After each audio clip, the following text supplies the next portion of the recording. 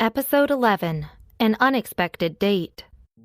Grace always thought that her older daughter was worthless and would bring shame on her if someone acknowledged the fact that Bessie was her daughter.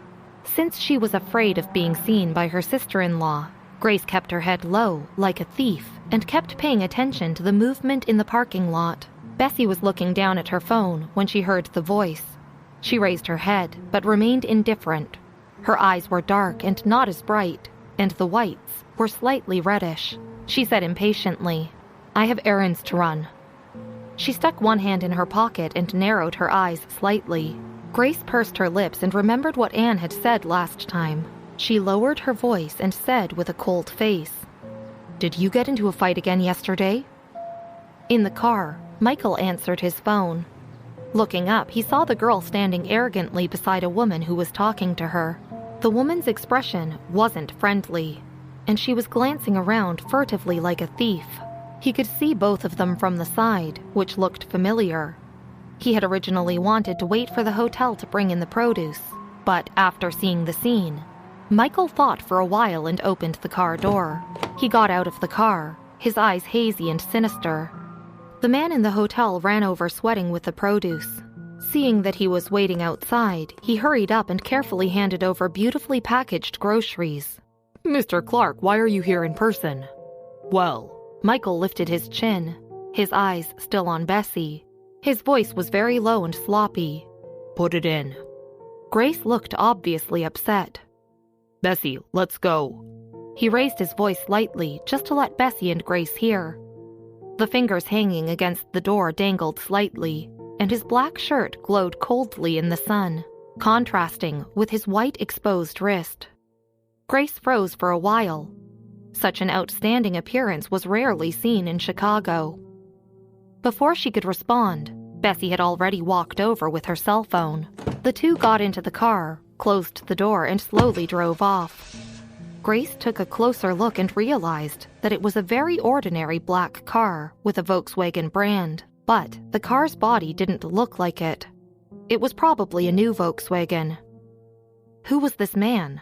Grace was shocked by this. She thought of Bessie fighting last night and gritted her teeth. She felt Bessie was only fooling around in Chicago. She hadn't asked her about the fight last night and why she wasn't in school today. She saw a navy blue sports car coming her way. Grace immediately glanced back.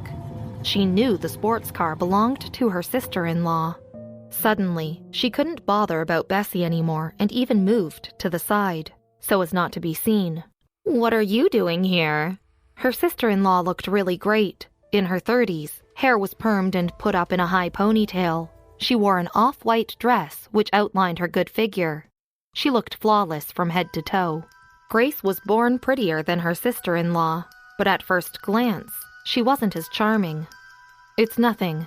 Grace was relieved to see that she hadn't noticed Bessie. She still didn't look too happy. If Bessie were like Anne, she wouldn't even wait to show her off. Why would she need to hide her like that? Her sister-in-law didn't ask much, but hesitantly glanced at the car with the Volkswagen brand driving off. She slightly frowned, as the license plate seemed a little familiar. Red light. "You will come here and take the dishes in the future," Michael said, placing his hands on the steering wheel and casually tapping his fingers. "Was that your relative?" "Yeah." Bessie put her hand on the window, emotionless. "It doesn't look like it." Michael thought for a moment. "The BMW she was driving is very expensive, and the Porsche behind her is also very nice." Bessie didn't say anything. She sat in the back seat and supported her chin to watch the stereo on the car. "Your car looks good too." Bessie leaned back.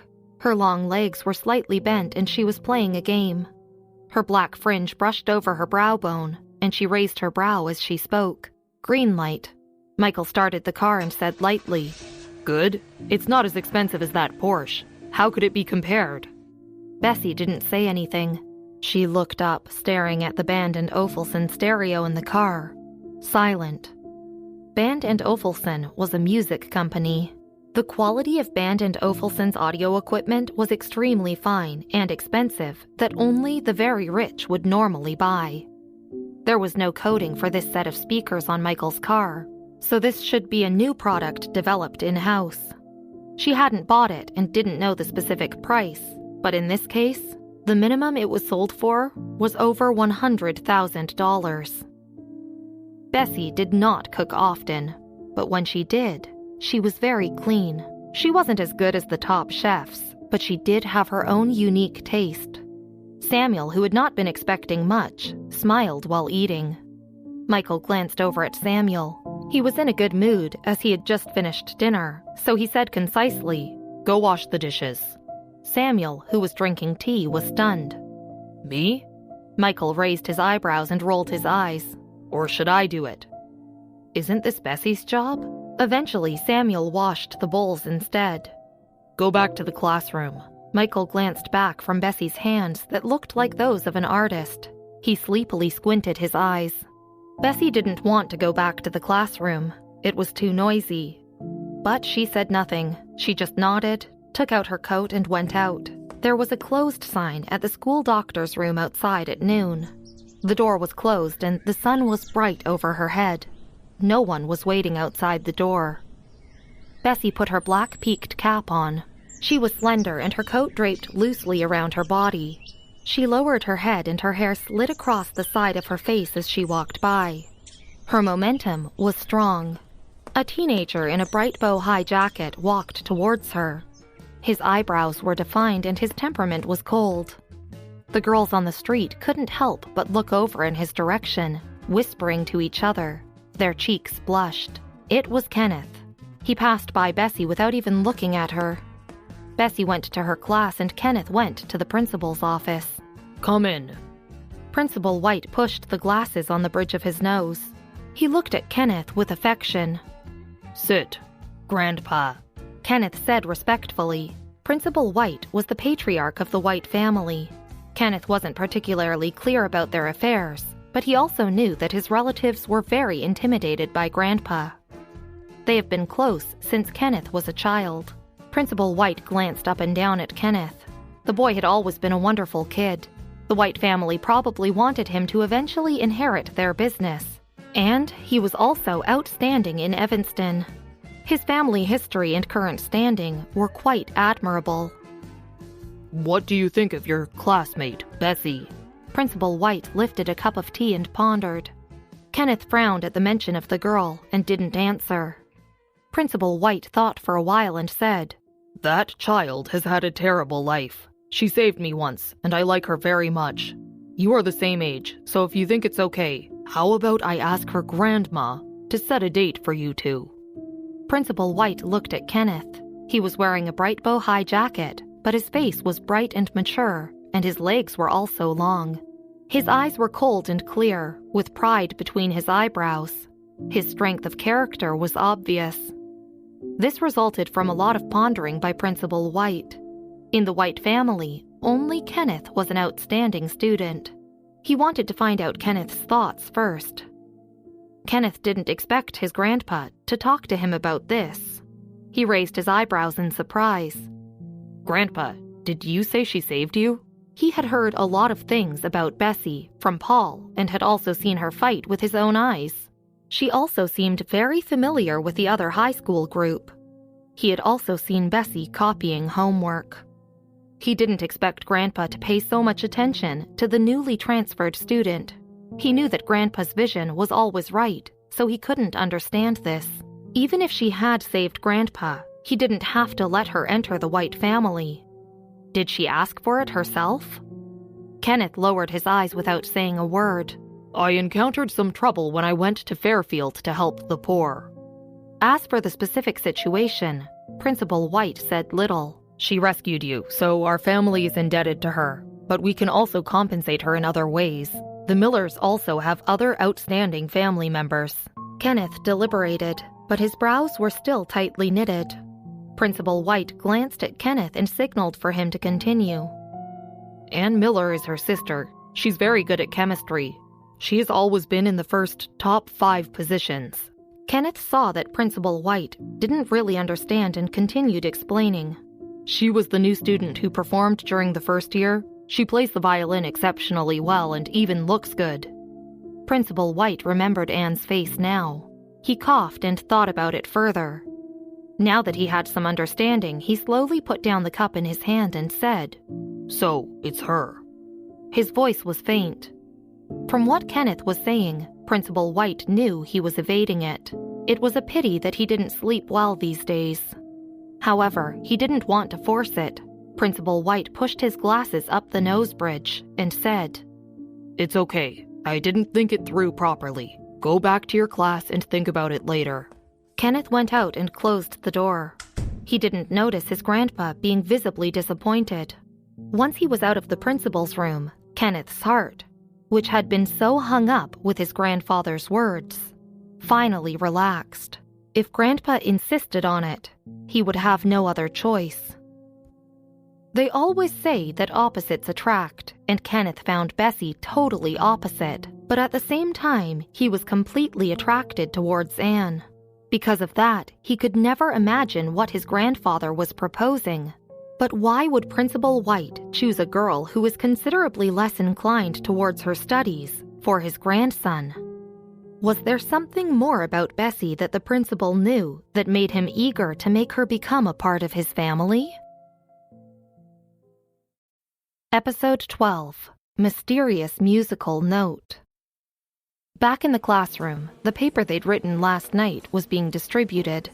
Since he wasn't there, Paul was helping him distribute the physics paper. Kenneth subconsciously looked in Bessie's direction. She was holding Mary's math book and copying her math questions. Kenneth was unimpressed. He sat back in his chair with his eyes down and his head lowered. He didn't look at Bessie again.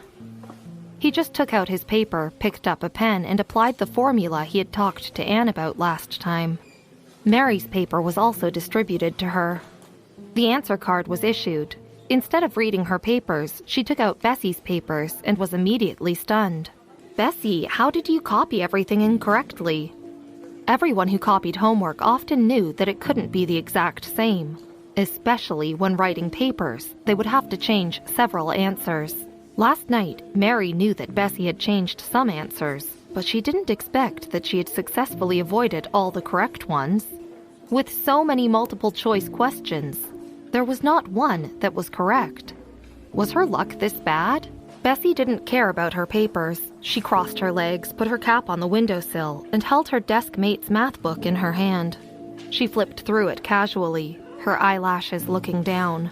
Upon hearing Mary's voice, she tilted her head and took her paper. With her chin in one hand, she dragged out her voice. "Could it be that I'm a genius?" "What?" Paul laughed out loud from behind. He laid on the table, poked Kenneth's back with a pen and laughed.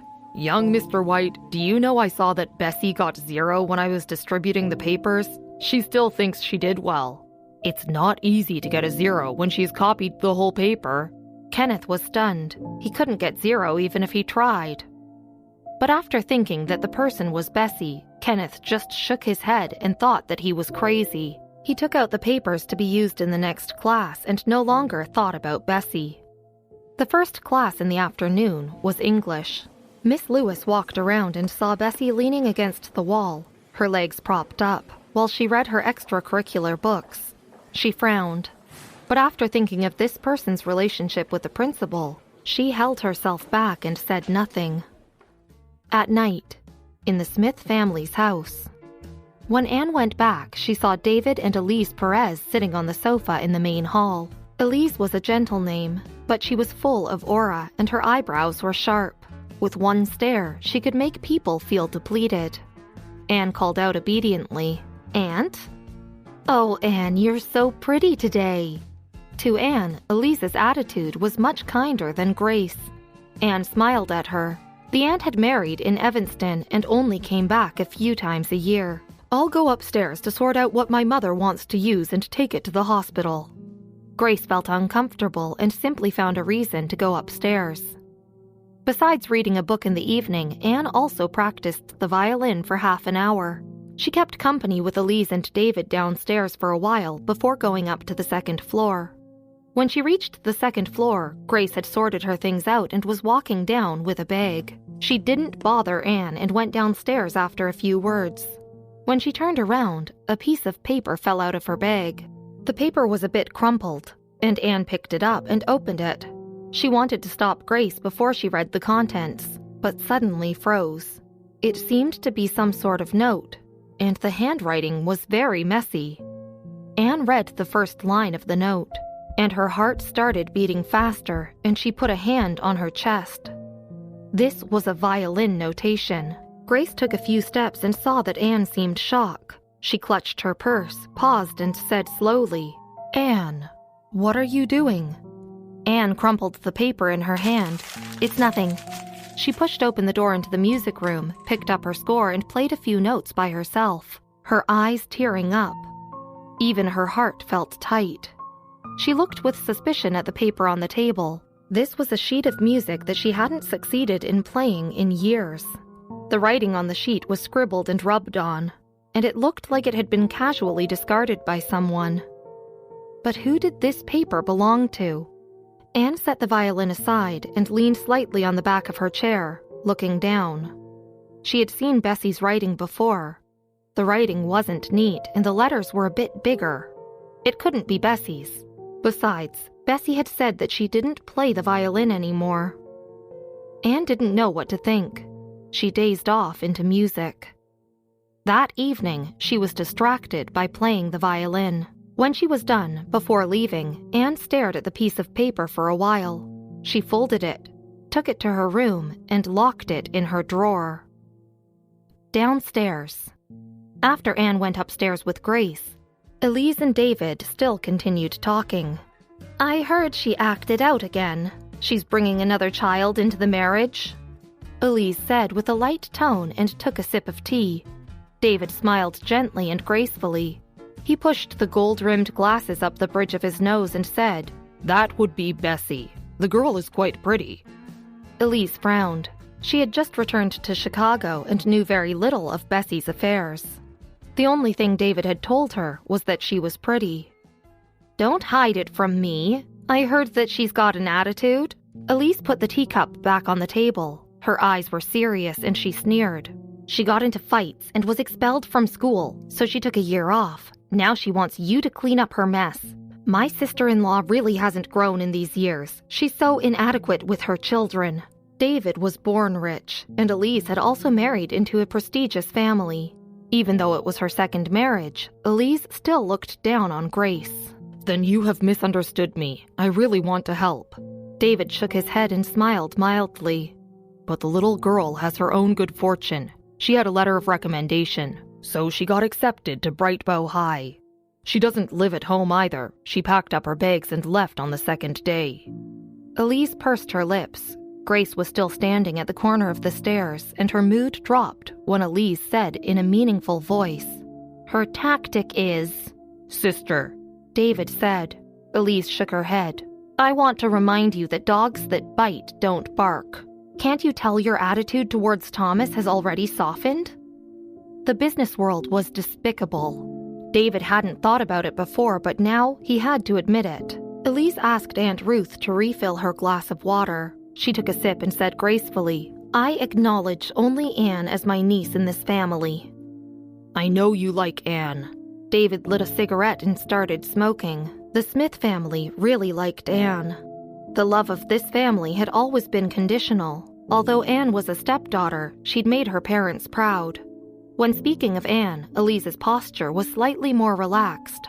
"Sometime later, I will take Anne on a trip to the capital. My husband likes the violin, and he's talked about it to Anne several times. Oh, and also, teacher Rupert Grin is looking for an apprentice. I'll bring Anne there to visit next time."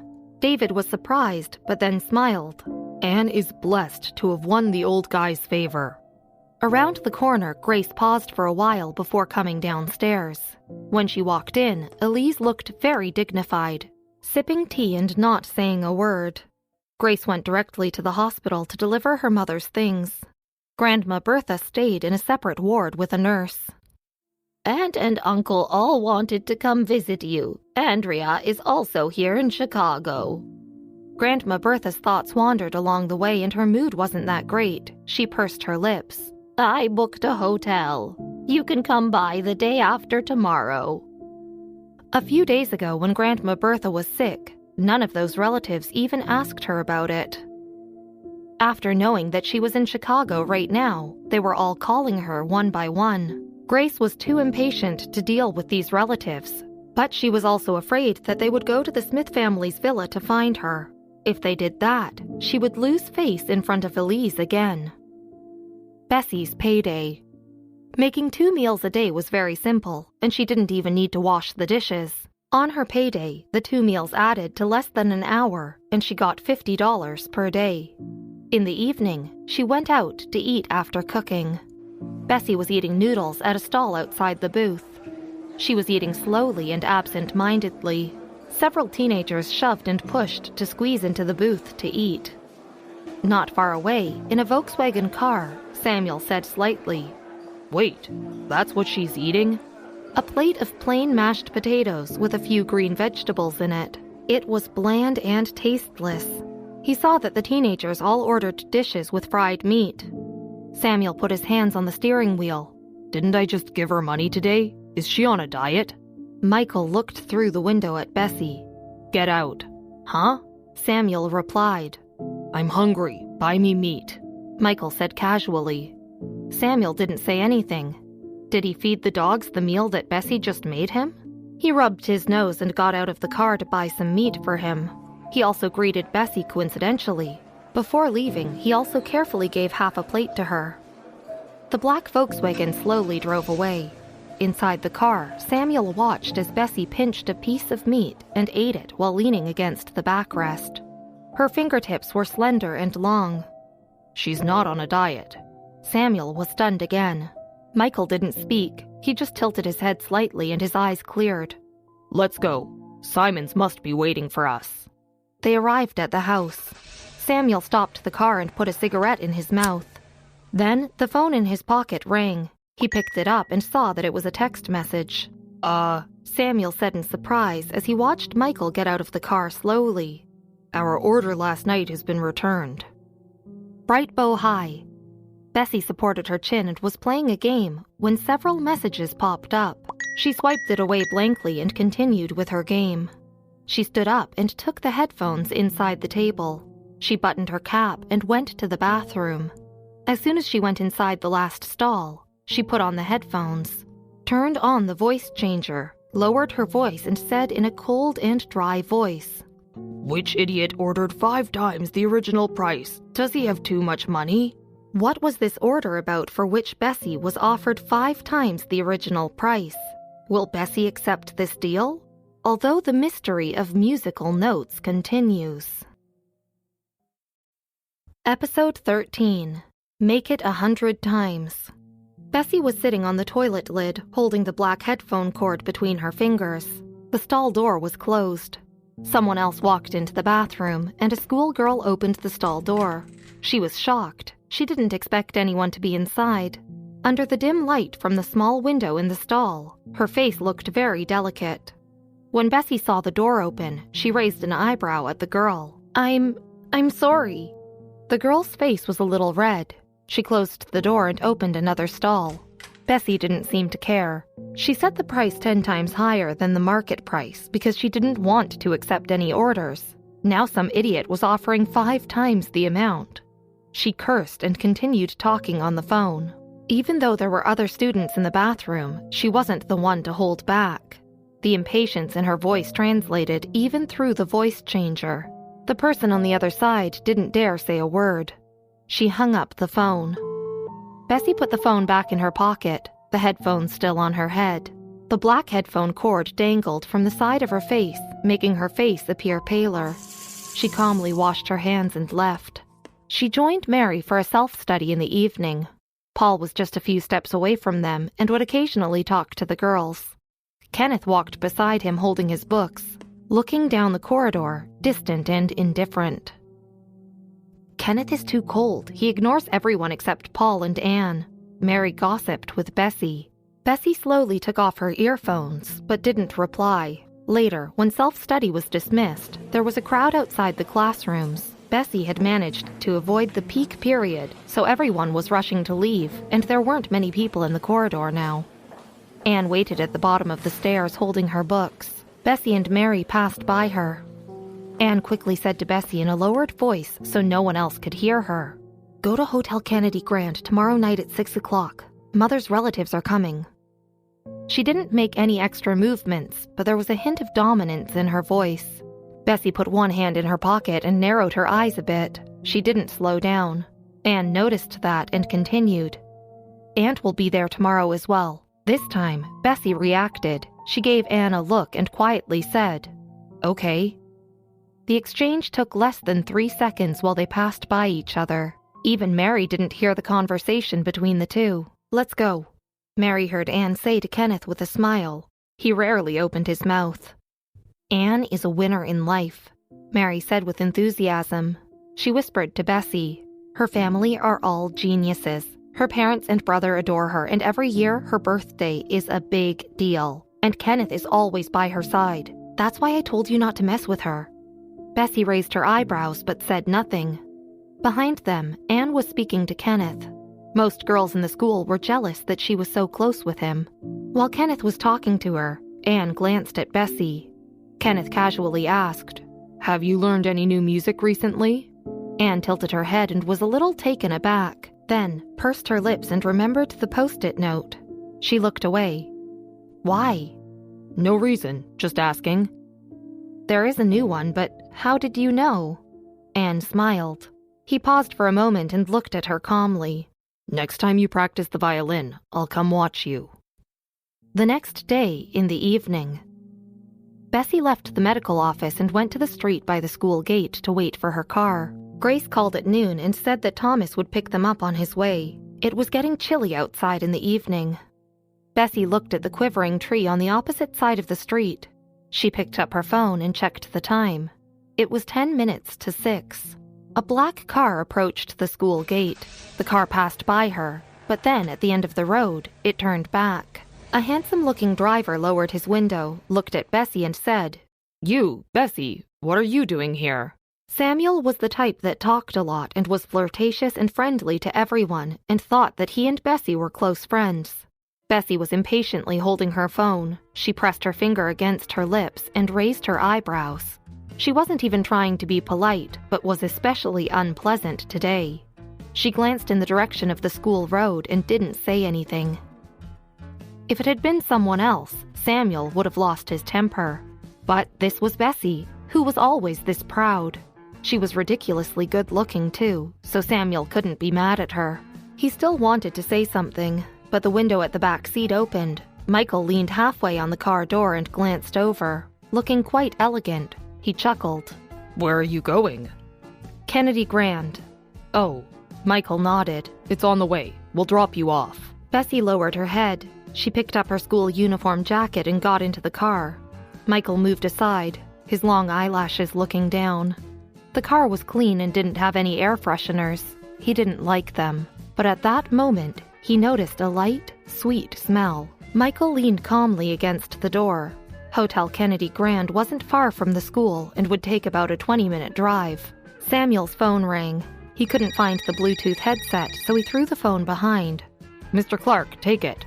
Michael leaned against the door and looked at the caller ID. Then his elegant fingers pressed the answer button. Bessie didn't want to eavesdrop on the conversation, but she noticed something strange about what he was saying. In a relaxed and overbearing voice, Michael said, "If 5 times isn't enough, make it 50 times. Bessie frowned. He hung up. The car stopped. Bessie thanked them and got off. Samuel was about to drive off when the phone rang again. "If 50 times isn't enough, make it 100 times. Samuel said, "Mr. Clark, that's not my cell phone." Michael tilted his head. On the seat beside him was a white mobile phone that didn't belong to them. It had a caller ID on it, which was a hidden number. Michael looked down and paused a little. He had also been contacting some hidden numbers recently. Bessie realized that her mobile phone had fallen out. She turned around and walked back, leaned slightly, bent her fingers and knocked casually on the window. Michael raised his eyebrows, reached out and lowered the window. She said half-heartedly and indifferently, "I dropped my phone." Michael handed it to her. His voice was dull. "I know, it's ringing." Bessie took the phone, her expression still the same, and said casually, It's just spam. Ever since someone developed software to hide caller IDs, there have been many hidden numbers now.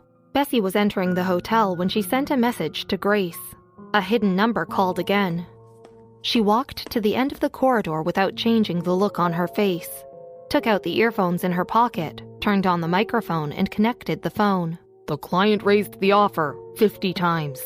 The voice was obviously processed, and there was a slight static. Do you want to come out of hiding? She leaned against the wall and didn't reply for a few moments. After a long pause, Bessie said, Who's the idiot? Huh?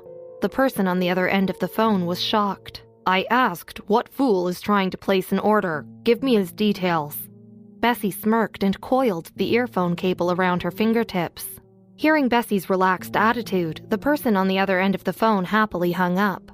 Shortly after, Bessie received the client's details. She changed her posture, leaned back against the wall and casually looked at the data. As she read through the messages, her veins started popping out again. She texted back one word. Okay. Grace had been standing downstairs for a while, waiting for Thomas, who was about to arrive. In the evening, the family's driver had picked her up and didn't have time to go pick up Anne. Since Thomas was passing by, he was supposed to stop by to get Anne and Bessie. Grace was somewhat flattered. Thomas had always been cold to her, but whenever Anne was involved, he was much easier to get along with. She was now waiting for them to arrive. Thomas, I'm sorry if we troubled you. Grace smiled slightly. She looked calm and elegant. Thomas got out of the car, looking very handsome and gentle. He replied, It's nothing. He was very busy lately, and even at home, he was always on the phone. Thomas looked very worried, as if something had happened. So Grace and David didn't bother him with questions. Now that he was here, he still didn't talk much. He was very polite and greeted Grace the moment he got out of the car. Anne got out too, but no one else did, and Thomas was about to drive away. She glanced at the back seat. Thomas, where's Bessie? Didn't she come with you? He already had his hands on the key. He paused for a long moment, then raised his head and said in a surprised voice, Sorry, I was too busy and forgot about her. Do you know her phone number? I'll go pick her up. It turned out he simply forgot about her. Grace nodded. Her fingers moved, but her tone was mild and gentle. It's all right. I'll let her take a taxi herself. You've been so busy recently, you don't need to pick her up. Thomas wasn't that much of a gentleman. Before leaving, he said, Give me her phone number later, and I'll apologize to her. Was Michael the person who was placing the order for Bessie, or was the conversation she overheard just a coincidence? Another question is, was that hidden number that popped up on Bessie's phone familiar to Michael? Did Michael have any idea who Bessie Miller really was? Episode 14. I Am Not Crazy. After Thomas left, Grace pulled out her cell phone to call Bessie. She didn't pick up. Mom, I'm sorry, I didn't think of it, Anne said apologetically, then walked into the venue and handed her violin to Aunt Ruth. Grace hung up the phone a bit impatiently since Bessie didn't answer. It's okay, it's not your fault. She called twice, but Bessie still didn't answer. At first, she was angry, but when she thought about it, she felt a little uncomfortable. If it had been Anne, Thomas would have definitely gone back to pick her up. Even if she didn't have time, Grace would have gone to pick her up herself and wouldn't have just glossed over it. It was because this was Bessie, not Anne. She hadn't gotten along with Bessie for 12 years now, and they'd drifted apart. Especially since Bessie had a stiff temper and was so cold and arrogant. She was so difficult and didn't try to be nice and sweet like Anne did. So many relatives had come to Chicago just to see how well Grace was doing. They weren't actually there to see Grandma Bertha, they just wanted to better their relationships with Grace. She knew what the relatives were thinking. She looked down on them, but didn't want to disgrace herself either. On this occasion, Bessie could be absent, but Anne couldn't. Anne was the reason for her proud existence. As for Bessie, there were no secrets between this group of relatives. If they asked about why Bessie was still in her senior year, Grace sighed. She shoved her phone back into her pocket and took Anne up the stairs. After a while, the group of relatives was almost all gathered there. Grandma Bertha watched Grace get surrounded by everyone. She then asked, "Where's Bessie? Why isn't she here?" Grace didn't answer right away. Out of the corner of her eyes, she happened to see a thin figure coming in. The person was loosely dressed in a bright bow-high jacket and a white t-shirt. The private booth was dark and noisy. Everyone was lively, and she was the only one frowning. "Isn't she here?" Grace said. Grandma Bertha saw her too. Bessie was turning heads wherever she went. Her raised eyebrows were sharp and straight, and everyone noticed her presence when she entered the booth. "Grandma, where's Aunt?" Bessie took Grandma Bertha's hand. She looked around the booth and finally saw her Aunt Andrea standing at a corner, shy and quiet. "Niece, I haven't seen you in years. You're getting younger and younger." A middle-aged woman was affectionately holding Grace's hand. "Oh, this must be Anne. She's so pretty. I heard that she played violin on TV. You must be proud." Bessie heard Grace's reserved and joyful voice. "Come, Anne, this is my brother's wife. She hasn't needed me to worry about her since she was very young. Now she's a bright bow-high top class." Bessie had never seen these relatives before and didn't know them, but she did know that these people came here for Grace and Anne, so she didn't want or care to interact with them. She excused herself to Grandma Bertha. She went to find Andrea. Andrea stood in a corner, pinching at her clothes helplessly. Her dress was clean but obviously old. "Bessie." Her eyes lit up as soon as she saw the girl, and her voice raised slightly. Bessie paused for a while. "Aunt, why are you sitting down?" "There are no chairs. I can just stand." Andrea laughed, then stared at the equally calm girl beside her. "Susan, this is your cousin Bessie." Before Bessie could say anything, Bessie started to actively look around. She looked cold and annoyed. There was a stool not far away with a violin placed on it. Bessie scoffed, and with an angry expression on her face, and fingers squeezed into fists, walked over. Before she touched the violin, a sharp voice exploded beside her. "This violin is worth $95,000, Miss Anne. Don't you touch it." It was Aunt Ruth. She had been standing behind Anne and just raised her eyebrows to look at Bessie. She walked a few steps towards her, her voice so sharp that everyone looked over. Andrea knew Bessie wanted to get her a chair, but Aunt Ruth's gaze was strange. It seemed hateful, making her feel extremely uncomfortable. Andrea pursed her lips and tried to ignore her. The booth turned completely silent. Everyone was staring at Bessie. No one found Aunt Ruth's yelling unreasonable. "My goodness, $95,000! You can make a down payment for a house in Chicago with that money. It can probably buy 2 houses in our town, right?" Andrea clenched her hands tightly. She took a few steps forward and whispered, "Bessie, I'm fine." Bessie looked up, laughed, and scoffed sarcastically. $95,000? That's too much money. She looked sideways at Aunt Ruth, Grace, and Anne. The light in the booth was dim, and it hit Bessie's face, making her eyes seem even redder. She slightly narrowed her eyes, looking arrogant and proud, with an evil, sarcastic smile. "Bessie, you—" Grace opened her mouth. "What?" Bessie paused before slowly reaching out to take the violin. She weighed it in her hands before casually putting it on a table. She turned, a little irritable and astringent, and kicked the chair to Andrea. "Aunt, you can sit here," she said.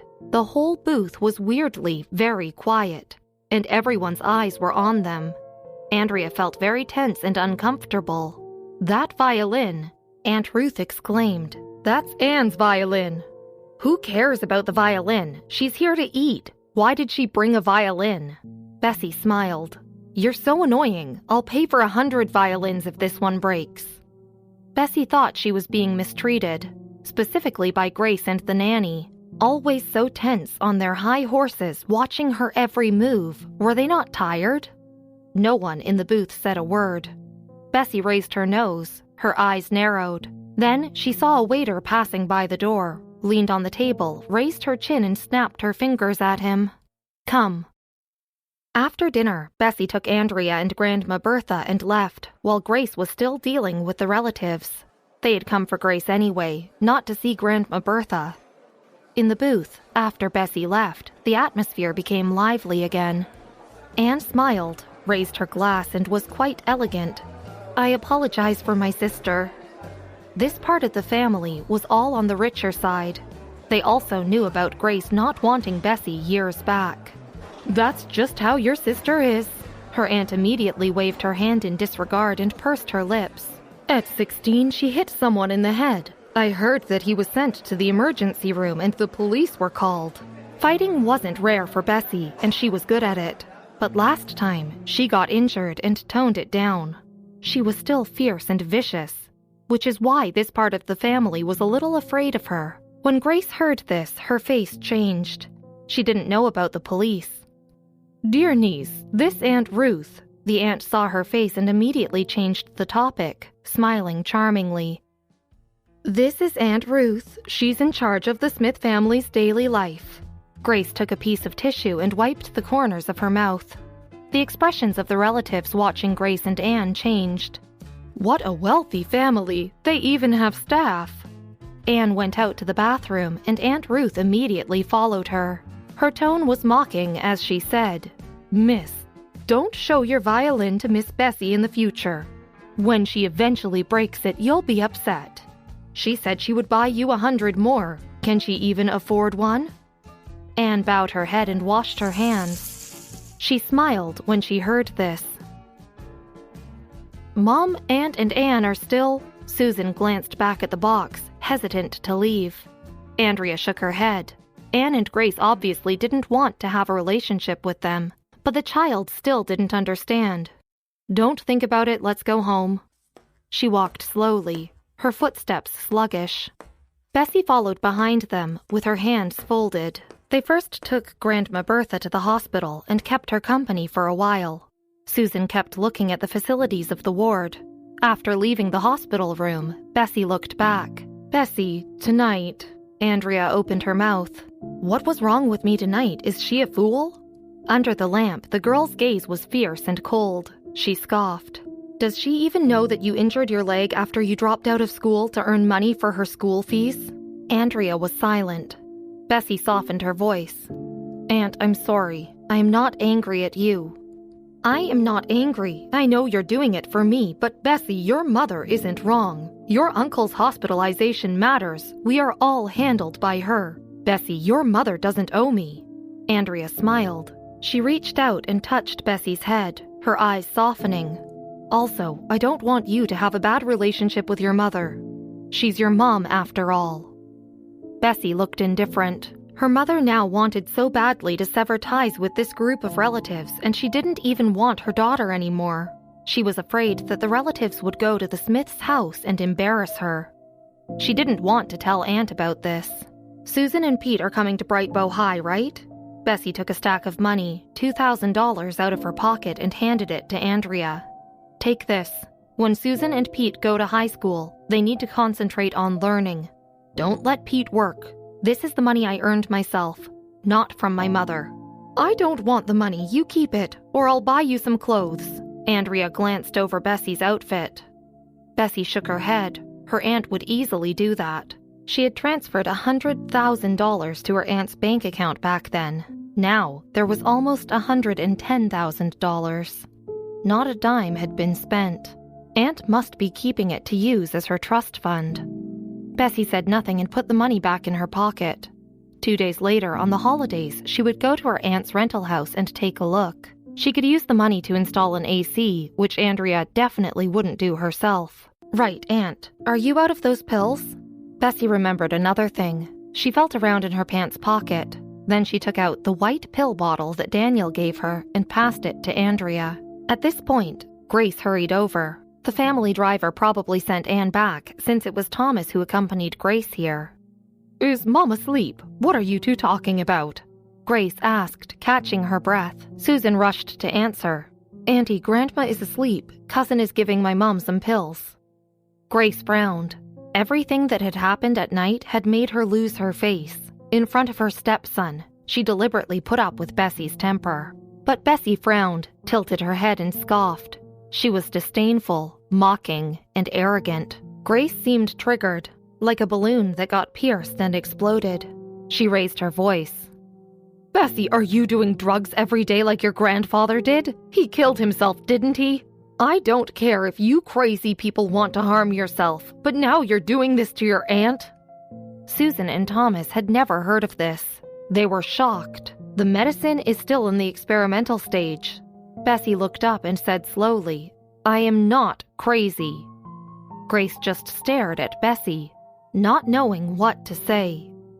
Who can ever imagine that a mother can be so partial with her daughter that she wishes to degrade Bessie's reputation by calling her a drug addict?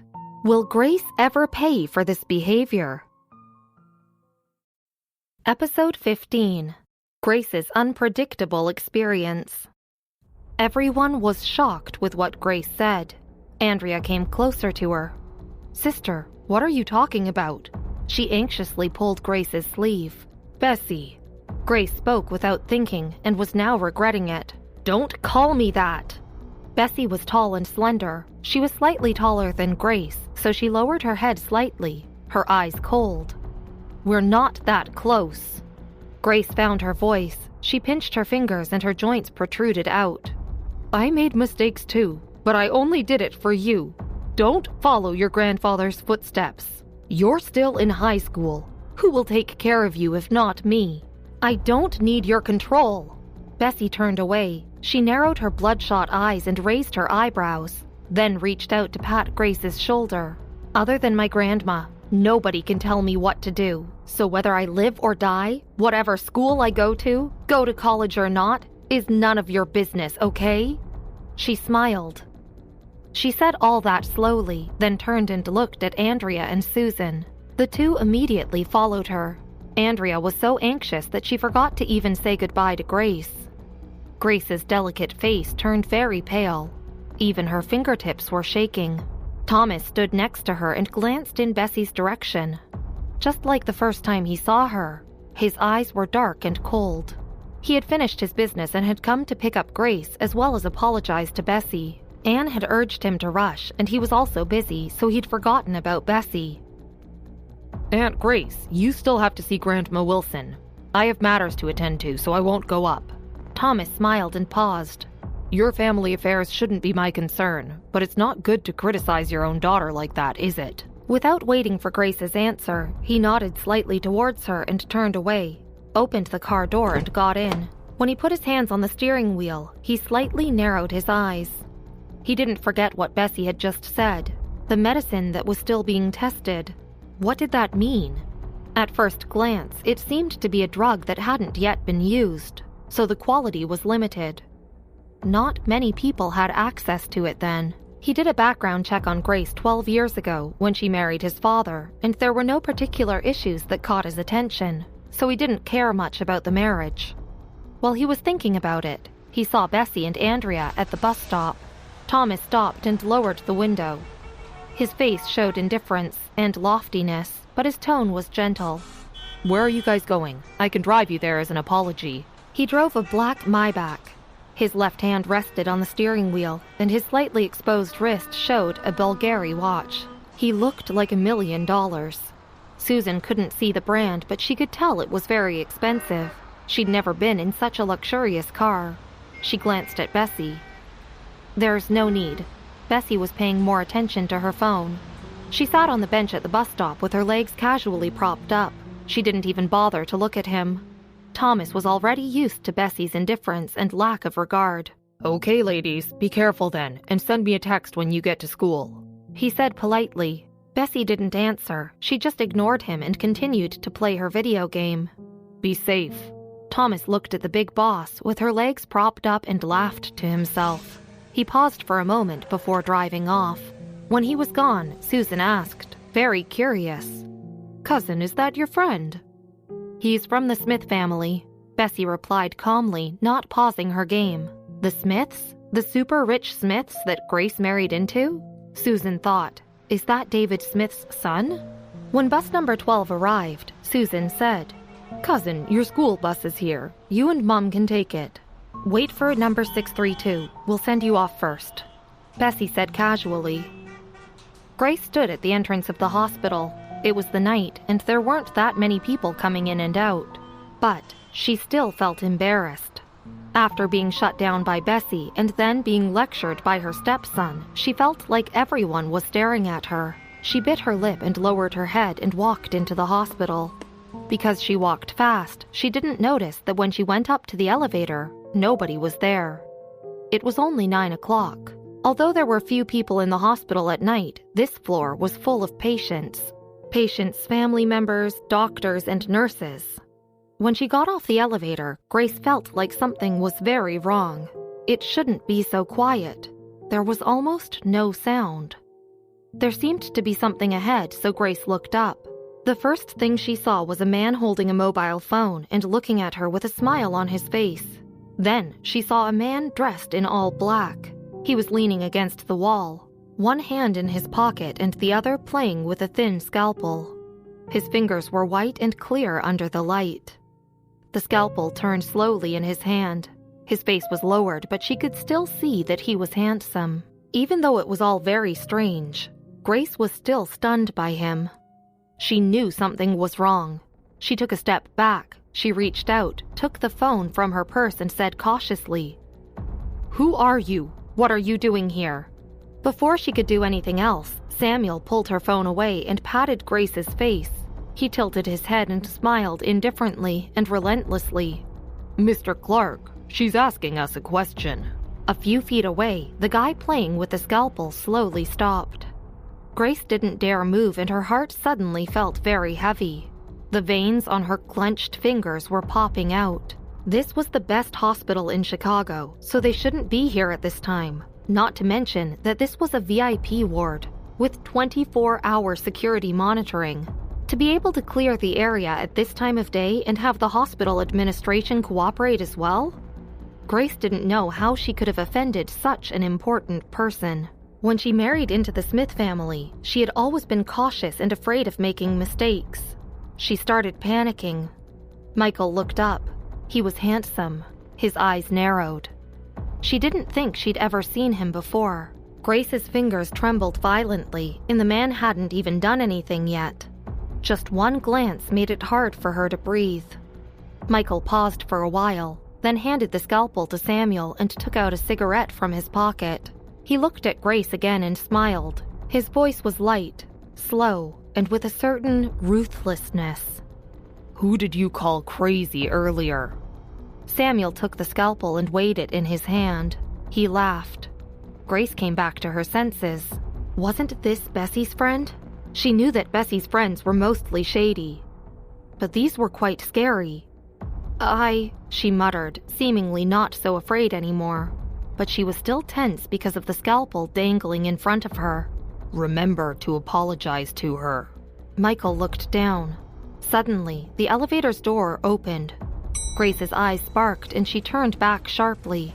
She watched as the elevator door opened. The dean and director from the school were standing inside. "Dean Jones, you're here!" She turned around in a hurry as if she had found her savior. But what she didn't expect was that the dean didn't even look at her. He just looked at Michael and said politely, "Mr. Clark, are you ready? Everyone's waiting." Grace turned pale. Michael shook his head, then his phone rang, but he didn't look at it. He looked at Grace and repeated, "Remember my words."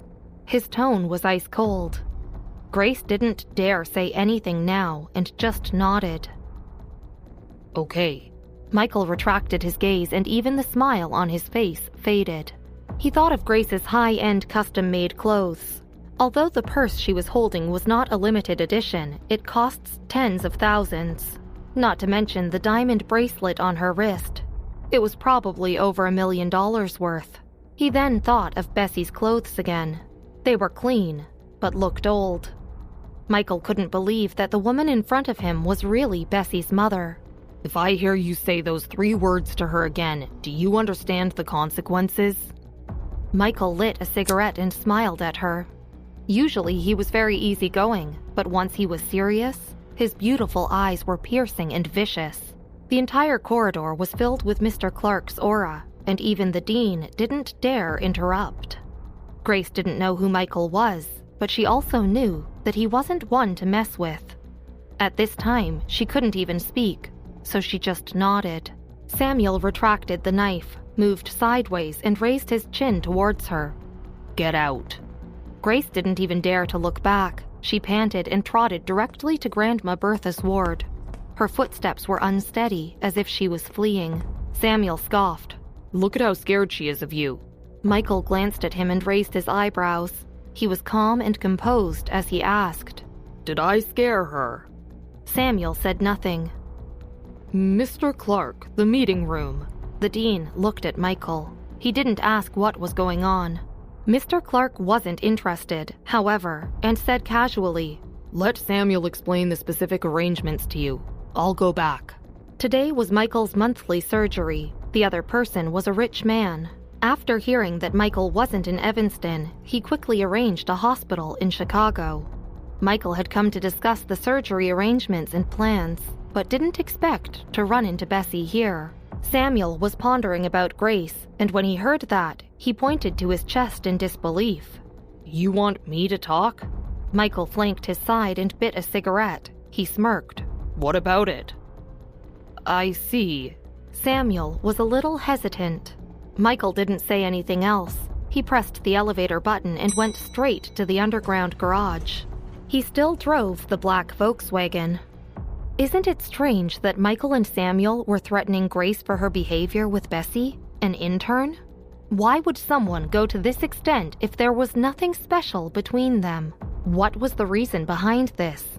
Protecting an employee? Helping out a friend? Attraction? Or a mysterious mission behind that red dot and the phone? Episode 16. A Defeat Without Traces. Passing by the bus stop, Michael saw the girl sitting there, playing a game on her phone. Her legs were propped up and she looked like a hooligan. She was likely waiting for the bus. He stopped the car and asked, "Where are you going?" He sounded dull and apathetic. Susan looked up first. The window lowered and she looked over. She saw a good-looking man, and it took her aback. She just stood there, staring. Bessie heard him too. She finally looked up from her phone. Since the bus wasn't here yet, she thought about it, then asked for Andrea's address first before repeating it to Michael. "Get in." He laid his finger on the steering wheel. "This is..." Andrea was a little hesitant and didn't know what to say. "Get in the car." Bessie didn't know how long it would take for the bus to come. Susan watched Bessie take the front seat. She even handed them 2 mints before asking. She knew this was Bessie's friend. She sat a little slumped against the window of the car. She knew this car was a Volkswagen. Andrea lived in an old alley. There were no lights, so it was very dark. The car couldn't even go in. Bessie got out of the car to help them. Michael parked the car in the alley. "Cousin, was that your friend just now?" Susan couldn't help asking. "I guess so. I work for him." Bessie put her hand in her pocket. She didn't say anything else. Susan finally said, "Cousin, I'm going to Bright Bow High with Pete in a few days." Bessie nodded. Susan was 3 years younger than her. Pete and her were fraternal twins, and they both had very good grades. They were both going to Bright Bow High this year. The high schools in Fairfield aren't that good. Otherwise, Andrea wouldn't have taken them to Chicago. Bright Bow High's freshman building had just been completed, so this year's students would start school later than before. They would start on September 15th, and it was still several days till then. "How is Bright Bow High?" Susan looked at Bessie and asked with anticipation. "Anne is also in that school, right? I heard Mom say that she's in the top 5 and plans to go to Howard's University." Although Susan had excellent grades in Fairfield, she had never thought about entering Howard's University. It was more likely for Pete. "All schools are the same." Bessie waved her hand and said vaguely, "You'll see when you go. Aunt, I'm heading back. Be safe." Andrea didn't let Bessie enter the house either. They'd only arrived today, and their things were still messy. If Bessie came in, she would surely stay behind to help them clean up. When Bessie left, Susan looked back at the direction the car was leaving and couldn't help but say, "Mom, how does my cousin know so many friends? It seems that they are all rich." To her, having a car meant you were rich. Dad was in a vegetative state and there was a lot of daily care fees. Her mother was working to make ends meet. Not just a car, it was difficult for them to even buy clothes. Susan and Bessie hadn't seen each other for more than a year, but she remembered that from an early age, only Bessie and her grandmother would buy her and her brother candies. They didn't look down on them like the rest of the family did. "Your cousin's friends are all handsome," Andrea said. Susan didn't ask anymore. Thinking about finally coming to Chicago and going to Bright Bow High, she was excited. "Mom, my clothes have gotten too old. Can we buy new clothes before school?" Andrea paused, then smiled. "Okay, I'll take you shopping tomorrow." Pete heard them arrive and opened the door to let them in. The Wilson family had good genes. Andrea's children were both good-looking. Pete was especially handsome. Except he didn't look very approachable. "No, you can go shopping without me. My clothes are fine." Andrea looked at his exposed ankle and frowned. "Pete." "That's it, I'm going to study." Pete went back to his room and closed the door. Andrea looked around. All the things in the house had been packed by Pete. "Mom, why didn't you accept Aunt Grace's money today?" Susan went to see her mom with Andrea. Andrea shook her head. "Your aunt is rich, but she's not obligated to help share our burdens. Besides, when your dad had a car accident, he would have passed away if it weren't for your aunt. How can I ask her for money? Susan, remember, Aunt has money, but it belongs to the Smith family. It is not easy being a stepmother, so you must refuse anything she gives you, okay?" Susan pursed her lips. "Okay."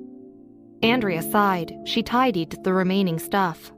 Susan helped her organize the things and was anxious to start school soon.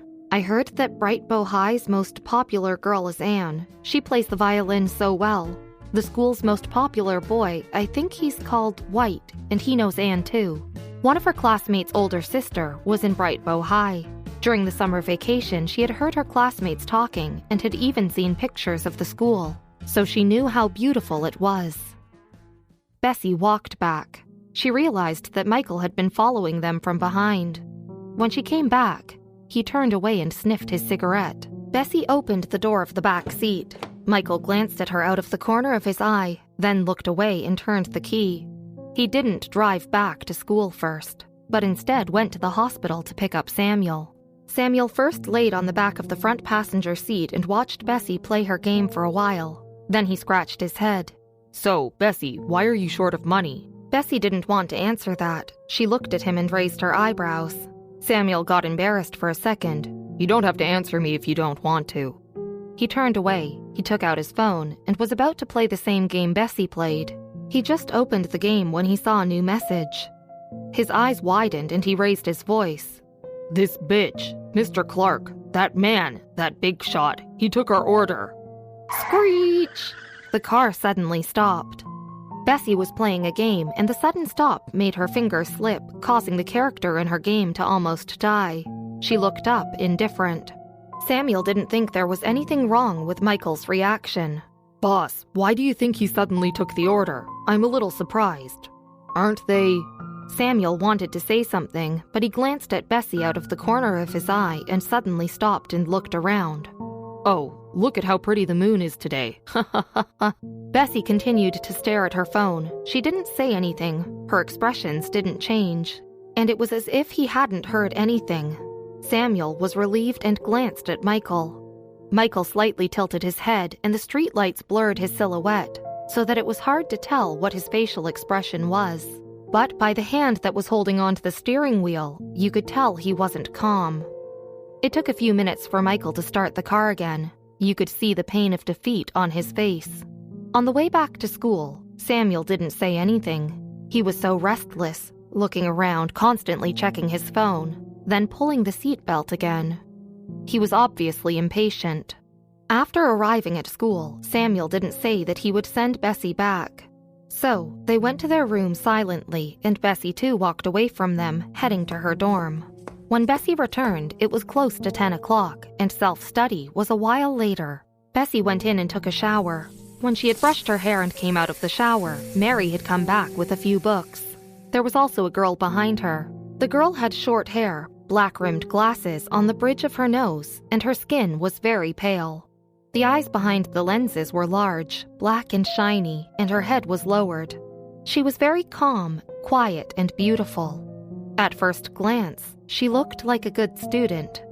Bessie glanced at her. then lowered her head and continued to wipe her hair as if she didn't care much about anything around her. She was wearing large, short-sleeved pajamas.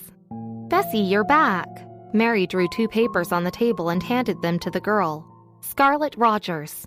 Scarlett seemed to be thinking of something. Hearing her name, she immediately turned around and took the paper. "Thank you." Mary smiled and said that it was nothing. She took her water bottle to the laundry room and left with Scarlett. "That girl is my desk mate. She's pretty, isn't she?" Scarlett kept listening quietly. When she was about to go to her dorm, she paused and took out a lollipop from her pocket. "Mary, can you give this to your desk mate?" Mary was holding her bottle in the other hand. She took the lollipop and tilted her head. "My desk mate is so cool. Would she eat this?" Scarlett pursed her lips and seemed to laugh. She said, "Yes." At night, Mary woke up to go to the bathroom drowsily and saw a few rays of light through the gap of Bessie's bed curtain. On the bed, Bessie put down the book on the bedside, took off her backpack from the hook and poured out the contents. She took out the black phone and opened it. The page still showed the red dots in the school medical office. "Don't think about it. I've searched and didn't see any obvious traces," she said casually. Throwing the phone aside, she pulled the computer over while sitting cross-legged and casually turned it on. She started coding something. The red dot was stubbornly lit on the side of her phone. After a few minutes, the red dot disappeared and a normal home page appeared on the phone. Was this red dot the reason why Bessie landed up in the school medical office asking for a job? Was this a threat to Bessie's alter ego, widely known as Codename B? While the secret behind Michael's reaction to losing the order to some big shot definitely shows some great loss, but was it related to Bessie? Episode 17, When the Tune Remains Unplayed. The next day, in the morning, they had English, math, and physics classes. Everyone was drowsy and had headaches. After the 4th class, Kenneth took the physics paper from the office.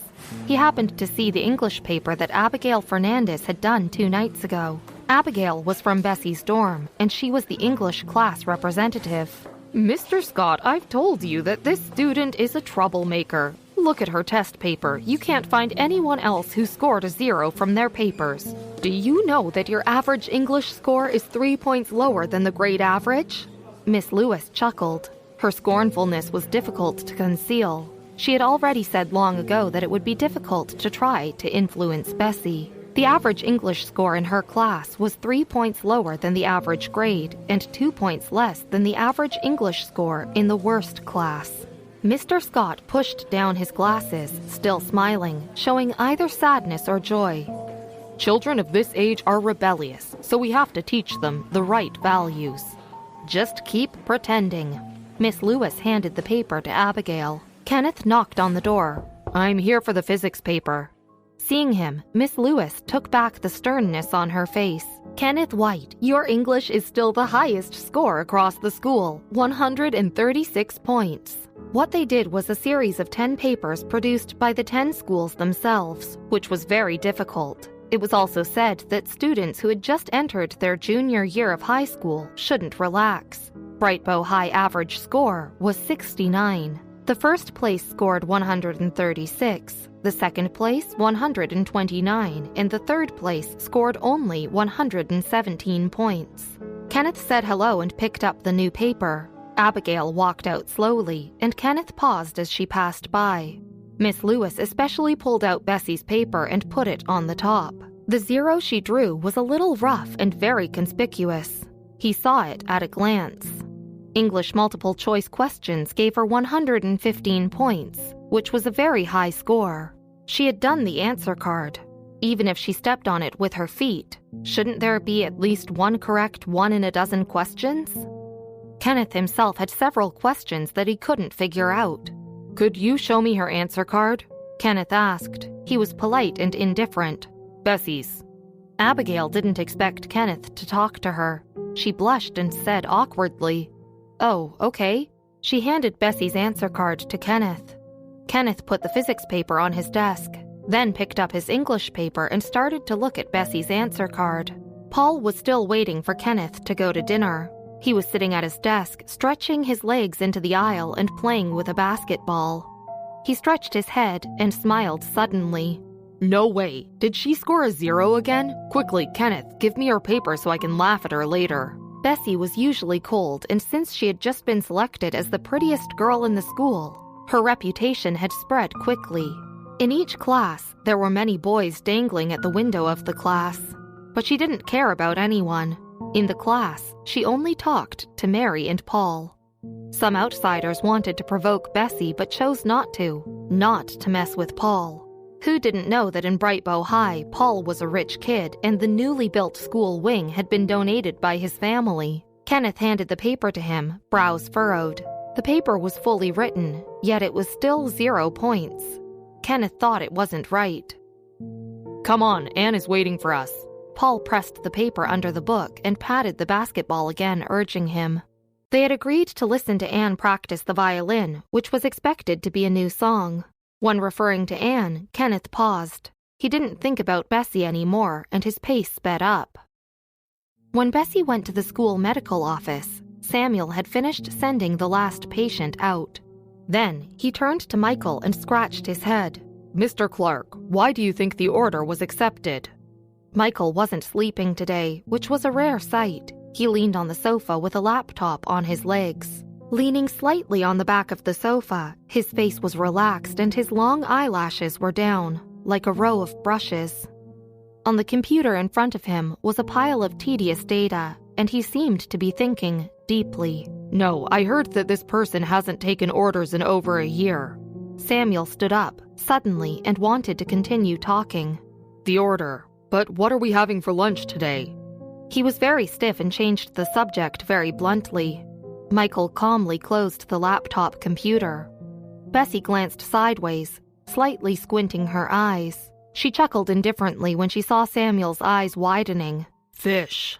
Samuel immediately took the car key. "Oh yeah, Nicholas just asked me to get the ingredients for the evening." When they were done with lunch, half of the lunch break was already over. Bessie washed her hands and took her jacket and left. The sun was shining. She had to put on her peaked cap as she passed the art building. The sound of the violin came out of the open window on the second floor, and it sounded familiar. Bessie paused. Her eyes were cold as she reached down and looked towards the second floor, where the art practice room was. Anne held the violin in her hand, head slightly tilted, eyebrows slightly furrowed. The violin sound was a bit gloomy, which was very different from the usual sound that Anne made. Kenneth lowered his eyes. It was obvious that his expression wasn't the same as usual. He leaned on the side of the violin and knocked his fingers unconsciously. He was surrounded by people from the student union who had come to listen to Anne practice the violin. Anne had said today that she wanted to practice a new song, so they had all come ready to record video on their phones. The violin music went on for a minute and then abruptly stopped. Kenneth's eyes were dizzy and he didn't know what to say. Seeing that there wasn't any movement, he turned his head and softened his voice when he talked to Anne. His gaze fell on the violin in Anne's hand. "Why did you stop?" Anne held the violin in her hand tightly. She smiled brightly. "I haven't practiced this well. I usually secretly practice it, so it's not perfect. I'll play it for you when I practice it a few more times." Everyone in the group said that it was fine and wanted her to keep going, as she was playing very well. Kenneth stood silently and didn't speak. He was cold. No one dared to approach him except Paul and a few others. He had some knowledge of the violin and he had heard the melody before. Anne's violin melody was very cryptic. "It's okay, you can practice slowly." He stood upright and although there was no smile on his face, his voice was still gentle. "I won't disturb you then." Anne watched as Kenneth left. She pulled a chair and sat down. The student union basically left with Kenneth, and there were only a few girls left. "Why not continue?" The baby-faced girl didn't hear the crypticness, but could feel that the violin melody was really good this time. "I thought it sounded good." Yeah. Abigail managed to mingle with Anne's group. Anne leaned on the chair and shook her head when she heard the words. She lowered her eyes. The violin sheet was short and messy. She had tidied for the whole night only to remember it vaguely.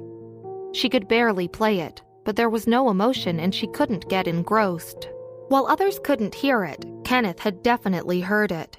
It was very obscure, so she simply stopped. Because the tone of the whole score was very grand and had such a strong, personal touch. Anne didn't know what kind of person would write such a score. She wondered. Abigail went to the window and prepared to open the curtains, but saw Bessie downstairs. Why is she here? Abigail's distasteful tone was quite unfriendly, with a stinging hostility. This new prettiest girl had a good reputation with boys, but the girls had been gossiping about her, especially because she had been kicked out of school for a year because of fighting. The baby-faced girl glanced over and saw Paul chasing Bessie, and her fingers squeezed unconsciously. Why is Paul playing with her? Well, Paul is laughing at her, Abigail gloated. You know, she got her English paper today and scored 0. Being the prettiest girl in school didn't help. Anne, you got 117. It's so much higher than her score.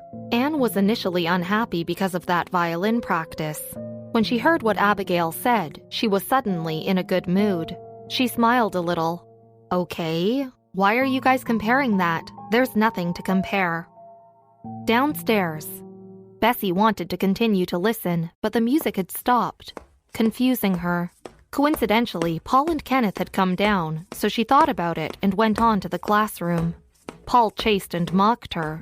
Bessie lowered her peaked cap, took the headset out of her pocket and put it on. Paul leaned closer to her, raised his voice and continued to mock her. Bessie reached out and pressed a button on the headset. She tilted her head, then showed him the middle finger. She stared at Paul. Paul said nothing. He stepped back silently. Bessie casually walked to the other school wing. In the classroom, Paul pulled out Bessie's test paper from the book and handed it to her. When he'd be leaning on the table in front of Bessie and chatting with Mary, Bessie usually ignored him. She sat down halfway against the wall, taking her extracurricular books from the table with one hand and a lollipop in her other hand. She threw the book on the table, then slowly peeled off the candy wrapper and put the candy in her mouth. She continued leaning against the wall, lazily flipping through the book, eyebrows raised deliberately. Aren't you childish, eating candy? Paul couldn't hold back. Bessie casually turned another page. Maybe she was in a good mood, so she wasn't as closed and cold as before. She said slowly, "What's it to you? Get lost." Paul sat back at his seat, laid on the table, thought about it, and poked at Kenneth, who was doing the exercises. Do you want to go to the mall after class? Kenneth was indifferent, but he was willing to do it for his friend and thought that Paul was probably hungry. Yeah. The gloomy tune played by Anne was from the piece of paper she had found some time back. Those notes were written by Bessie, as she had already mastered the art of playing violin. Maybe that was the reason why Anne wasn't successful in playing those notes. People around Bessie weren't familiar with her qualities and talents. Most of the girls around her were jealous of her looks. But why was Kenneth so eager about Bessie and her grades? Was it just casual, or was he reconsidering his grandfather's wish? Episode 18. The Red Tattoo. In the evening, Bessie went to the school medical office. This time, Samuel was somewhat normal. He had a patient, so Bessie ignored him and went to the kitchen to cook today's dinner. When she came back, Samuel was taking a phone call outside. As Bessie took a paper towel from the table and wiped her hands, her eyes fell on the assortment of medicine cabinets. There were a lot more medicines than when she had first seen them, and it didn't seem like a normal store. She didn't care that there were several more medicines, and her eyes only fell on the sleeping pills. Michael was working on his computer. He saw her interest, but he didn't think much of it. He came over with the key to the medicine cabinet. He reached out to open the door of the medicine cabinet, leaned slightly to the side and picked up a bottle of pills. Did you finish the sleeping pills? He spoke very softly and casually, which made her relax. Yeah, Bessie nodded. Michael lowered his head again and meticulously counted 10 pills, then went to get a paper bag. The medicine cabinet was right behind Samuel's desk so that he could easily reach it. Michael reached over Bessie to get the bag. Bessie only smelled a mild mint aroma. It was warm and calm, making her want to be closer. Bessie calmly took a step back. Michael was still thinking about the data he was working on and didn't realize he might have been inappropriate. They were very close. He grabbed the paper bag and turned to the side. He put the pills in the bag and didn't dare look at Bessie again, but the glaring scene replayed in his mind. She wasn't wearing a school uniform, only a white shirt. Her neckline was a little crooked, and her collarbone was faintly exposed. On that shoulder, he could see a tip of a red tattoo revealed. This red color lined her skin and made it seem even paler by contrast. He wondered who had tattooed her. Done. Michael didn't look over. He handed the folded medicine bag to Bessie and couldn't help but say when he saw her happy expression, "Don't take too many." "Thank you." Bessie took it. Samuel, who had gone out to answer the call, came back and hurriedly said, "Mr. Clark, is your computer ready?" "Almost." Michael gave the computer to Samuel and wasn't very patient. "Look at it yourself." "Damn it, they're urging us." Samuel looked at the computer page that still had a lot of strange numbers. "Okay, I'll go ask Mr. White. There aren't many tech-savvy people here." He left with the computer. Bessie took her coat and was going to leave, but when she saw how anxious Samuel was, she stopped, turned back and said, "Actually." When Samuel was fiddling with the computer, Bessie looked at the screen, which was filled with a bunch of data. The computer wasn't broken. It had been hacked by someone. The hacking method was very advanced and only an expert could recognize it. Someone was hacking their computer to capture data. Obviously, Michael's computer firewall was designed by a professional, so it would take a while for someone to crack it. Finding Principal White would cost too much time, and he might not know what to do either.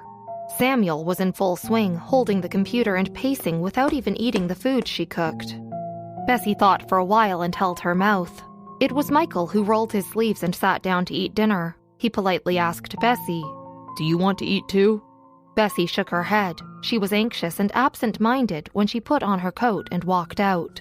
Behind her, Michael glanced at her and frowned slightly. He slowly lifted the fishbone from his hands. As soon as she left the school medical office, Bessie's cell phone rang. It was her aunt. Her voice brought a smile, and she was happy to hear her. "Bessie, your mother and sister are coming to my house for dinner tonight, so you should come too." "Okay, I'll be there at night. I might be late, so eat and don't wait for me," Bessie said, and quickly turned towards the bathroom. It might be too late for Samuel to find Principal White. He was so anxious, and the person that Principal White would find later can only be someone who studied coding. By the time he'd realized that the computer had been hacked, the information inside would have already been leaked. Bessie wasn't a nosy person, but she thought of Michael's order. She returned to the dorm and no one was inside. She took her computer, sat at the desk and put her hands on the keyboard to start it. The computer desktop was still very clean, but today the background image wasn't a filled desert, but the ocean, with no other icons. Michael's computer was linked to the school medical office's private network. Finding the IP address was easy. Half the screen of the computer was full of jumping characters, mixed with a lot of zeros and ones. The speed they were jumping at was very high. Under normal circumstances, even this high-speed computer would slowly stagnate. But her computer seemed unaffected and still moved quickly. The dorm was filled with sounds of doors opening and people talking. It was very noisy. "Scarlett, wait for me. I'll get a carton of milk." Outside the bedroom, Mary quickly trotted to the bedroom in order to not make Scarlett wait. There was someone at the bedroom door, and she was surprised when she pushed the door open. "Bessie, why are you in the bedroom?" Scarlett was behind Mary and heard the voice, so she looked in the direction of Bessie. Bessie was almost done. She cut to a game screen without changing her facial expression when they came in. Mary took out 3 packs of milk on the table, gave Bessie one, Scarlett another, and came over. "Oh, Bessie, you play this too. A lot of people in our class play this game. Last year, Paul missed class just to go to the internet cafe to enter some league. Old Scott even punished him by making him clean the toilet for a week." Old Scott was their class teacher, Mr. Scott. Bessie said, and looked intently at the screen. Her hands were moving slowly. Mary didn't really understand the game, but just looking at Bessie, she felt that the game was very simple. How was it as difficult as those people in class had described it? Scarlett stood at the side. She inserted the straw into the milk and drank in small sips. "Aren't you going to get the papers from Mr. Scott's office?" she whispered. Mary immediately thought about it and jumped up. "I almost forgot. Bessie, see you." She pulled Scarlett out and closed the bedroom door. Bessie got rid of the game page. She switched the page, took care of it, and then kept the computer to get ready to head to Andrea's place. At the same time, somewhere deep in the country, the curtains in the room were closed, and it was very dark inside. There was only fluorescent light from a computer, and there was a strange expression on a person's face. The man sitting in front of the computer was Hacker Dennis. He was chubby, slightly fat, and wore glasses. He had a deep outline, like a mixed race, and his hands moved at a fast speed. Snap! The computer suddenly turned black and the room fell into darkness. "What the hell?" The man behind had a scar on his face, and when he opened his mouth, he looked like a writhing cricket. He was tall, broad, and his evil tendencies were unmistakable. There was darkness in his eyes that made people very uncomfortable. "Someone stopped my attack." Hacker Dennis rubbed his beard, bewildered. Scarface frowned. Few people could stop his attack. "Are the Big Den hackers meddling in this?" "Big Den has its own mark. This is someone else." Hacker Dennis shook his head. Scarface was impatient. "Who is it then, if not them?" Hacker Dennis continued shaking his head. When Bessie arrived at Andrea's house, Grace and Anne had already been there for a while. They were set and they were eating. Pete saw that she was there, put down his fork, and moved a chair for her in silence. Grace waited impatiently to give her a glance. "You clearly ended class with your sister. Why are you so late?" Bessie hung her backpack on the back of the chair, greeted Andrea, and sat down. Her words were calm and concise. "I was busy." "You?" Grace tightened her hand on the fork. Anne quickly placed some vegetables on Grace's plate. "Mom, aren't these your favorites? And sister didn't mean it, right?" She turned her head to look at Bessie, smiling sweetly. "Good girl." Grace smiled. She reached for Anne's bowl and filled it with a bowl of soup. "Your aunt's soup is delicious. Try it." Grace had always spoken sweetly to Anne and didn't dare to say anything strict to her. Anne was wonderful, and Tom, Elise, and David all valued her. Thanks to Anne, Grace's position in the Smith family was consolidated. Grace lived too clearly. She knew exactly what she wanted and what was good for her. "It's delicious," Anne smiled. Grace scooped soup for her again. "Yes, your aunt is very good at cooking. If you want to drink it, I'll get her to stew it." She talked to Anne and ignored Bessie. Anne smiled, raised her eyebrows, and calmly looked at Bessie. The expression on Bessie's face didn't change, and she didn't say a word. She was slowly chewing a pork rib. When they were young, their neighbor once brought her lots of books. She wouldn't share with Anne, and it made her cry. When one of the adults came in, it looked like she stole Anne's stuff. The adults tried persuading Bessie to share with Anne, since she was younger. After a few more times, Grace and James both became impatient with her. Neighbors had always said that she was smarter than Anne and was a genius. But does that mean that Anne was stupid? No. Later, when she got older, she understood that the crying child always won. Andrea picked up a rib again for Bessie. Susan, who was sitting next to Andrea, finally found a chance to speak. "Anne, I'm going to Bright Bow High soon. I heard Mom say that you're in the top class. Then your grades must be very good. What school are you going to go to?" "She wants to go to Howard University." Before Anne could answer, Grace already replied. "She wants to go to the same college as her brother." Howard's was the best university in the country. Almost every high school senior wanted to get in, and only a few students from Chicago were accepted every year. Susan was envious. "Anne, you're amazing." Anne had no appetite. Andrea's house was small and messy, and the stuff was dirty. Except for drinking a few mouthfuls of soup, she didn't even move her fork. Anne awkwardly looked at Bessie and said with a smile on her face, "Don't keep talking about me. My sister is also a senior. By the way, sister, what school do you want to go to?" What will Bessie say in reply, and will the atmosphere still remain this stable after that? Will hacker Dennis find out who stopped his attack? Episode 19. Who countered Black Eagle? Anne's question filled the room with a strange atmosphere. Grace looked down and focused on eating. She tensed up and stayed quiet. Susan was embarrassed. She looked at Anne and then at Bessie, not knowing what to say. Pete didn't even look up. Anne finally asked, "Mom, did I say something wrong?"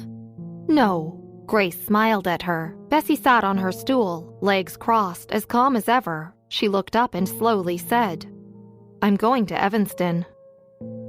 Note that she said she wanted to go to Evanston, not Howard's University. But the people at the table didn't notice. They were stunned. Even Pete looked at Bessie with surprise. Anne sniggered and ate a piece of meat off a rib. She was still chewing when she said with a smile, "Oh, so my sister wants to go to Howard's University too. Good luck to you. I'll wait for you there." Snap. Grace finally couldn't bear it. She threw down her fork and grabbed Bessie by the arm. "Howard's University? What makes you think you'll get in? Bessie, let me tell you, next year, no matter what college you go to, you have to leave." Since there was such a big difference between the Smith and William families, in front of the Smith family, she was even more careful. That was why she couldn't rely on James and had to take Bessie to Chicago for high school. Grace couldn't endure it for a year, but if Bessie really wanted to go to Howard's University, it would mean she'd have to stay a few more years. Grace couldn't allow this to happen. Bessie casually grabbed another rib. She glanced at Grace and smiled. "You don't have to worry about it. I don't need you to take care of me." "Who else if not me? I've been by myself for the past 10 years. Bessie interrupted her, looked up and said indifferently, "Don't take Grandma's credit all of a sudden. Do I need to remind you what you helped me out with when I came to Chicago?" Grace's face turned pale. She was suddenly embarrassed. She couldn't do anything about it if her daughter wanted to go to school. Bessie didn't take any of the things she had prepared for her. She let the girl stay in the Smith family's house, but she didn't. Her daughter had changed so much over the years. Bessie was such a pain in the... Now that Grace remembered it, Bessie looked away and propped her legs rudely and casually. "I'm glad you remember." Only her grandma could tell her what to do. Grace was embarrassed, but she was also angry. Anne would never shame her like that.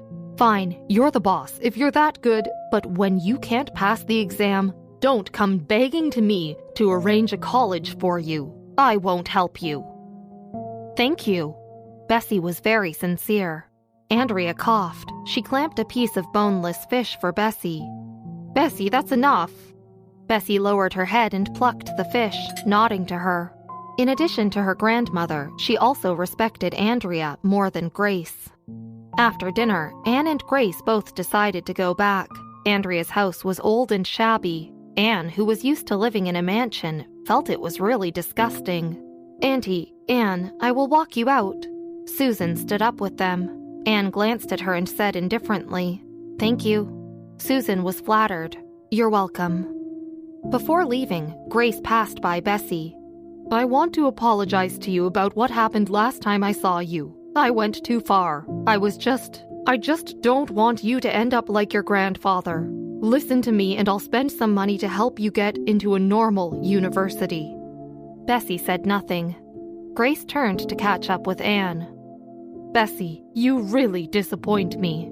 Bessie held a mug with a strawberry print on it, which was the special teacup she used at her aunt's house. She remembered that Grace was talking about what had happened at the hospital yesterday and lowered her head to take a sip of water. She didn't expect Grace to apologize. She stood by the window and looked downstairs, a little embarrassed. After a while, she looked at the layout of the room, still holding her cup of water. It was very small. She had an AC installation scheduled for tomorrow. Bessie went back to school before Andrea could nag her. At Bright Bow High, Samuel took the computer to Principal White's office. The principal paused for a moment and recommended someone to him. "This is Jacob Grant. He majors in computer science at Howard's University." Principal White introduced the two. "He has started a company in partnership with a team and developed his own software." Mr. Bright. Jacob had a serious face. The hand he stretched out was slender and clean. He was handsome and quite young, but had the confidence of a successful person. Jacob knew that Principal White was trying to draw connections for him. In Howard's University, he had also pondered the situation in Evanston in the past 2 years.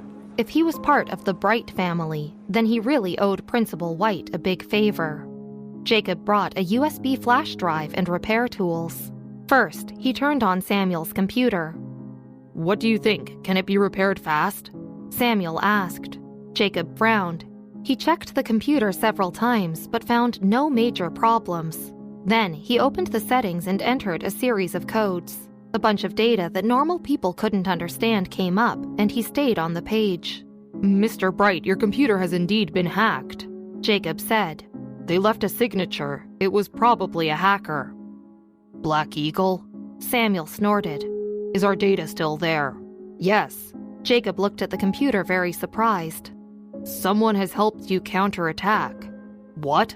Samuel found it strange. He had heard of Black Eagle before, while on a certain mission. This man was a famous hacker. As long as he was paid well, he could do both good and bad things. The law enforcement had been watching him for a while now, but he hid well. There were thousands of hackers, but some were very advanced. The Black Eagle could rank at least in the top 10 in the US. So, after hearing who the attacker was, Samuel guessed that a bunch of data they were investigating was probably gone. But Jacob told him otherwise. A hacker helped them counterattack? A hacker on Black Eagle's level? Do you know who it is? Samuel looked serious. Jacob shook his head. The other guy left no clue. Samuel looked up with his head full of thoughts and stood up. Michael was already outside. He was tall, his head bowed down, and his figure leaned lazily against the doorframe. Have you fixed it? Samuel said, Mr. Clark, you came to me just on time. The data is fine, I'll send it over now, but this has become more complicated. An anonymous genius has helped you. Do you know who it is? Noticing Samuel's attitude, Jacob looked at Michael. Samuel addressed him as, Mr. Clark? He paused. If Samuel's identity was right, this Mr. Clark was... Jacob graduated from Bright Bow High. Back in the days, Principal White had taught them math and tutored him when he was participating in math competitions. He could be considered one of Principal White's star students. He hadn't put much thought into it, and only until he started up his own firm in the city did he realize how this status really came in handy. He slowly learned more about Principal White's identity as well.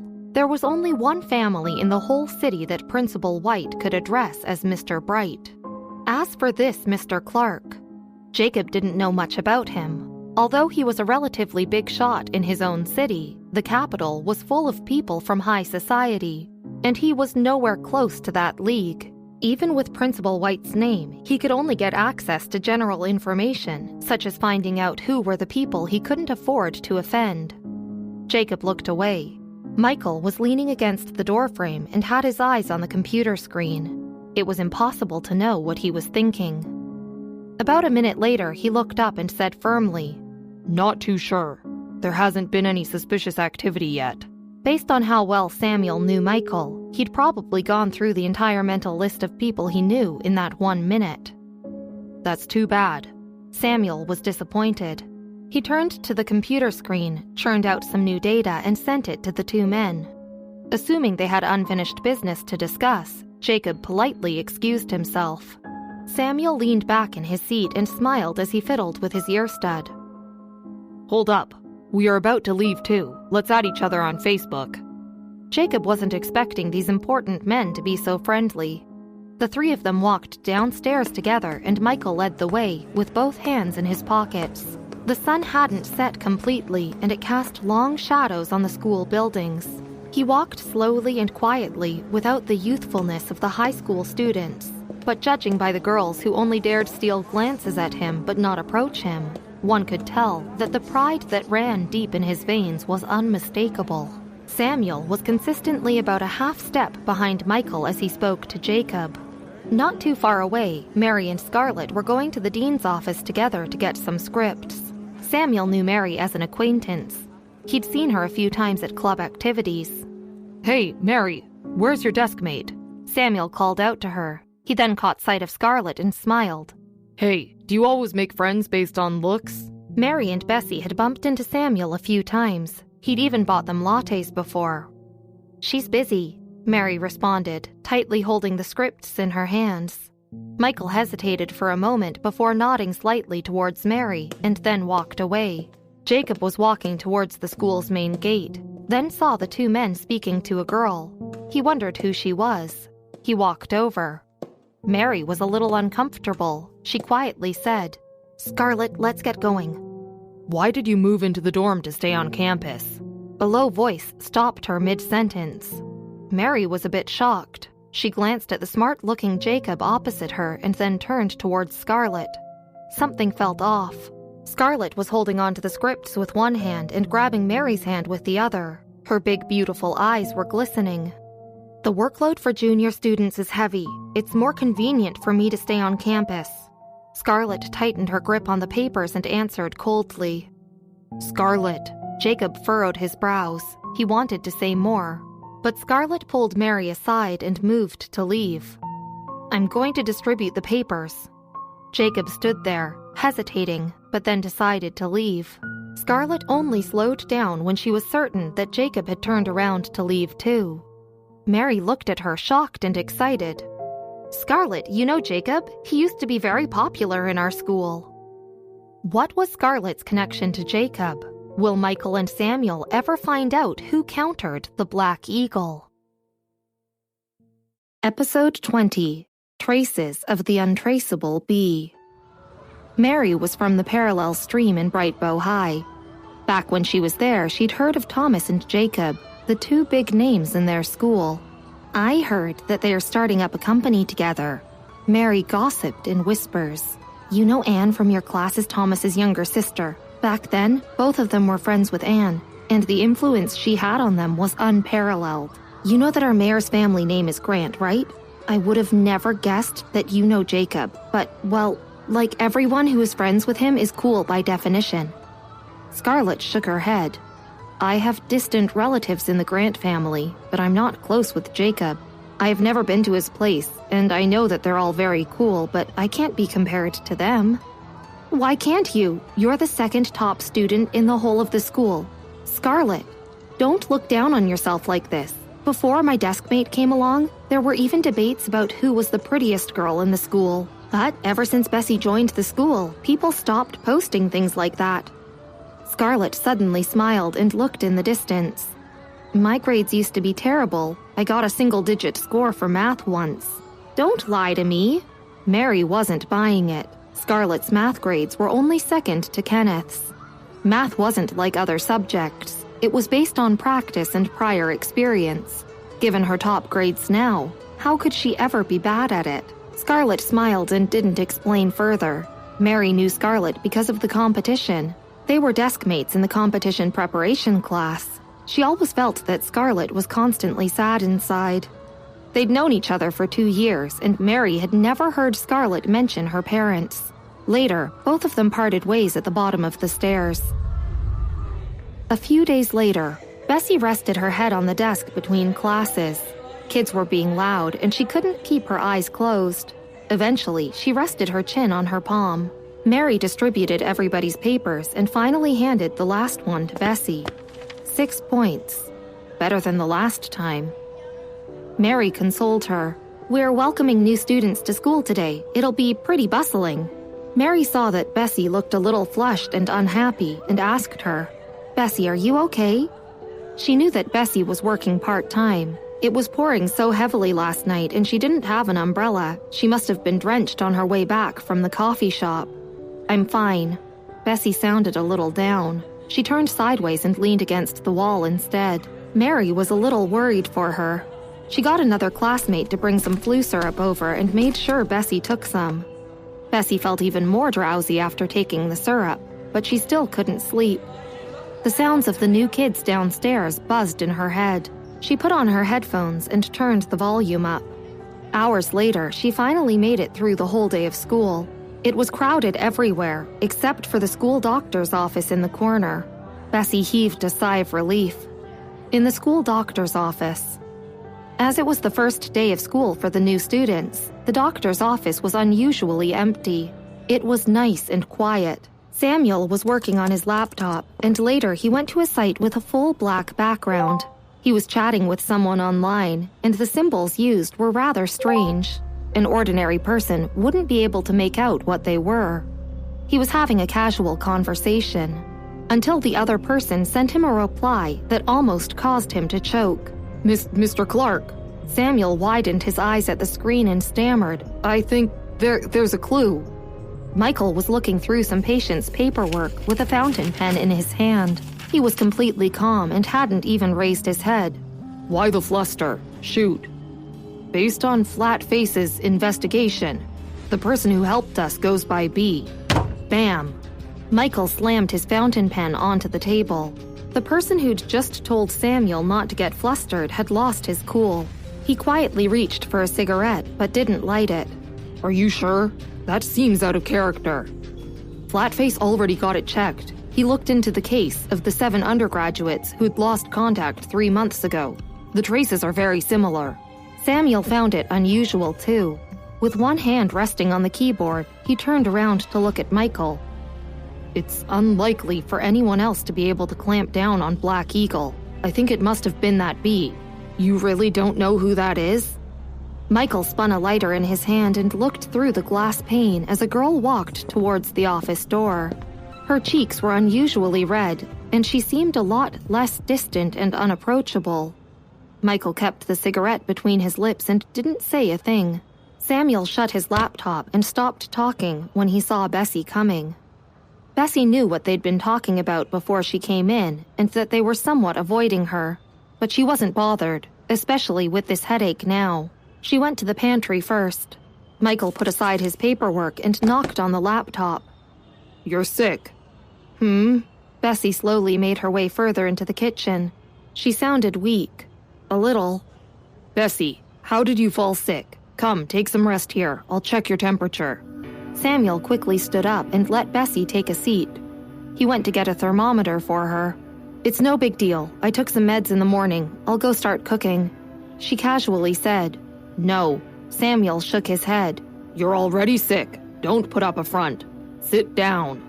Michael got up and let her have the couch seat. Samuel, get the Kennedy Hotel to send some food here. Samuel was taken aback to see that Michael had given up his couch seat, but he went ahead to make the call anyway. Don't go to the cafeteria anymore. It's too crowded. Michael got a thermometer and handed it to her. Take your temperature. Bessie didn't think a fever was anything to fuss over. It wasn't as if she broke a limb or anything. She took her temperature, 103 degrees Fahrenheit. Michael put his brows together and quickly prepared the IV bag to put her on a drip. He then got her a glass of warm water and even added some syrup, as ill people usually have very dry mouths. The couch was very comfortable to lean back in. She drank the sweetened water and felt drowsy as the sounds of Michael flipping through his paperwork faded into the background. He could hear her slow, steady breathing. Michael put his documents down and turned to look at her instead. Perhaps it was because she was sick. The headstrong vibe she usually exuded had dissipated. Her lashes were pointing downwards, and there was a pale green area beneath her eyes, emphasizing just how thin and fragile she looked. She was all curled up into a tiny ball in the corner of the couch, as she didn't want to disturb him. He looked at her for a while and felt something skip in his heart. It was rare for Bessie to sleep so soundly. By the time she woke up, the IV bag was emptied and the afternoon self-revision sessions were almost over. Meanwhile, some porridge was being heated up on the stove. Samuel gathered some medicine for another student. Seeing that she had taken some of the porridge and was eating at the table, he asked, Do you want me to help you apply for leave from classes? No need. Bessie shook her head and smiled. She spoke casually and said, Thank you for today. Michael furrowed his brows. He'd prefer if she stayed and rested well for the afternoon, but he didn't voice his opinion. When she'd left, he put his paperwork down and finally lit the cigarette. Michael was getting frustrated. Samuel seemed to be pondering on the mystery as he looked at him and stroked his chin. As he turned his face, his eyes narrowed, looking at something. Samuel walked to the sofa where Bessie was lying, and there he found a keychain stuffed in the corner of the sofa, which probably would have dropped from Bessie's pocket as she was lying down. Samuel grabbed the unusual-looking keychain, which looked like the alphabet B that resembled a language code. This raised curiosity about Bessie in his already occupied mind. Was this keychain the answer which Samuel and Michael were looking for? Will Bessie's keychain prove that she is not just a student, but much more than that? Will all of this really solve the biggest question of the untraceable B? Samuel carefully placed the keychain in his palm and called Michael, who didn't care to get up off his seat, and asked from there itself. "What is it?" Samuel told specifics of the keychain to Michael, and before he raised his suspicion on anything, Michael rejected all of it, saying he was busy and that the keychain was merely a local trend. It is something that's going viral right now. Everyone wants to look cool and possesses these keychains. I've seen the same with almost 20 kids. What do you conclude with this information now? Samuel opened his mouth to speak, but shut it back, thinking Michael was right. Maybe he tried to logically justify the situation and put an end to his curiosity. Samuel called Bessie, who obviously didn't answer. Samuel somewhere knew Bessie won't answer calls as she was unwell, but then he couldn't stop himself from texting her. Samuel waited for Bessie's reply, and he was hoping to put her on the spot. Soon, his phone beeped and he was alerted with a notification. Seeing the reply, he could not believe his eyes. What could have been the message that caused Samuel to raise his eyebrows in utter disbelief? What was he going to do next? Episode 21. The most popular girl in the school. Samuel's message was, "Hi, Bessie.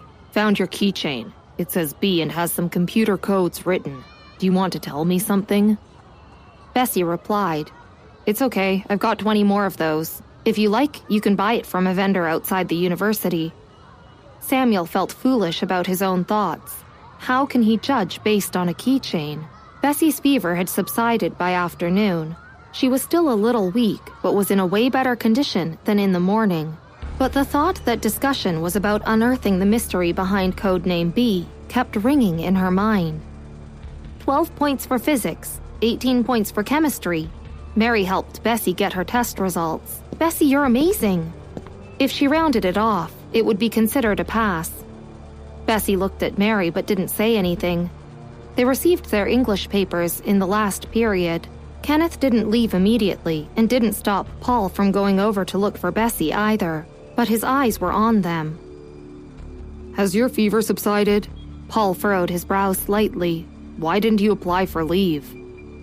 Bessie nodded, picked up her books, and sniffled. "I'm all right." "Rest more and drink warm water." Paul thought for a bit before returning to his seat and getting a lollipop from under his desk. He handed it to Bessie and cheekily raised his eyebrows. "Eat this." At this point, Anne had already arrived outside the classroom and was waiting for Kenneth and Paul. She was shocked to witness the scene in front of her. She turned away, not looking at Bessie. Yet she couldn't help but peek in the general direction. Paul always acted like a brat. He sounded playful even when talking to her. It was rare to see him speak so gently to anyone. A while later, Paul grabbed his bag and left with Kenneth through the back door. The first thing he said was, "Mr. White, Bessie's English scores improved 30 points. He was mocking her. 30 points? Yep, that's a huge improvement. Last time she scored 0. Paul put his hands in his pocket. Anne saw that Kenneth still looked cold and uninterested. He smiled but didn't say anything else. She felt relieved. The three of them were influential figures in school. Any one of their appearances could get schoolmates whispering, let alone when they appeared together. Some students would even stop at the bottom of the stairs to wait for them so they could walk together. 5th class of new students. "Susan, let's go off together." Susan's deskmate was a bubbly girl with a ponytail called Zoe Peterson. She was from the other class too. Neither of them lived on campus. The easygoing Zoe casually put her arms around Susan's. With the arrival of new students today, the campus was bustling with crowds everywhere. There was some commotion further up in front of them. From a distance, they saw that a line of 3 people was the source of the commotion. There was a girl in a dress instead of the school uniform. Next to her were two very good-looking guys. Susan, look, that cool-looking guy over there is our nerdy popular boy. He's a junior, Kenneth. The other guy is Paul, the heir of Doug Adams. Zoe squeezed Susan's arm in excitement. And the girl next to them, do you know her? I do. She's our school's most popular girl. Susan looked towards Anne with envy. She was having some mixed feelings as she saw the fine-looking guys next to the beautiful girl. Pfft, what prettiest girl? What century is your information from? Zoe looked away from Anne. Don't you know that the most popular girl is someone else now since the day juniors started having classes? We have a different most popular girl now? Susan heard about this only during the summer break and was stunned. Who is it now? The news of the most popular girl had taken the school by a storm. Most people were aware about it, except for Michael and Samuel. Zoe said, surprised.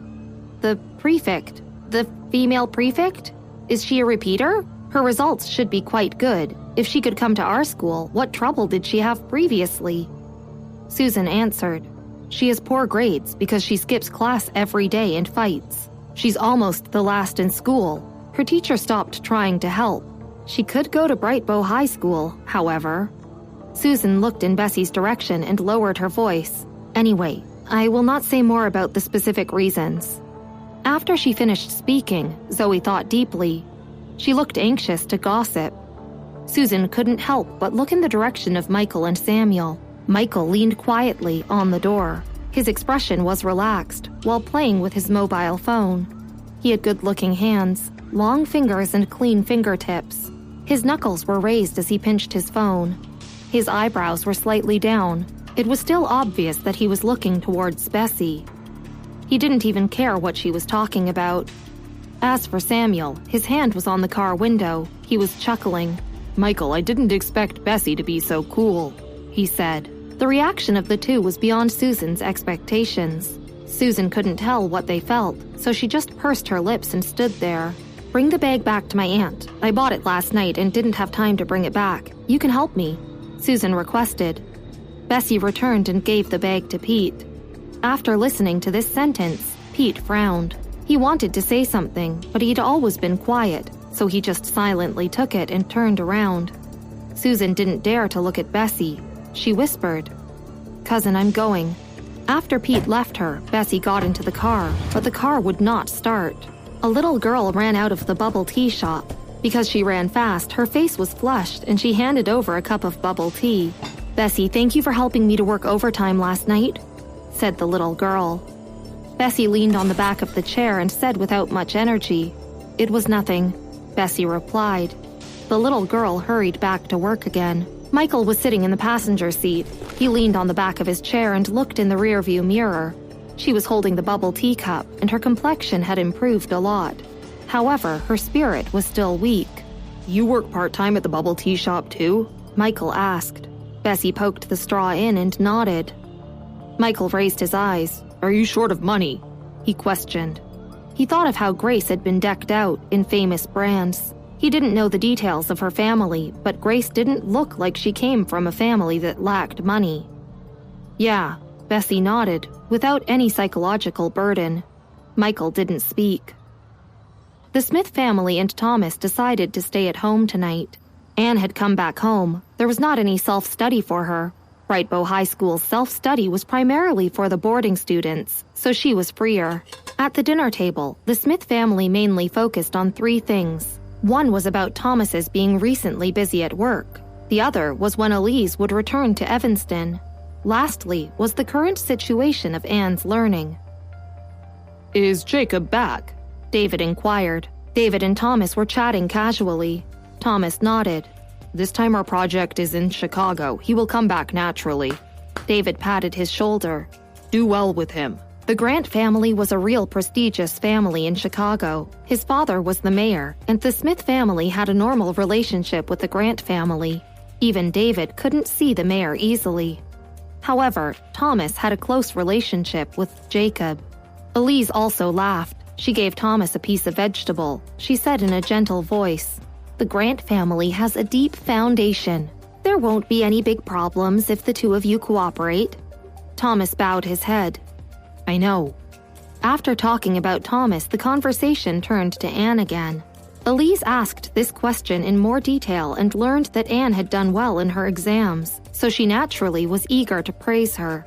This was an ordinary test. It's useless to take 9th place. Anne smiled and spoke humbly, but the pride in her voice couldn't be hidden. You're just being humble. David smiled happily. The atmosphere on the table was very good. Grace sat next to David. She gave David a piece of meat and smiled. Then she called Aunt Ruth to bring another bowl of soup. She did it all with the aura of a hostess. Elise glanced at her and put her fork down. Anne, I heard that your older sister is also in Bright Bow High School. How is she doing? Elise asked with a smile. Grace's face froze. Anne's expression remained unchanged. I'm not in the same class as her, so I don't know. She paused. But after seeing her score of 30M in English, I think my sister just came here. She might not be used to our school's learning methods. It'll be fine once she gets used to it. Huh. Elise picked up a paper towel and wiped the corners of her mouth. In her dull voice, exclaimed, The education in Fairfield is really bad. Anne, thank God you grew up in our Smith family. Grace's expression was even worse. After the meal, everyone left to do their own things. Anne went upstairs to practice the violin. The violin score was still in front of her. She played it several times. Although the song was good, Anne really couldn't pull off the emotions behind it. She sat on the chair for a long time and locked the score in the drawer again. Although the song was good, it was too time-consuming to practice, so she decided to take a break. She will practice again tomorrow. The study room was also on the 2nd floor. When are you going to return to Evanston? David gently asked. He poured a cup of tea for Elise. Elise pressed her temples, looking tired. She replied, In 2 days. Just know when you have to leave, David stated. Elise picked up the teacup and took a sip. About Mr. Rupert, I listened to the violin played by Anne yesterday. I think she basically only plays songs that everybody already knows. Elise emphasized. She's still young. She can't compose yet. David laughed. Mr. Rupert likes apprentices with their own spirits. This kind of popular music does not impress him. I'll settle down and let Anne concentrate fully on composing. There is still some time left. It's completely doable. I'll take her to Evanston for a few days. Joshua would surely like it. Elise suggested as she put down her teacup. Just as you have planned. David had no opinion. For so many years, he also regarded Anne as his biological daughter. The atmosphere on both sides was good. Elise indeed played her weight at night. When Elise came back, everything basically revolved around her. Grace, who was walking into the room with her mobile phone, was uneasy. She pulled out a phone number in the phone book and pressed it directly. Samuel continued to order meals at the Kennedy Grand Hotel every evening. Bessie wanted to thank the two for their warm help from earlier, but Samuel didn't give her the opportunity.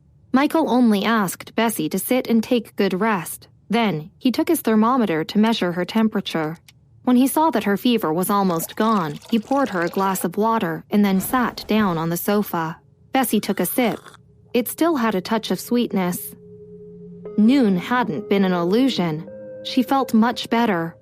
She held the cup while watching Michael and Samuel. Although these two were capitalists, they were simply too good as bosses. Since they didn't let her work, Bessie wanted to make it up in other ways. She sniffed and looked at Michael. She wanted to say something when her cell phone rang. It was Grace's voice. It sounded irritable, and there seemed to be suppressing some anger. She needed to get a few things off her chest, so she took the liberty to do just that and vented. Bessie, why aren't you learning well even in Bright Bow High School? How could you score 30 points? I can't even buy over any school with this score. Do you know that at today's dining table, this is unacceptable?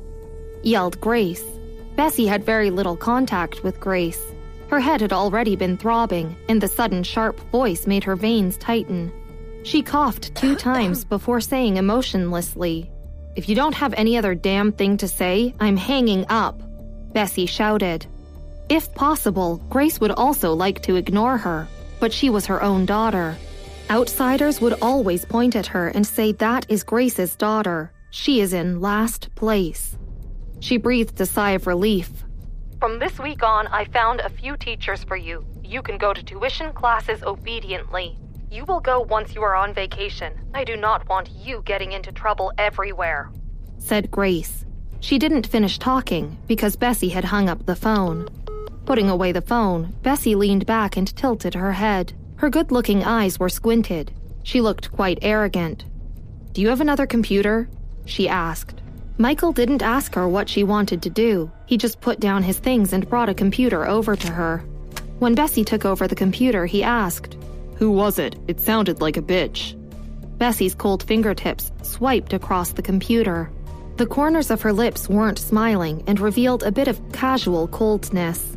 This matter wasn't complicated to explain, so Bessie told why she had come to Chicago succinctly.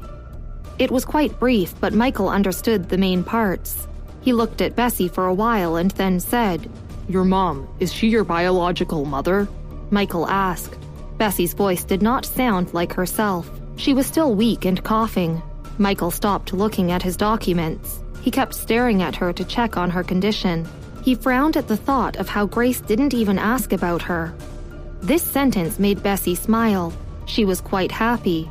"Yeah, she is," Michael said. Bessie's USB flash drive was with him.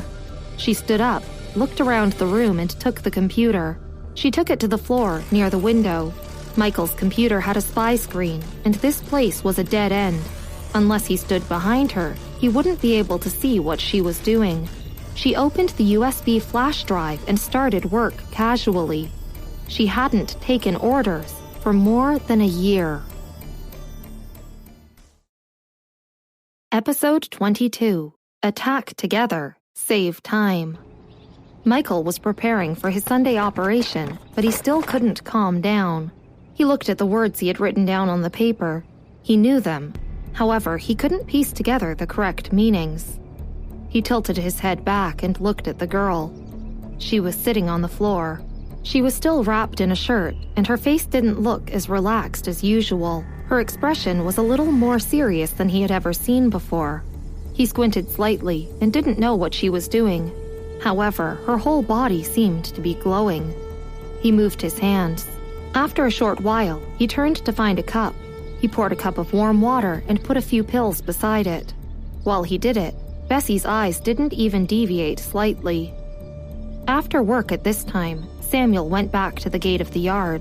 He picked up the meal that Kennedy Grand Hotel had just delivered. He originally wanted to call Bessie, but was interrupted by Michael's gaze. "Then we'll eat later," Michael stated. Samuel placed the 2 wooden boxes on the table. "Michael, have you arranged for the surgery on Sunday?" he asked. He came over and looked at the notebook in Michael's hand.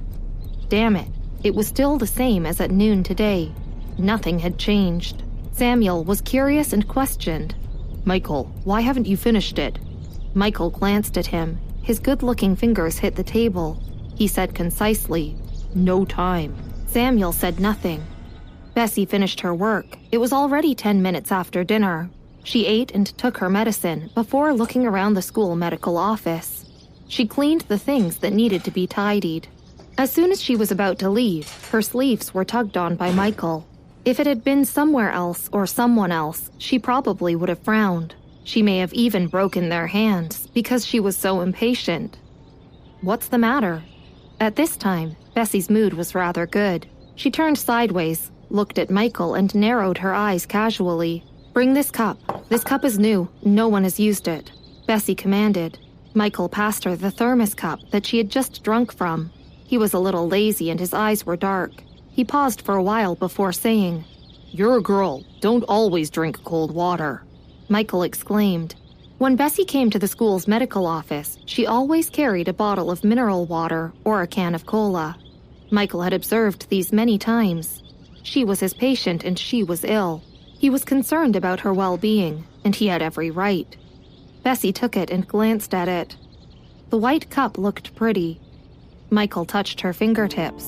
After the temperature dropped, her fingers became cold. He quickly retracted his hand. "Thank you," Bessie said as she waved her hand at Michael. Michael looked at her body as she left. He raised his eyebrow, in a complicated way, and stared. His eyes were pierced for a long time. My, Michael, what are you looking at? We should go, Samuel stated. He was walking towards Michael. Michael retracted his hand, got up, and looked expressionless. Let's go, Michael shouted. Bessie returned to her class and studied by herself. Her evening self-study was reading a book and copying papers. She put away the notes that Pete had given her and started to sort through her papers. She put the test papers one by one, from small to large according to their score. Then, she put it back in satisfaction. She began to look through a foreign book that had not been translated. I love Christian's new album, and it will be on sale tomorrow morning at 9. Bessie yelled. Mary Smith's voice beside her was still very loud, even if it was deliberately suppressed. Fortunately, classes had already ended, so her voice wasn't abrupt. She shook Bessie's arm. Bessie, look at him, he's so handsome, exclaimed Mary. Bessie glanced at the screen. It was a magnified young man.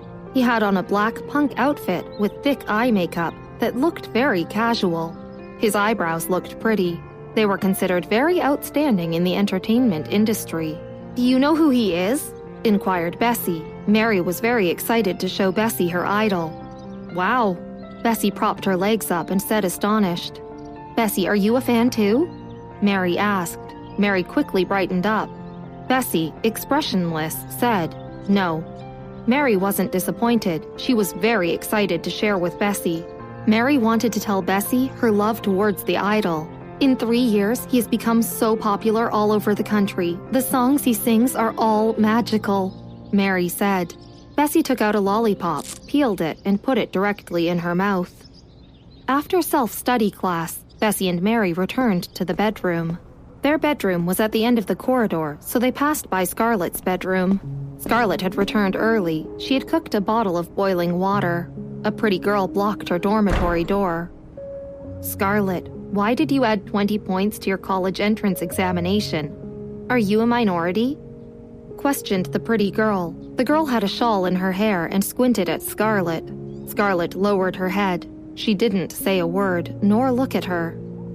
Forget it. Layla, don't make a mess. The host is coming, stated the pretty girl. Layla put her hand aside and she stood a bit arrogant. Why can't I talk? Asked Layla.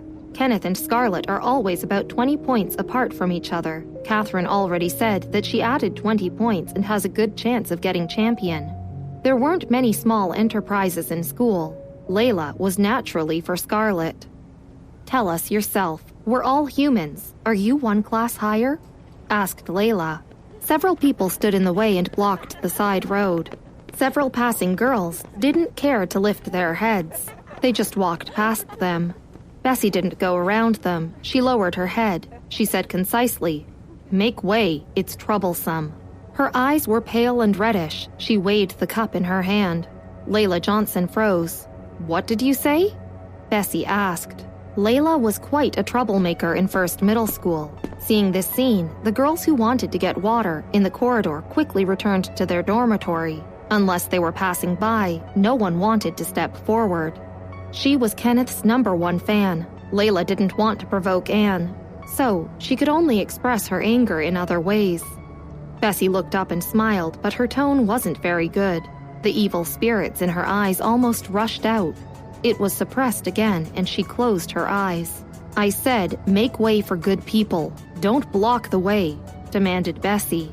Layla looked at the girl. She couldn't believe that someone dared to talk to her in this way. She was unfamiliar, with white skin and a good-looking face. It was very hot, but she was wearing a jacket. She even had her clothes pulled up high, like an obedient student. Mary didn't respond. She looked at Bessie and didn't say one word. Her father was an upstart and had donated a library. Her results were rather good as well, so she was in class 3.1. "Which class are you from? Don't you know who I am?" Layla's eyes became amused and a little disdainful. The few girls behind her surrounded her instantly and she sneered. "You're looking for death," said Mary. Bessie let Mary take her cup. Mary came back to her senses. "Bessie, what are you doing? Don't rush!" shouted Mary. In the school, few girls dared to provoke Layla. Bessie reached out and took off her school uniform jacket. There was a white t-shirt inside. She put the school uniform jacket in Mary's hand. Her eyes appeared to be squinted. Bessie said calmly, "We'll attack together and save time." Bessie rolled her sleeves and narrowed her eyes slightly as she looked at Layla, chuckling lowly. Suddenly, the goosebumps on Layla's body stood up and felt instinctively dangerous. Her pupils shrank, and she tried to take a step back, wanting to escape. However, before Layla could take a step back, her whole person was strangled by a huge force, and she was severely thrown against a wall by her neck. There was almost no strength in the body. Bessie held onto Layla with one hand, stretched her legs, and knocked the other two girls to the ground. She looked at the last girl, raised an eyebrow, and smiled. "Do you want a taste of this too?" asked Bessie. Girls and boys of this age were unscrupulous in their actions, and in Bessie's eyes, they were just easy targets. "Stop fighting!" Bessie exclaimed. Behind her, someone pulled her sleeve. It was Scarlett. Bessie didn't speak. She just looked down at Layla expressionlessly. Layla's eyebrows were cold and sweaty. The girl in front had her hair tied up, and a few strands of hair fell to the side of her face and stopped at her mouth. Her eyes were pretty, but her pupils looked blood-stained. Her stare was scary and made people feel goosebumps. Everyone in the other bedroom knew about this change. Abigail was also a little scared, but she glanced at Layla and the others, stood by the door, and said, "Bessie, don't go crazy. I'm going to find the host." Bessie opened the next door. When the door hit the wall, it bounced back fiercely with a loud noise. Not only Abigail was afraid to speak, but the entire floor was also silent.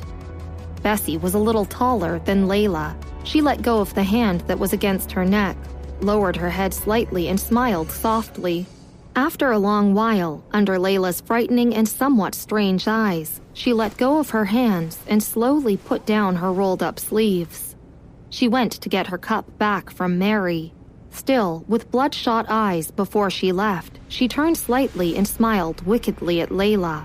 "Mind your own business and eat more," Mary said. She took the cup and walked to her bedroom without any rush. The remaining girls standing in the corridor were like frightened white rabbits jumping to make way for her. Almost all the girls in the hallway shrank into the bedroom door and watched her enter the room. She was the first girl who dared to mess with Layla. For a few minutes, none of them were able to come to their senses and were extremely quiet. After Mary took a shower, she didn't see Bessie in the dormitory. She frowned and didn't see her until she came to the balcony. She saw Bessie sitting on the balcony with her back to her legs dangling slightly. Mary was so scared that her heart suddenly stopped. "Bessie!" Mary yelled. Episode 23. Who are you showing off to? Bessie had heard her noise and she squinted slightly, her eyes narrowing. "What are you panicking for?" questioned Bessie. There was still an unlit cigarette in her mouth, and she dangled her legs carelessly. The night scene soaked through her as she thought about something. Mary didn't respond. Bessie suddenly laughed in a low voice. She stretched out her hand, jumped back, and threw the cigarette in the trash bin. "Let's go back to sleep," chuckled Bessie. Mary touched her heart and breathed a sigh of relief. "Bessie, you were so impressive," Mary replied. She was referring to what had happened just now. She had really never seen any girl make Layla nervous to that extent. Bessie went to the bedroom, her hands behind her head. She didn't say anything. It took a long time for Mary to hear her 4 words, thin and cold. "I am not a god," she said. A villa somewhere in Chicago. Michael was holding a knife and studying the mannequin. He heard Samuel opening the door in a panic. Michael, there's... shouted Samuel. Michael turned expressionlessly, pointed his thin scalpel at Samuel, and tilted his head. "Can you afford my mannequin if you break it?" asked Michael. Samuel was silent. Michael had spent $5 million customizing human body models, and even the blood vessels had been simulated clearly. He could afford it, but whether or not he could find someone to help customize the human body models was another thing. He paused, then said, "The order was returned." Michael responded. Michael retracted his dagger. A gust of wind raised the corner of his shirts gently. "Why didn't you say so earlier?" asked Samuel. "Samuel!" Michael yelled. Although it was senior year, First Middle School didn't have supplementary classes during the holidays. They had it previously, but after some students' parents reported it to the Education Bureau, they stopped it entirely. In the past 2 days, Bessie was free, except for when she went for her part-time job at the bubble tea shop. Early Saturday morning, Grace called her several times in a row, but she didn't answer. Bessie took her backpack and went directly to the hospital to see Bertha. Bertha lived in the VIP ward of the hospital. She had special care. When Bessie arrived, her aunt was feeding Bertha soup. Susan was sitting on a side chair, playing with her mobile phone. Pete sat on the other side cutting an apple with a fruit knife. Bessie went in immediately, but stood outside the glass window. She looked at Bertha for a while. Bertha had married her grandfather early, but had her children late. She had her first child in her 30s. She was now close to 80. As people get older, their organs begin to degenerate, and various diseases would then appear. Bessie had ways to help Andrea's legs, but in the face of natural death, illnesses and various organ failures, even Bessie was helpless. Bessie opened the door and went in. Bertha's spirit improved immediately. "Bessie, I asked your mother to bring these things. Keep them," Andrea said. Bertha's fingers were shaking and unstable as she took out a pile of papers from under her pillow and handed it to Bessie. Bessie looked down. The pile of papers was notes that she had crumpled into the trash before. All written casually. She didn't expect her grandmother to pick it up and keep it well. Seeing that she had no reaction, Bertha couldn't help but pull Bessie's hand and shove the papers into her hand. Bertha was old and had a bad memory, but she still remembered how the North Town's teacher had looked at those notes, like they were a gem. If it had been another parent, they would definitely have forced their child to learn. However, Bertha was different. She would be happy even if Bessie didn't get married, so all those were just trivial matters. "Cousin, what's this?" asked Susan. When Susan saw Bessie coming, she put her phone back and came over. She only saw the paper. She couldn't see clearly what was written. Bessie rolled up the papers and stuffed it in her school uniform pocket. "Nothing," Bessie replied. She said lightly. Although Susan was curious, she didn't ask much. It just felt strange. They accompanied Bertha at the hospital till noon. Bessie only left for work at the bubble tea shop. On Saturday, Anne still came to school to practice the violin. Anne had a performance on the school anniversary. On weekdays, the driver usually sends her. This time, however, Elise wanted to see Anne off personally, so she followed along. Only Grace could accompany them. The car could enter the campus on Saturday, but when they passed by the door, Anne wanted to drink milk tea. All three got out of the car. The driver came down to queue for Anne to buy milk tea. Anne took Elise's arm, smiled, and introduced her to the current situation in First Middle School.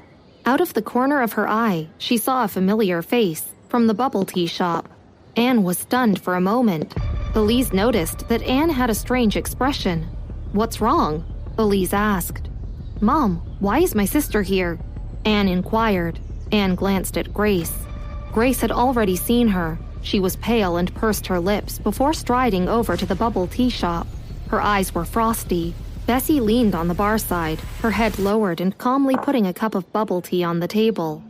Grace clenched her fingers tightly. She clutched her $5,000 bag and gritted her teeth. "Bessie, what are you doing? Did I not give you money?" questioned Grace. Behind her, Anne stood at a loss beside Elise. Elise's face looked inexplicable and she asked, "Anne, is this your sister?" "Yeah, I didn't expect my sister to be here." Anne blinked and sighed. Inside the bubble tea shop, Bessie didn't even look up. She took down a new cup and said directly, "Don't disturb me at work." At mention of this, Grace folded her arms tighter. "Work? What are you working for? Have I treated you badly?" Grace's face turned pale, but at the thought that Elise was still outside, she swallowed and suppressed her anger. "I've arranged tuition for you, yet you didn't go. In the end, you're working part-time here? Bessie, who are you showing off to? Have I neglected you? With your grades, even Baybridge High School might not want you. Now that you're in Brightbow High School, why can't you just study properly? Tidy up your things and come with me. You're going back to class, Grace said, and when Bessie ignored her, she turned to another employee and said indiscriminately, "Where is your boss? Tell him to come over here." Her tone was arrogant and high. The other employee had never seen this happen before. She looked at Grace's name-brand clothes and then at Bessie, who wore her school jacket every day. She was a little awkward but felt like Grace wasn't easy to provoke. "Bessie, just go back with your mother." The employee tried to persuade her. "It's your mother after all. She must be doing it for your good." "How can there be hatred between mother and daughter? My son can't even attend Brightbow High School, yet you're attending there but still so ungrateful for what you have?" Someone felt sour. Children these days have bad grades and don't even attend class. Then they come to work instead. You're so young and yet such a troublemaker. It must be hard on your mother. Several onlookers nodded their heads in agreement one by one. In their traditional view, parents could have no fault. Those surrounding her in agreement gave Grace courage. She reached out to grab Bessie by the arm. Her hand just reached out and snap. A bony joint with a sharp hand knocked her down. Grace looked up immediately and saw a clean and handsome face. The teenager was calm and his movements weren't rude. He said calmly, "If you wanted to have control of her now, shouldn't you have done it 10 years ago?" Grace's mind went blank for a moment. Brian didn't plan to just let it go. He bit his cigarette, turned around and pointed at Grace. "This woman got divorced when her daughter was just 7 years old, and then she married a wealthy man. She refused to bring her daughter back to live with her. In 12 years, she never came back to visit even once. Do you all still think she is a mother?" "But if I didn't care about her, why would I help her study at Brightbow High School?" "Speaking of this, I want to ask more." Brian looked at Grace and suddenly smiled, but his eyes were cold. "I remember that Principal White already let Bessie attend Brightbow High School 1 year ago. I want to ask you, why do you have to make it seem like Bessie could only attend school because of your family?" His question was followed by silence. For a while, Grace didn't know what to say. She was pale, her mind was empty, and she acted mechanically. Brian chuckled. "Speaking of that, Bessie is already grown, and you've never even taken care of her before. Forget that you took advantage of her. Now you're still calling her out and criticizing her?" At this moment, the onlookers no longer looked at Bessie. Instead, they were all staring at Grace. Having a stepfather meant having a stepmother. What biological mother wouldn't go to see her daughter for 12 years? Grace didn't expect things to turn against her like this. In these 12 years, she had never experienced such a dilemma. Everyone was staring and pointing at her while gossiping, making her feel uncomfortable. Soon, someone recognized the $5,000 bag in her hand, and then they started discussing Bessie's clothes. Grace saw someone hold up their mobile phone to take a picture, and she lowered her head as she quickly walked out of the tea shop. Bessie's expression remained unchanged from beginning to end.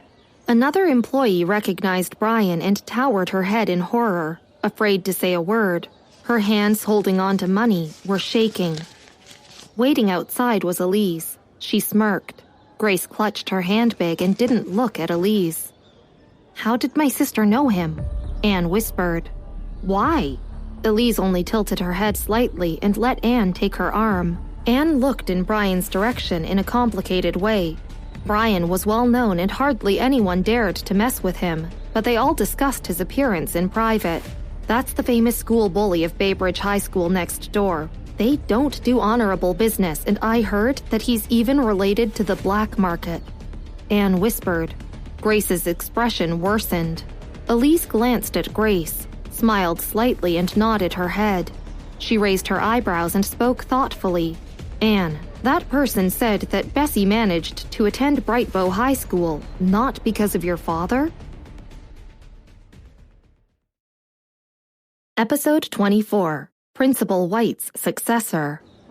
Anne also looked in Brian's direction and said, "Back then, Brightbow High School didn't accept Bessie. We all know how her grades are not the highest. But I heard that Principal White went to Fairfield to help the underprivileged out before, and 3 years ago, an incident happened there. I guess Principal White took pity on her." As soon as Elise heard this, she thought for a moment but didn't ask any more. Bessie didn't look like someone who was associated with Bright Bow High School's principal. They went to see Anne's performance. Anne's charisma was really good, and though she was young, she played the violin well. Elise also knew music and naturally understood it. She would return to Evanston in a few days. She thought about it and pulled Anne aside after her performance. "What do you want, Elise?" she said in surprise. Elise pondered for a moment and said, "I've found a violin teacher for you, an international master. I can't tell you his name for the time being, but he has a well-known apprenticeship.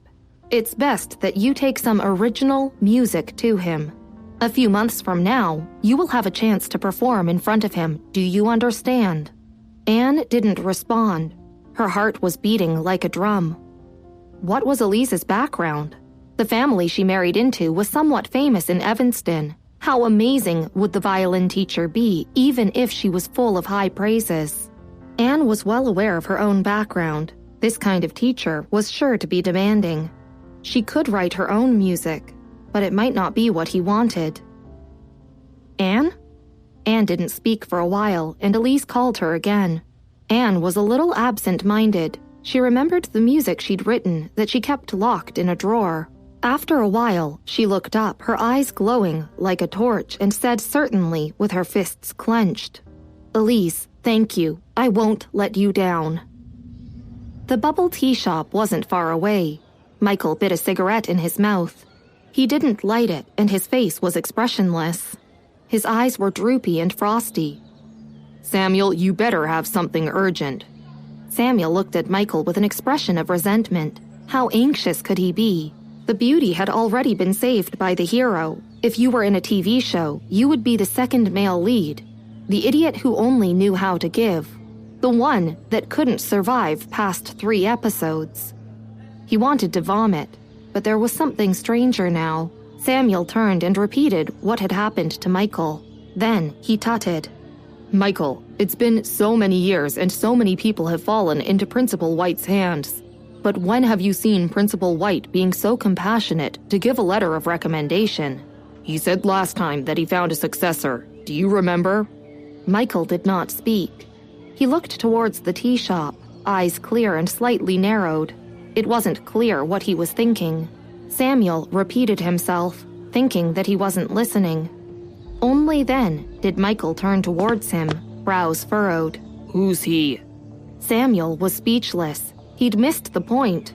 Michael hung his head lower with the cigarette in his mouth. "The huge murder case 3 years back. Principal White was around." Samuel was stunned and confused. "What have you found?" "Speculation." Michael puffed a ball of smoke as his eyes darkened. "Principal White isn't that sympathetic. Something's been off since he arrived in Fairfield." So, regarding the successor, Samuel looked up all of a sudden. Michael smiled. "2 possibilities. 1, it's a smokescreen.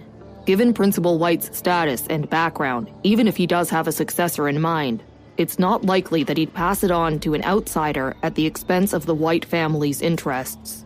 2, there actually is a successor that he's willing to give up huge interests for. He made the move to look for us and even mentioned it.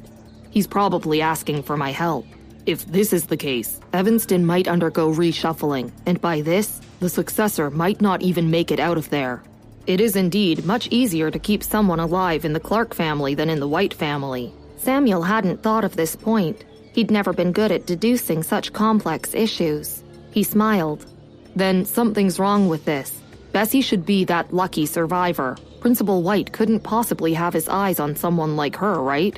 Michael did not respond. There was still a key point he couldn't figure out. What role did Bessie play in all of this exactly? It was very odd that someone like Principal White would personally give a student a recommendation letter. He puffed some more smoke and looked towards the bubble tea shop. "If he really has his eye on someone as a successor, then things are going to change drastically." Considering Principal White's status, Samuel only just realized how important this matter was. He looked up as if wanting to say something more, but saw that Michael had already entered the store. It was the weekend and the store wasn't crowded. Bessie had Brian waiting by the side. She placed a cup of bubble tea on the table and smelt a familiar, refreshing scent with hints of lemon and brown sugar. She looked up and saw Michael, with one hand on the bar counter. He was tall and often had to look down at people. Even with his default expression, his gaze carried an air of oppression. He looked at the long list of menu items and furrowed his brows. It was evident that he hadn't visited such stores before. "Give me a cup of something nice." He took his card out to swipe for payment. Bessie looked at it and guessed that Michael had probably never lived like a normal human being. Everyone either paid with cash or by digital payment. Who would use a limited edition card for such a small amount? She pressed his hand down. "It's on me." Michael did not respond to that. He simply looked down at his hand and her fair, slender fingers. She had a beautiful hand, except that her fingers were not cared for very much. Her fingertips were cool, but somehow they felt warm against his skin. He looked up politely and saw that Bessie had her eyes on the cups and toppings to prepare his drink. She looked so focused, with one hand holding the cup and the other busy with getting the toppings. She stirred the bubble tea with a spoon, but without touching the edges of the cup. The cup was clear and had a logo printed on it. The bubble tea filled about 2/3 of the cup, and then was carefully topped with freshly sliced lemon. Bessie was always serious and conscientious when she did something she deemed important. She usually appeared cold and unapproachable, but whenever she was engrossed in an activity, the armor that she usually donned instantly fell apart. Even her lashes were pointing downwards at a perfect angle. "Thank you," he said as he received his cup of tea. As he walked to the side, he subconsciously tightened his grip on the cup. The Grant household. "Scarlett, you should eat more. How's school? Are you getting used to staying on campus yet?" Gerald Grant scooped a lot of food into Scarlett's bowl. "Thank you, Gerald," Scarlett quietly said. "My classes are all really nice." "Jacob is home too. In that case, don't return to school this weekend. Stay here and have Lily whip up more treats for you." Gerald smiled. He was usually quiet and shrewd, a man of few words. It seemed like he had given all his kindness and patience to this girl here. Lily Grant tossed her silverware on the table. "I'm done eating." She then stormed upstairs in her heels. Jacob furrowed his brows at his mother. Scarlett tightened her grip on her fork and smiled at Gerald. "Gerald, I'll be taking my exam soon. I should get back to school to do my homework." "Lily is just like that." Gerald looked at Scarlett and sighed. "Scarlett, you..." "I'm done eating too. I'll go get my clothes." Scarlett interrupted him. She had finished the food that Gerald had scooped up for her and headed upstairs too. Her room was nicely decorated. As she opened the wardrobe, she saw that there weren't many clothes inside. The clothes were mostly from when she was younger. Gerald was a man after all. He didn't quite know how to take care of her in all aspects. However, he'd transfer money into her account every month, though she wouldn't touch a cent of it. But she did not mind. She took the clothes that were there and went downstairs. From a corner, she could hear Jacob talking to Gerald. Jacob had put his silverware down too and was wiping his mouth with a napkin. "Dad, it's not just Mom who wants to know. I want to know too. Who exactly is Scarlett? Why did you just bring her home all of a sudden and treat her so well? Is she your bastard child from somewhere? Or the daughter, or your first love? Why are you just like your mom?" Gerald hurled his fork. He looked at Jacob sternly and said, "Jacob, don't you ever speak like this before Scarlett. She better not be your daughter, but I want to know, even if her parents are both deceased, she should have relatives who take care of her. Why are you taking this upon yourself?" Jacob lit a cigarette. In the corner, Scarlett kept her head down. She went downstairs to say goodbye to Gerald. Lily had never liked her, but she'd never abused her either. Moreover, Gerald was treating her like she was his own. "Be careful on your way." Gerald had cooled down immediately and spoke to her nicely. Jacob watched as Scarlett left. "That's exactly it. You're way too nice to Scarlett. This isn't how you usually are. If you want Mom to treat Scarlett better, then you'd better explain things to her." The weekend passed very quickly. Monday's last period in school was a class meeting in their homeroom class. Stephen spoke confidently about life lessons before taking a sip of coffee. Is anyone volunteering to write up the minutes for today's meeting? Nobody raised their hands. In the homeroom, nobody really wanted to take on extra responsibilities. Stephen casually appointed someone. Mary, you write pretty well. You'll be in charge this time. Bessie was half leaning against a wall, still recovering from her illness. Her classmate quietly agreed. She felt that Mary was simply too nice. After they were done with the miscellaneous discussions, there was only 10 minutes of class time left. Stephen encouraged them to work on their homework. Bessie unwrapped a lollipop and put it in her mouth. She sucked on it as she read her textbook. Out of nowhere, the loud clicking of high heels could be heard arriving at the front door of the classroom. Then a shrill voice of a woman. Stephen, why do you have Bessie in your class? What do you think she's doing at Brightbow High School? Creating trouble? If she affects my class's studies, will she be able to compensate for disrupting their future? Episode 25. Embarrassing Yourself. People were always prejudiced by first impressions, and so was Catherine prejudiced by the first impression of Bessie. Catherine Lewis's last recollection of Bessie was when Principal White had given her that personal file.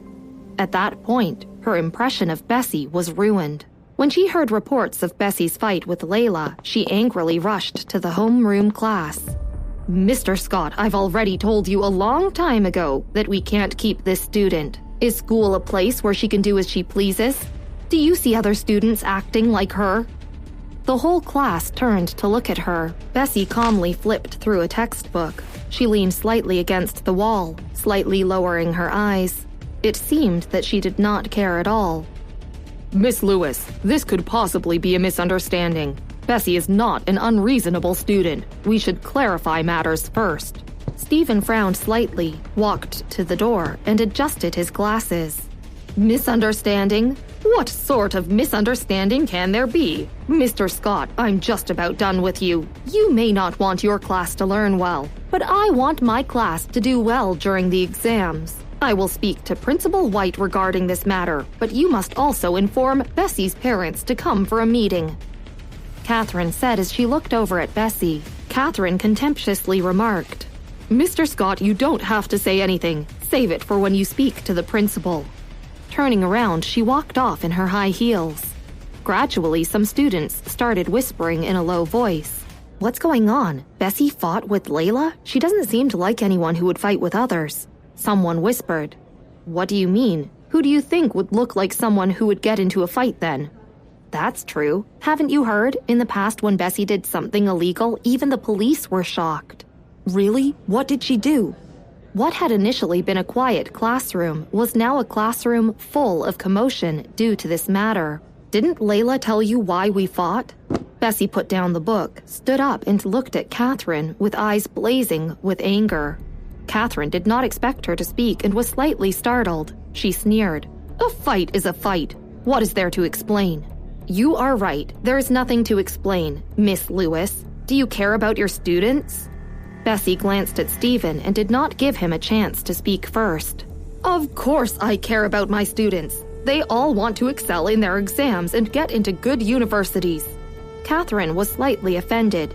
Your excuses are all useless, Bessie. Today I have no choice but to... A cell phone suddenly appeared in Bessie's hand, and she threw it on the table.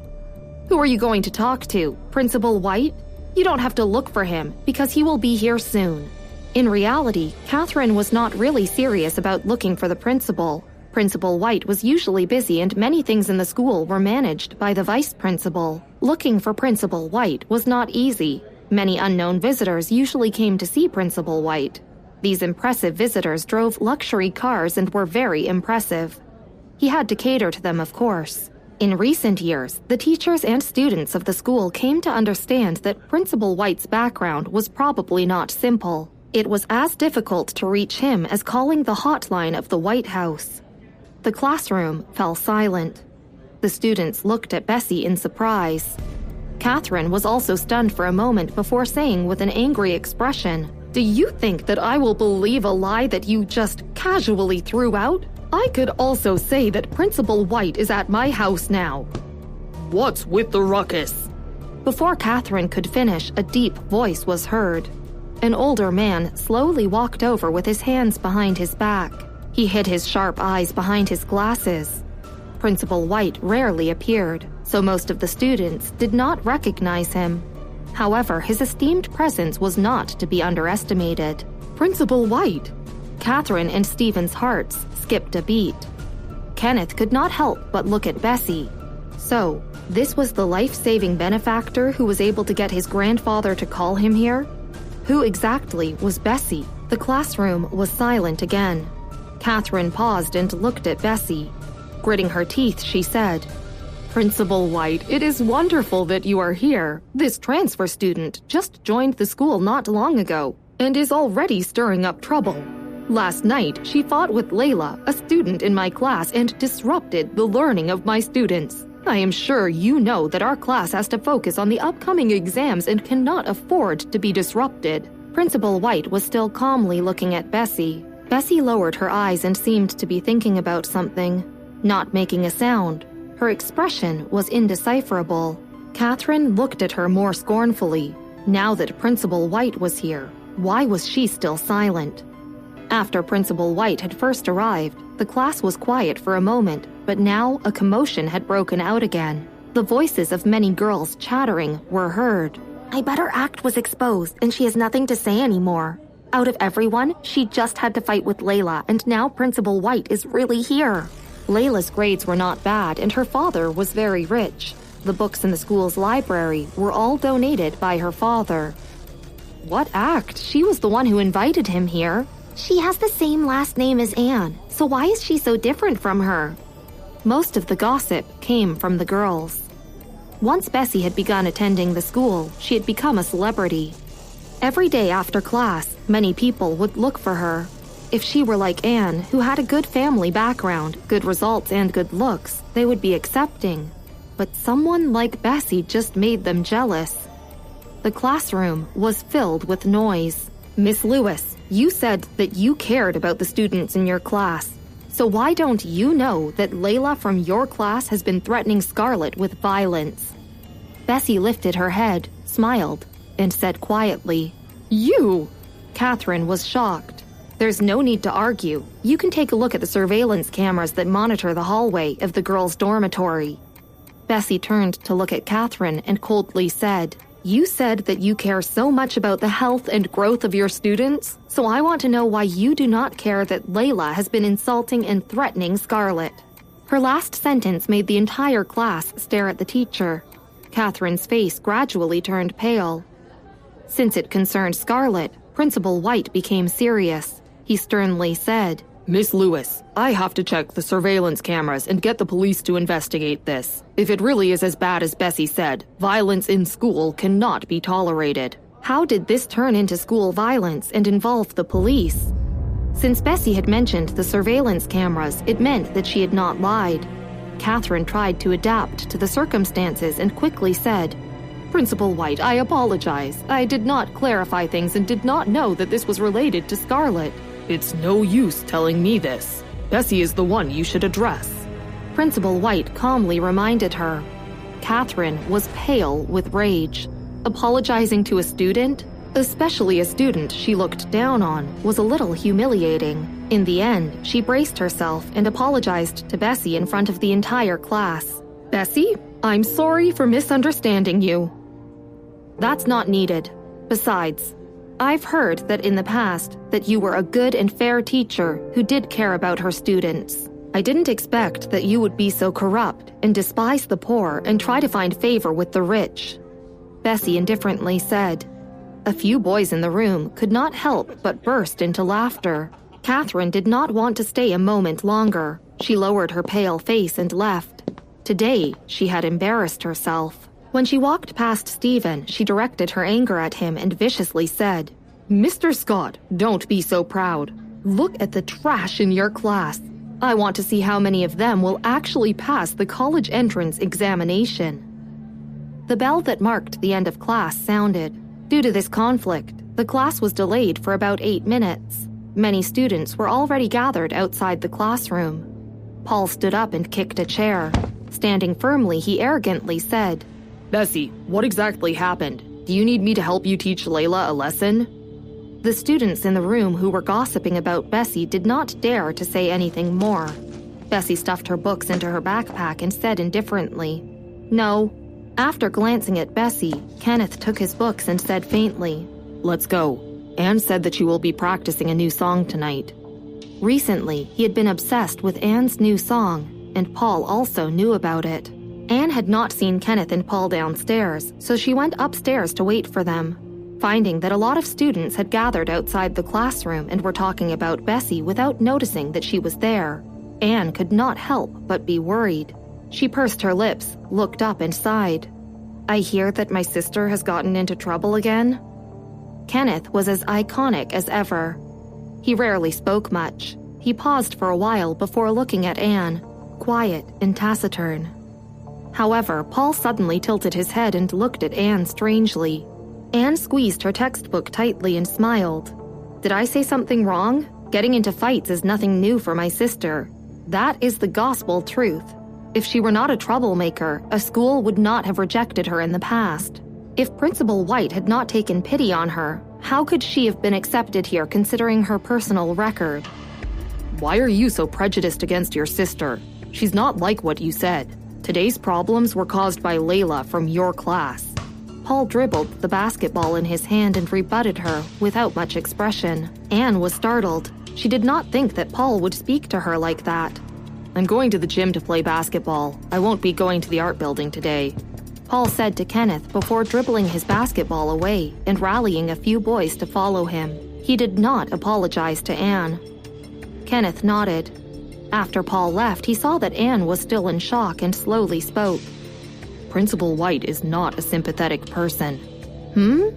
Anne did not react. After a while, she pursed her lips and smiled. "You're joking again. How do you know what sort of person Principal White is like?" After that, she hugged her books and quietly walked away. Looking at the few boys in front, who were heading off to play basketball, Anne felt very depressed. Anne was not very sure of Kenneth's identity. There was that one time when he'd defended her in front of Brian, and she'd felt that someone who could stand up to Brian was not ordinary. However, in the past 2 years, Kenneth stayed in the dormitory and dressed and ate simply. Due to this reason, even though his surname was White, no one associated him with Principal White. In contrast, Paul was an obvious rich second-generation heir. The two of them walked into the art building. Anne did not do anything else besides practicing diligently on the violin. She seemed to spend almost 10 hours every day on her violin. Now, her playing was smoother and clearer than in the past. However, it still seemed to lack something.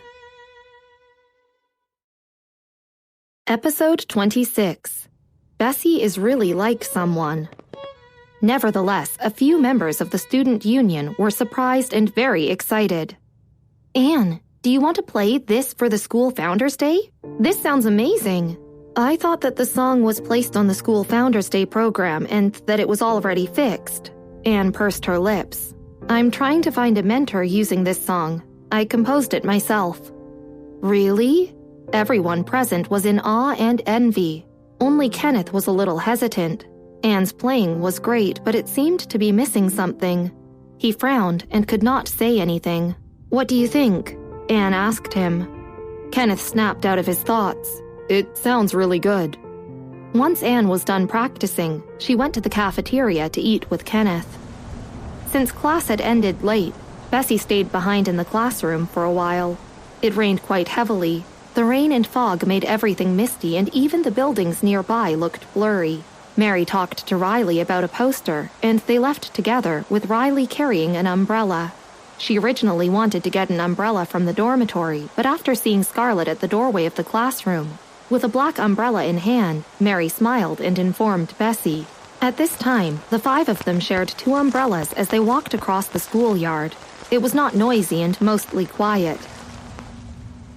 The school's medical office. As it suddenly rained, few people were in there now. Samuel leaned back on his chair, propped both his legs up, and tapped his fingers on the table. He turned to look at Michael. Michael, Robert Soup wants to see you. Michael was currently analyzing a rare illness.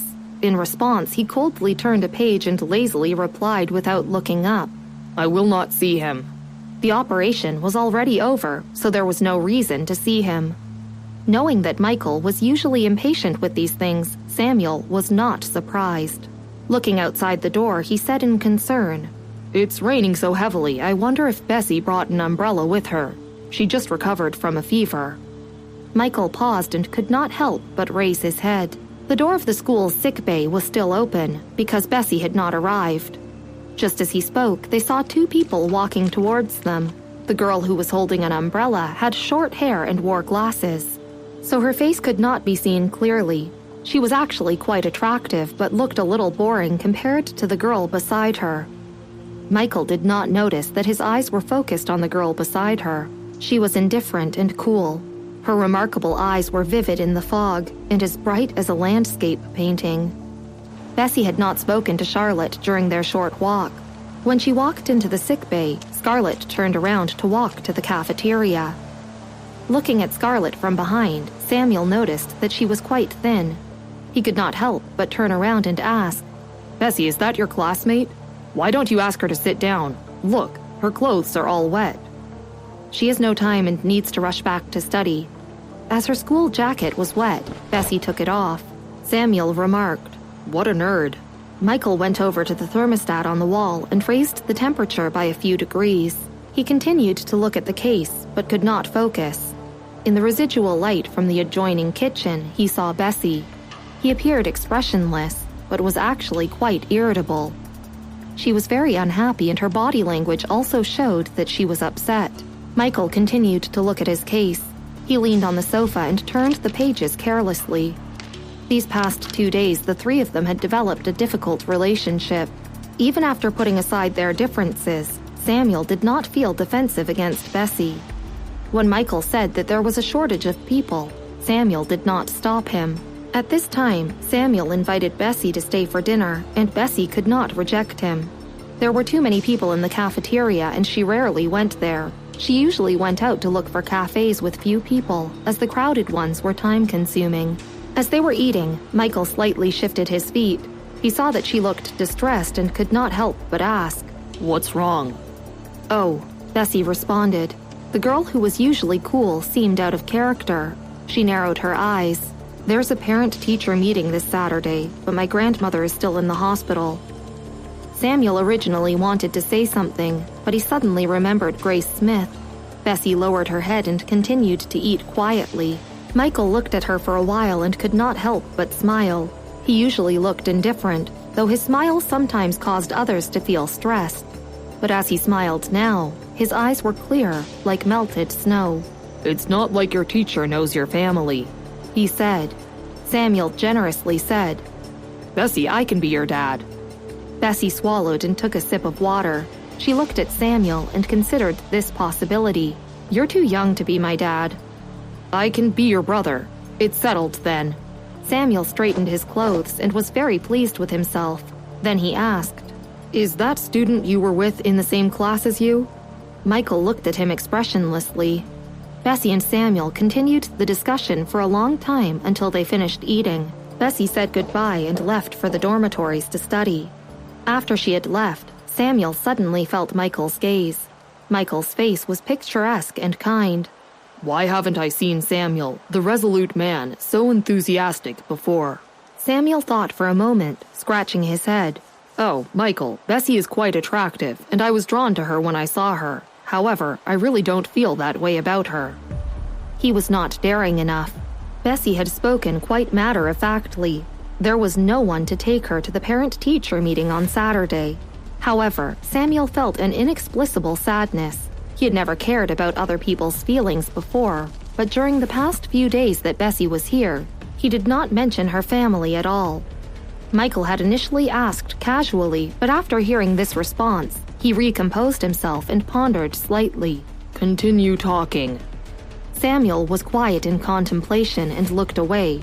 I just think that I feel an inexplicable closeness to her. How about we threaten her mother together since I have the time after eating? Closeness? Michael's face darkened and continued laughing.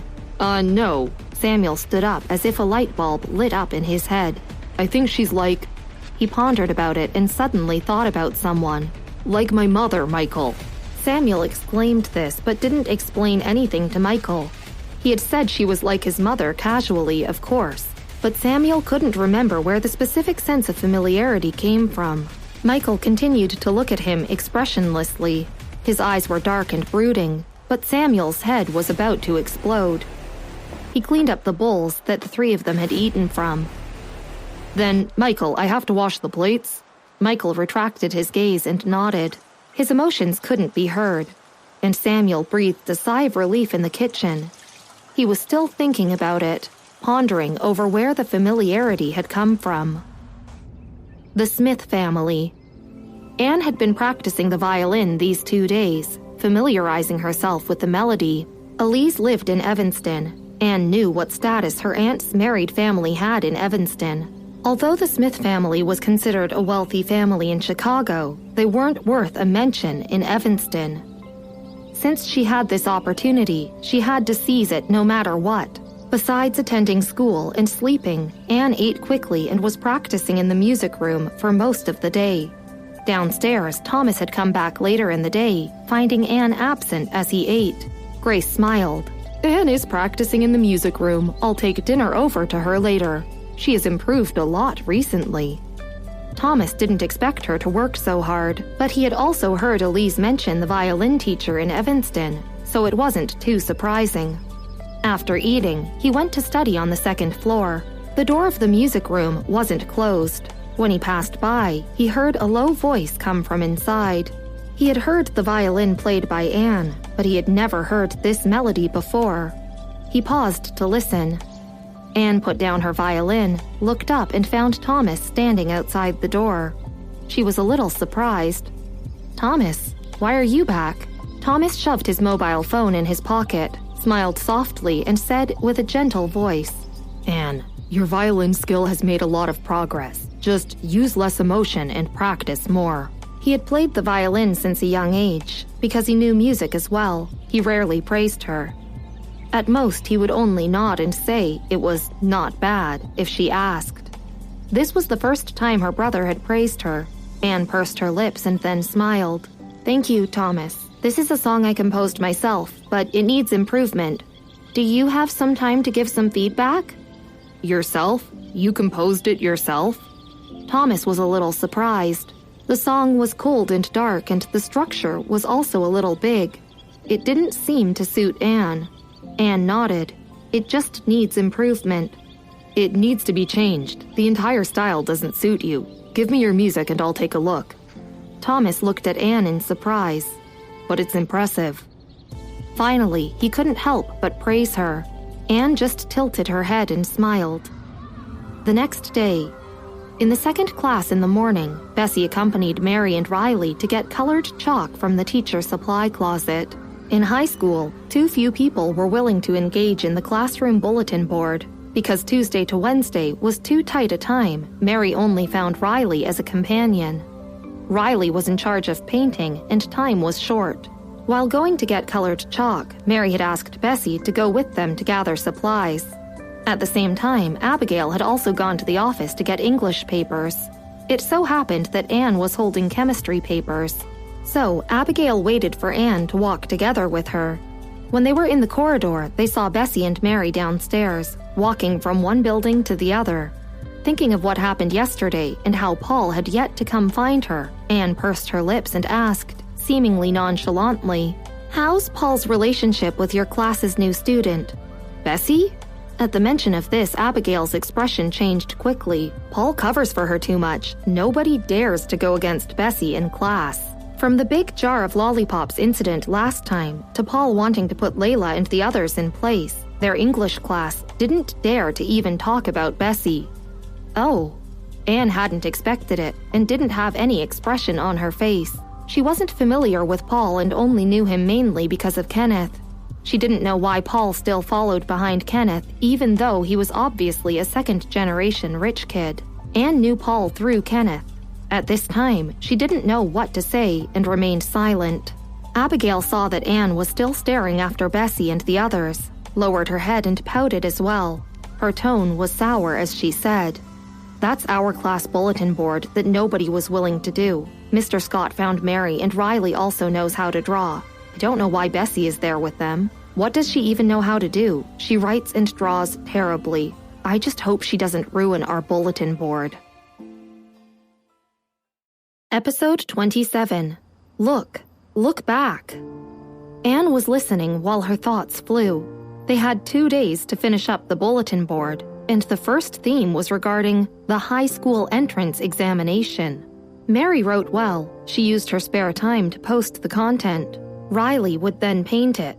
On Tuesday, Mary used noon for self-study, and there was time for self-study during class too. She wrote almost everything and left a blank space for Riley to paint. At noon on Wednesday, Riley drew a little and waited for self-study at night to do the rest. They studied from 6 till 10 in the evening. 4 hours was enough. By the end of the evening, more than half of the board was still blank. Bessie sat on a stool and flipped through her books. She sat there leaning against the wall, lazily leaning on her chin, waiting for Mary to leave first. Before they both left, they saw Riley walking over. Mary put away her math papers and was very happy. "Riley, wait for me. I'll be done right away." In the past 2 days, she'd eaten dinner with Riley. Before she finished speaking, she saw Riley dip her head guiltily. "Mary, Bessie, I'm sorry. I can't continue to participate in the bulletin board anymore. Someone just notified me that the student union has a meeting and I must go there instead." Riley was an officer in the art department of the student union, which was considered official business. Mary also knew this, so she smiled forcefully. "It's all right." Who was going to create the artistic portion of their board now? After Riley left, she sat down on the chair, looking sadly at the blank spaces on the poster. Bessie, what should we do now?" If Riley had told her yesterday, Mary could have found someone else. But it was already nighttime, and some students weren't staying in the school and didn't attend self-study, so Mary wouldn't be able to find anyone. She was so annoyed. A girl from the front came over and lowered her voice. "Mary, have you offended Anne?" the girl whispered. Mary was angry and shook her head. She had reminded Bessie before that Anne mustn't be messed with, so how could she have committed that mistake? "How could I have?" "Then I don't know." The girl glanced at Mary. "When I went to the main building in the afternoon, I saw Anne asking Riley to help draw the student union's board poster.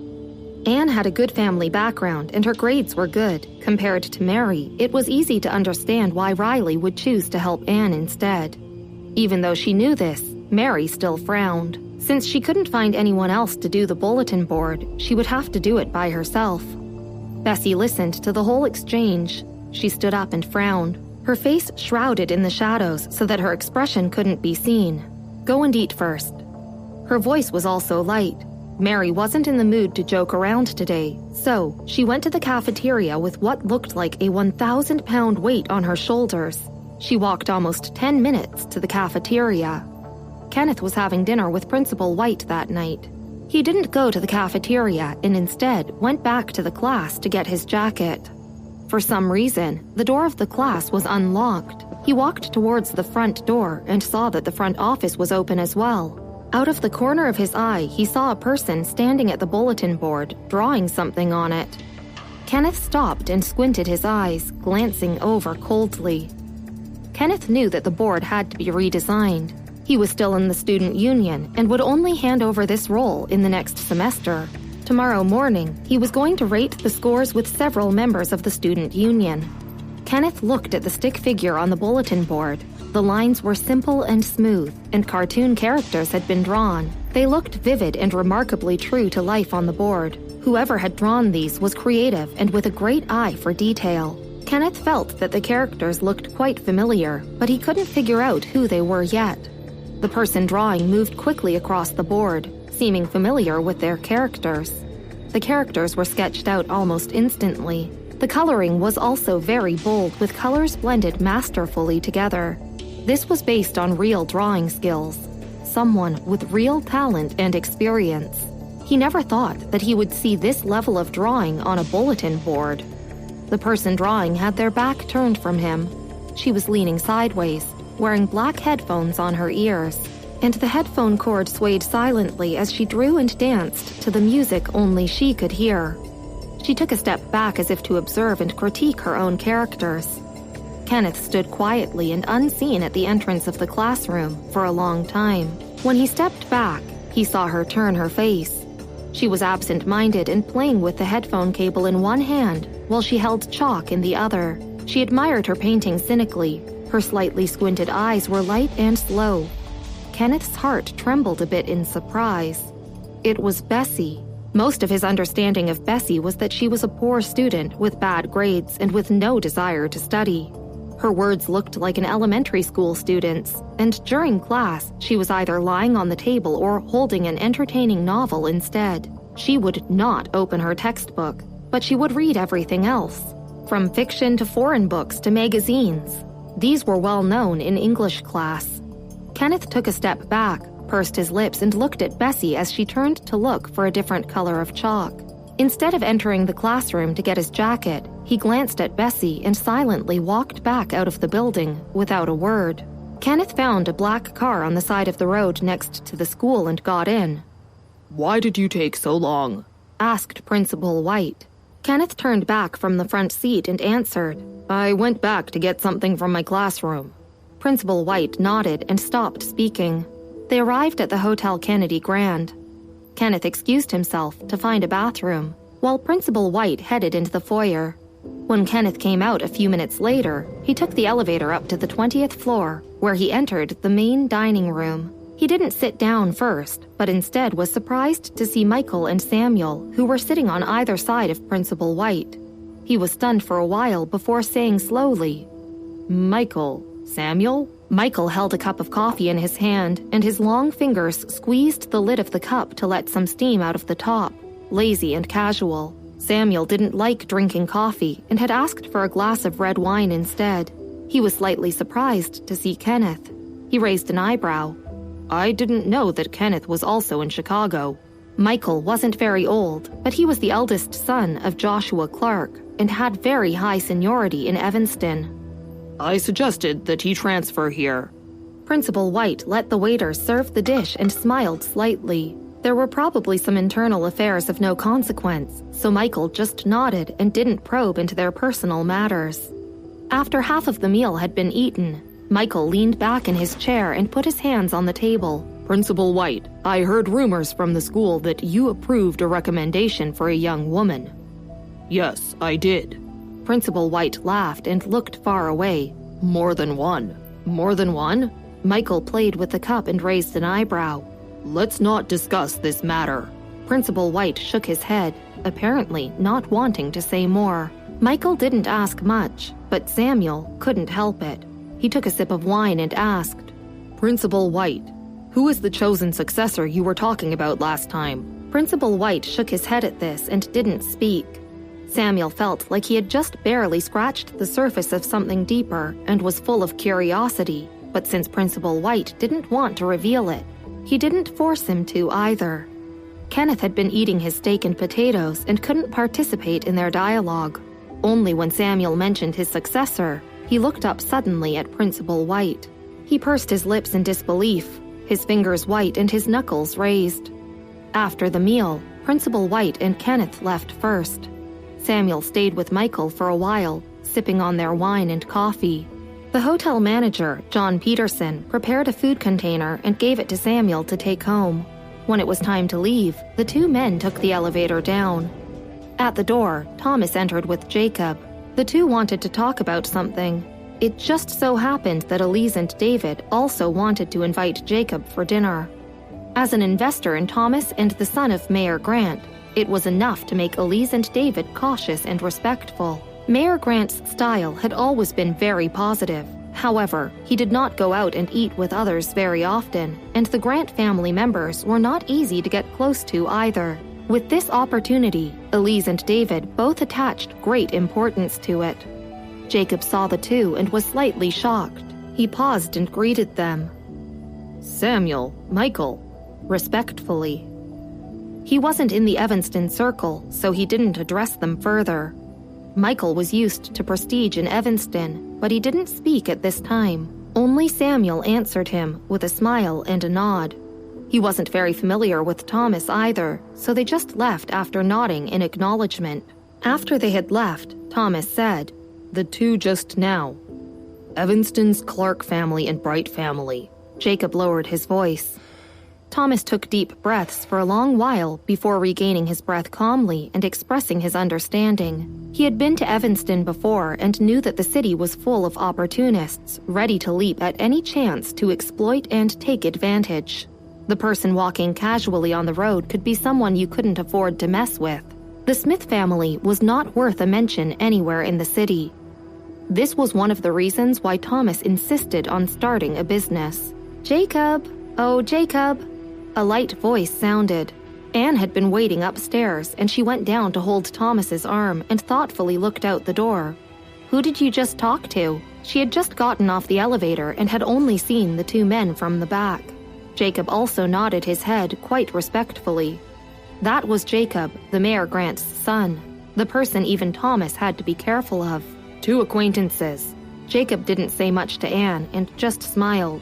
He didn't want to reveal much more. Anne followed Jacob and Thomas up the elevator to the dining room. Upstairs, when he saw Lily Grant sitting next to Elise, Jacob was stunned. "Mom?" Lily rolled her eyes at him before smiling at Anne. "Anne, come here. Come sit with me." She obviously really liked Anne. Elise and David looked at each other in surprise. The next morning at Brightbow High School.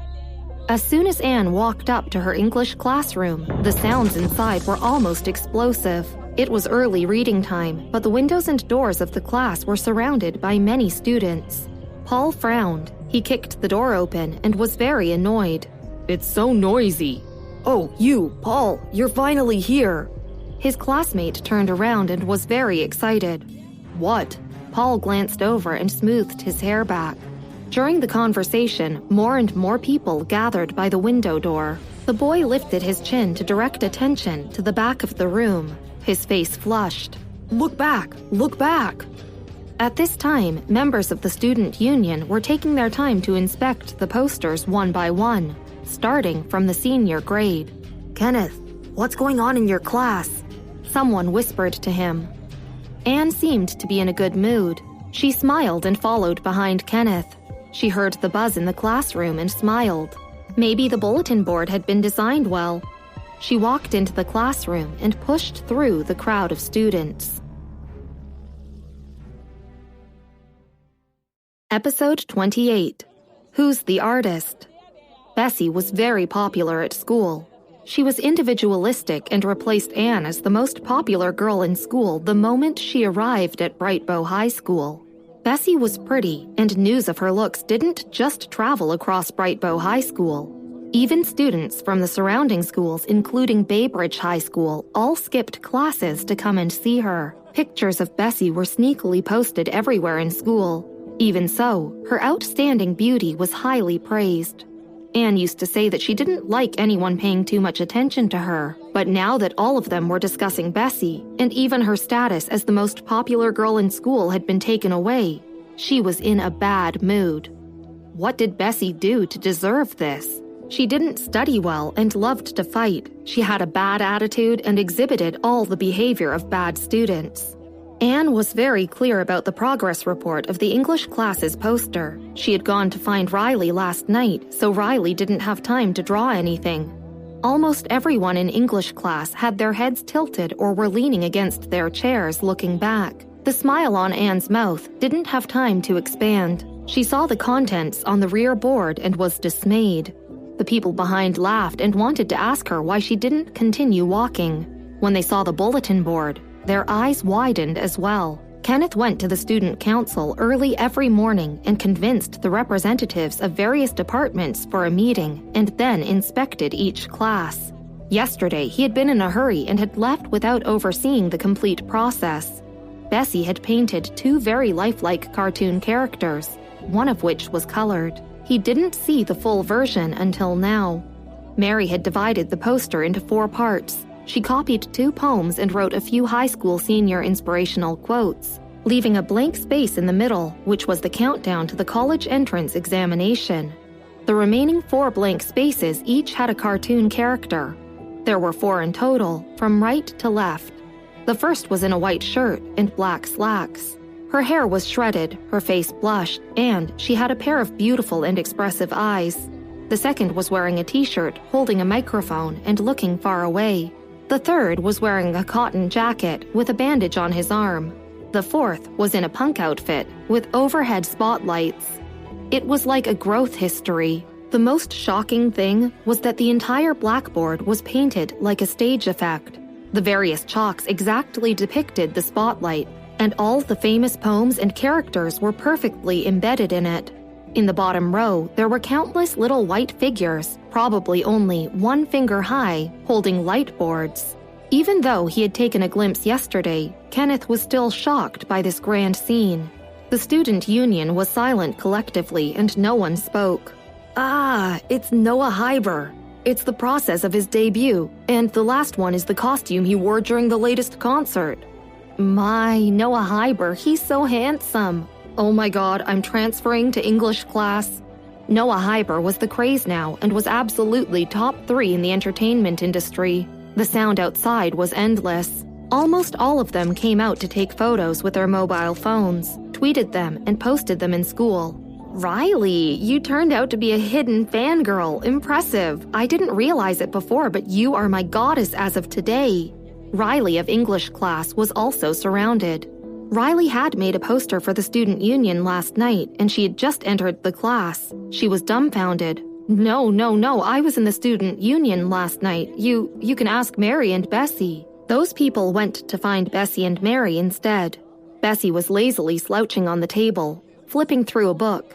She was always in a bad mood when she got up in the morning. The look on her pretty face was cold. English class knew her temper, so no one dared to ask her anything, but that didn't prevent them from mentioning Bessie. Anne saw Paul kick off his chair and sit in front of Bessie's table. He tilted his head and seemed to want to ask her something. No fault at all." The head of functions waved his hand and was the first to announce this. Anne glanced at Kenneth again and saw that he had his head lowered and was writing, looking very serious. She gripped her pen tighter. "Anne, you are too impressive." The head of functions gave Anne a thumbs up. "How did you know the board in English class was this good? And you even wanted to come here first." Anne's face was completely ashen. English class was really noisy. Bessie put on her headphones expressionlessly, her eyebrows furrowed. What was going on with this group of students? She was wearing her school jacket, and her pure white face lifted slightly, as if looking out the window.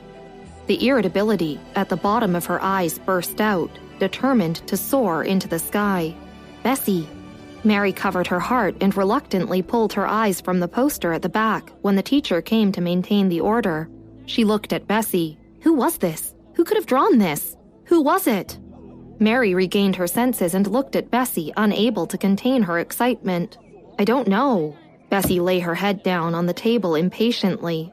Mary whispered, "Oh," and then said again, "Bessie, you didn't do any work last night." She was very attentive and took her papers to Bessie to copy. Bessie got up again and held a pen with her left hand. She copied the paper, her eyes narrowed and cold, and her expression irritable. English class became famous for this matter. Few people studied seriously, and all looked in Mary and Bessie's direction, whispering. Kenneth was flipping through his English books, and everyone around was discussing who painted the board. He couldn't help looking at Bessie. She was silent and indifferent. He wrote with his pen in his left hand very slowly. But Kenneth's hand paused. He remembered very clearly that she had used her right hand last night. Early morning classes were short. There were many people in English class. Kenneth went out to buy breakfast. Paul looked at Bessie lying on the table. She seemed to think it was noisy and covered her head with her school jacket. He touched his nose and went out with Kenneth. After early reading, more people came to English class, and there was no crowd in the corridor. They were either discussing the bulletin board or who painted it. Anne was waiting for them downstairs. She glanced at Paul walking beside Kenneth, but Paul didn't look at her and continued talking to Kenneth. "I don't know who it is," Paul whispered. He put his hands in his pocket and cursed with a smile. Bessie is always sleeping and ignoring me. I gave her a tin of candies for nothing. Kenneth was silent. He had always been indifferent. Few people knew what he did at home, and nothing seemed to attract him. At the mention of Bessie, he raised an eyebrow. Anne stood aside and pursed her lips. Both of their reactions bothered her. She pretended to be relaxed. Whoever drew it is very impressive and probably isn't from our school. Otherwise, someone would have come out to claim it. That poster had indeed not been claimed, and Anne couldn't go against her conscience and say that it wasn't nice. The person who painted it is a student in our school, Kenneth suddenly said. Paul and Anne were both surprised. They stared at him silently. Kenneth's eyes were complicated. She is Bessie. Both Anne and Paul couldn't hide their expressions. Paul scratched his head and gave a low chuckle, except that his voice was a bit floaty. Don't joke around. Anne clenched her fingers. Subjectively, she didn't believe it at all. But this was Kenneth they were talking about. Other people might joke around, but he wouldn't. Kenneth's eyes were still, and he looked very calm. His lips were pursed, and he didn't speak. Paul was speechless now. Even Anne knew Kenneth wasn't joking, so how could he not know? At the cafeteria, Paul bought a box of soy milk, inserted a straw into it, and said after a moment, "Is it really her?" "Yeah." Kenneth bought a bowl of porridge, his expression still cold. Paul was completely speechless at this moment. Anne sat beside them and was ignored for the first time. She was even more confused in her heart. How could it be Bessie? How could it be her? The disposable fork in Anne's hands was almost deformed. Who the hell was Bessie? Her studies were going badly, and she didn't have any expertise other than fighting. In the past, besides the violin, she hadn't even attended any other interest classes.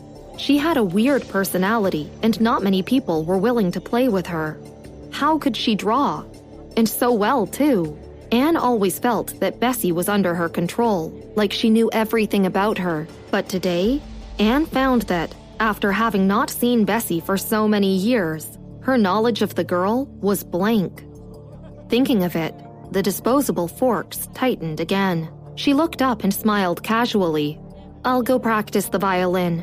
"Kenneth, I'll go find Bessie." Paul stood up suddenly. Kenneth nodded, his eyes cold. "Sure." A group of people were gathered in English class, and Mary went out to buy breakfast. Paul was sitting on Mary's stool. Bessie was still sleeping. He reached out, poked her arm, and turned his head carefully to say, "Did you draw it?" "Paul." Bessie was still covered in her school jacket. Her voice was a little hoarse, and her tone was low. "Don't make noise." She was reluctant to say more, and Paul remembered that usually when the class was noisy, she would frown. Thus, he immediately zipped his mouth. As soon as he turned, he noticed more and more people in the class. It was like a vegetable market, so noisy that it caused a headache. He kicked the table across the aisle. Squeak! A very rough and harsh sound. The crowd quieted, and Paul put a hand on the table and looked at them sideways. "Be quieter." Subsequently, their voices gradually decreased.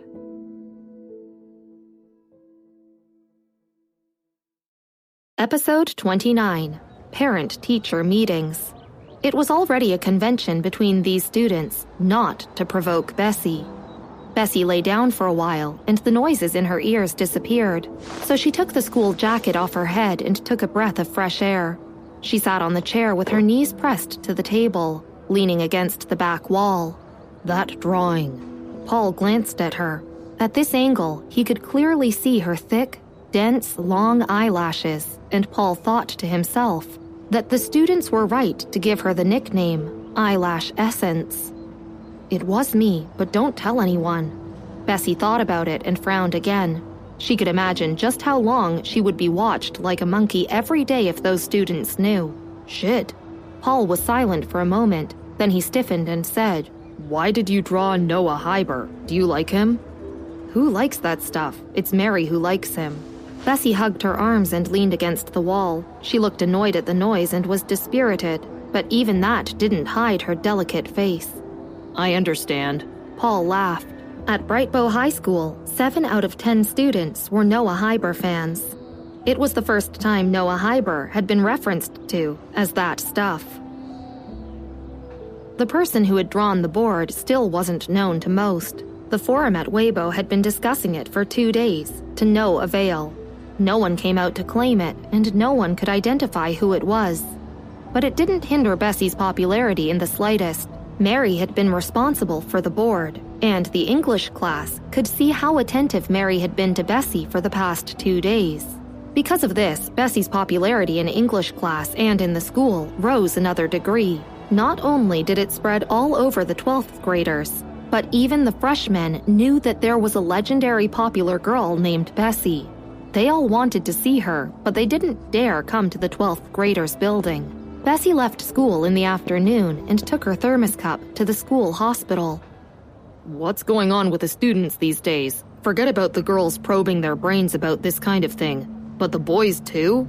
Samuel's ear studs reflected light. Mr. Clark, is your charisma irresistible to the boys now too? Michael didn't speak. The young girl was stopped by a boy who seemed to hand her a letter in a pink envelope. The girl received it politely. The boy didn't leave and stood outside the school doctor's office, staring at Bessie's back. Samuel burst into laughter and said, "Oh, so it was for Bessie. I finally met someone who could compete with you." There was no expression on Michael's face. The corners of his mouth curled up casually, coldly. Bessie put down her things and went to the kitchen to take a look. She saw Mr. Clark staring at her and paused. "What's wrong?" Michael retracted his gaze, restless. "The senior year is very important. I think it's important to study hard and not be distracted by other things." Samuel gave him an inquisitive look. Bessie nodded solemnly. "Thank you. I think so too." Michael was surprised at her agreement. Bessie went in. There were still people hanging around outside, and Mr. Clark leaned casually on the sofa. "Samuel, close the door." In the Smith family home, Anne was sitting absent-mindedly at the dinner table. The joy on Grace Smith's face was undisguised as she whispered, "I heard that Mrs. Grant likes you very much." "Yeah." At the mention of this, Anne's mood improved and she cheered up. Grace's eyes brightened, and she was happier. She gave Anne a piece of meat. "Get along well with Mrs. Grant, Jacob Grant." The Grant family had power in Chicago, and it was difficult to make friends with them. After many years, this was the first time that Elise had treated her with a good attitude. Grace looked at Anne, her eyes softening. She lowered her voice, using a volume that only Anne could hear. "What's wrong?" Elise, who was sitting opposite, also saw that Anne wasn't in a good mood. "There's a parent-teacher meeting on Saturday." Anne turned back and smiled. She would never mention that Bessie had painted the board so well, but it really made her think of something. She seemed hesitant to speak. "It's for the entire 12th grade. Sister is also in the 12th grade. Mother, you should go to her parent-teacher meeting and let brother or father attend mine." Grace had been smiling at her previous sentence, but at the last sentence, her smile faded slightly. She thoughtfully said, "I'll take care of this, don't you worry." After hearing Grace's words, Anne's lips froze slightly. She lowered her head and ate. Seeing Grace's posture, it was apparent that she didn't intend to talk about this at the dinner table. After dinner, Anne closely watched Grace's movements and saw her go outside to call someone. After thinking about it, she followed her. Grace made 2 phone calls to Bessie, but she didn't pick up. She frowned and called a 3rd time. Bessie finally picked up. Her voice was somber and concise. "What? You have a parent meeting on Saturday, right?" Grace said, pressing her temple.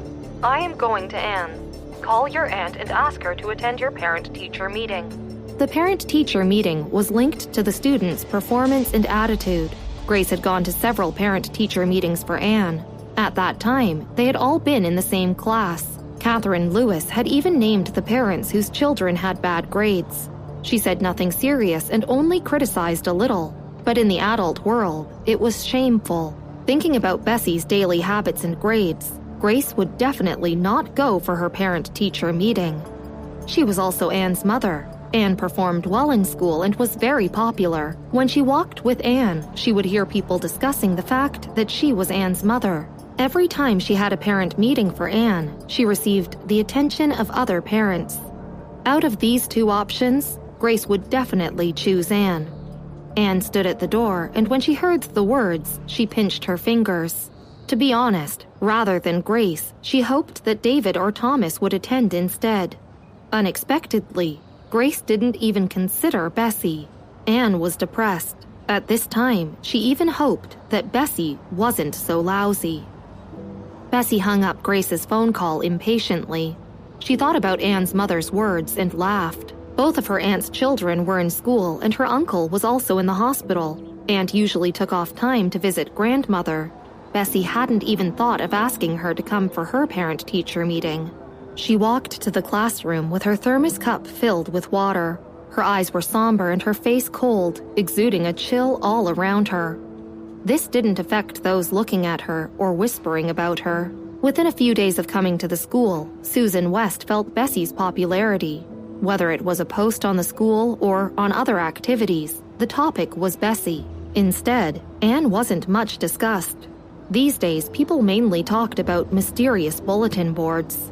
After all, Bessie was a new student, and her looks even surpassed Anne's. Anne was also very good-looking, but they had seen her for 2 years and were aesthetically tired, especially when they could now look at Bessie's appearance and compare them. Susan was a freshman and was still in military training.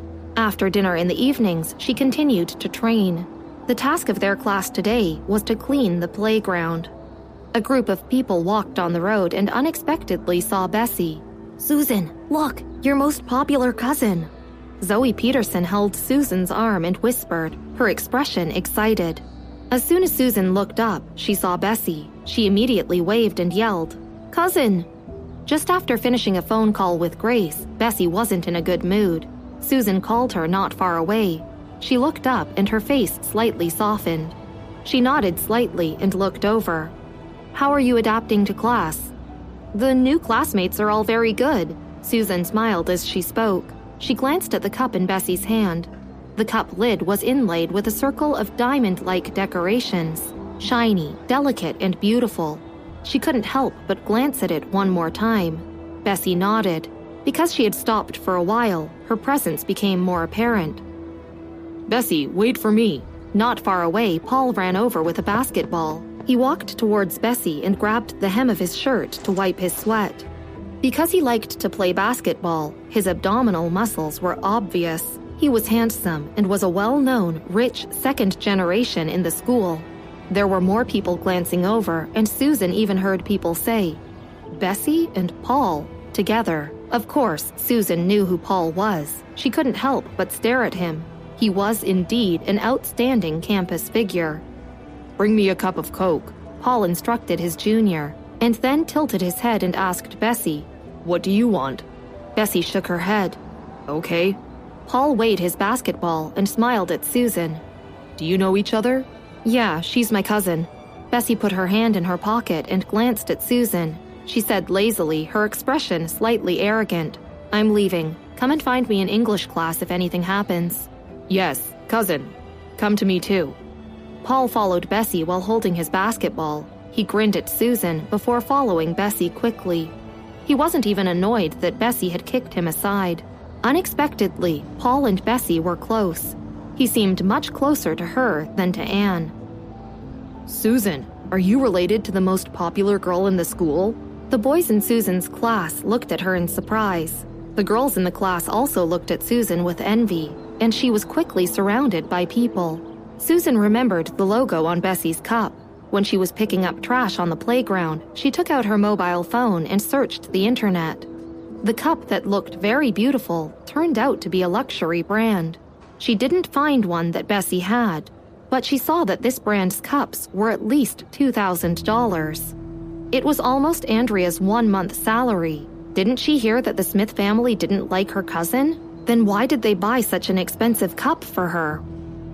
In the quiet alley by the school, Jacob Grant looked at the girl who was opposite him, pressing her eyebrows. "Why did you move out of the Grant family home?" Scarlett Rogers bowed her head and whispered, "I want to study hard for senior year." "Study hard?" Jacob raised his eyebrows. "Don't just say it to please me, okay?" Scarlett looked up, glanced at him, and turned to leave. She was pulled back by her wrists, and he wrapped his hands around her waist. The man leaned on her shoulder and conceded, "We haven't seen each other for several months, yet you're still so cold to me." "Senior year." Scarlett opened her mouth. Jacob interrupted her.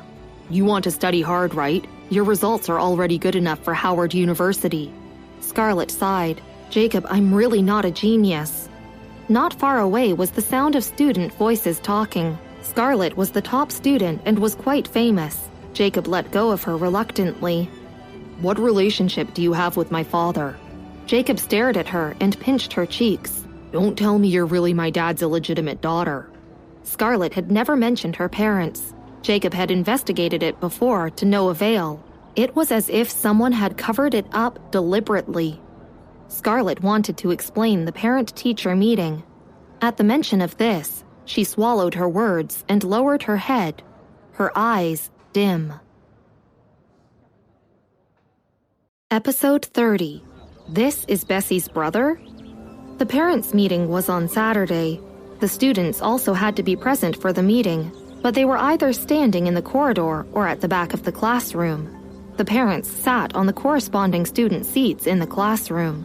Grace Smith wore a new seasonal outfit today and took Anne out of the car by the arm. The black BMW wasn't very noticeable behind a Cayenne. High school seniors and their parents were everywhere on campus. Grace maintained her calm expression. She had come to such meetings for Anne before, once a year, and every time she brought Anne here, she received lots of attention. She walked into the school gate with Anne. As soon as she smiled, she heard a voice not far behind her say, "Oh, Bessie's parents didn't come. Mom, I wanted to bring you to see my future father-in-law or mother-in-law." "Dad, Bessie is the most popular girl I told you about. Later on, you can look at the English class's board. She found someone to do it." Then, the crowd surged and another student pushed Grace aside, holding her mobile phone in her hand, shouting excitedly, "Is it really Bessie's brother? Her brother looks like that?" There were many high school seniors and their guardians. They rushed over enthusiastically at the same time. Their voices, Grace thought, weren't what she had imagined. In Brightbow High School, the students either had good grades or had good families and all had excellent conditions. It wasn't easy to be outstanding among these people. For a long time, Grace had been the mother of the child other parents compared their kids to. In the past, when she came to Brightbow High School, she and Anne were the targets of other people's attention. But now, the name Bessie was chanted from all of their mouths. Grace was a bit uncomfortable. "Mrs. Adams." She saw a familiar figure in front and unconsciously called out, "Mrs. Smith." Mrs. Adams was wearing a long blue dress. She looked gentle and spoke softly and swiftly, not like the handsome and dauntless-looking young man beside her. Paul squinted and glanced at her, but his eyes didn't stop wavering. "Mom, hurry." Mrs. Adams said sorry to Grace and walked to the side of Paul. Grace could hear her whisper to Paul, "What are you anxious about? Bessie and her brother can't possibly run away, right?" Paul's family business was based in Evanston and abroad. Although Doug Adams had created a startup, he was indeed a business genius. In Chicago, legend had it that Mrs. Adams was Evanston's most prestigious lady. Grace didn't know much about these high society things, but she knew that everyone in Chicago was afraid of the Adams family. In the past, because of Anne, Grace could barely say a few words to Mrs. Adams, so they weren't very close. Paul was mischievous and was difficult to approach as well. But now, Grace listened to the two of them talking about Bessie as if they were old friends. "Anne." Grace had rarely been scorned so much in Anne's school and was more surprised than offended. She hesitated and asked Anne, "Is there another person called Bessie in your school?" Anne lowered her head slightly and didn't immediately answer. She also felt depressed. Recently, Bessie has been too popular. She was cold and proud, and not only did the boys all like her, but the girls were also her fans. "It's almost time, Mom. Let's go to the first class." Anne avoided Grace's question. I see him. Bessie's brother is so handsome." "Oh my God, they're really a goddess and a god. I love it." The surrounding voices babbled on, and Grace was visibly upset. She didn't even notice that Anne had not answered her. Bessie had no knowledge or skills and couldn't do anything to excel in this group of heavenly pride. The prestigious families in Chicago had many senior students here, and Grace recognized a few of the ladies. This was why Grace hadn't wanted to go to Bessie's meeting. At first, the teacher had been unwilling to accept Bessie, so Grace was in a complicated mood. It was probably someone with the same name. She didn't believe that Bessie would be so popular with the students.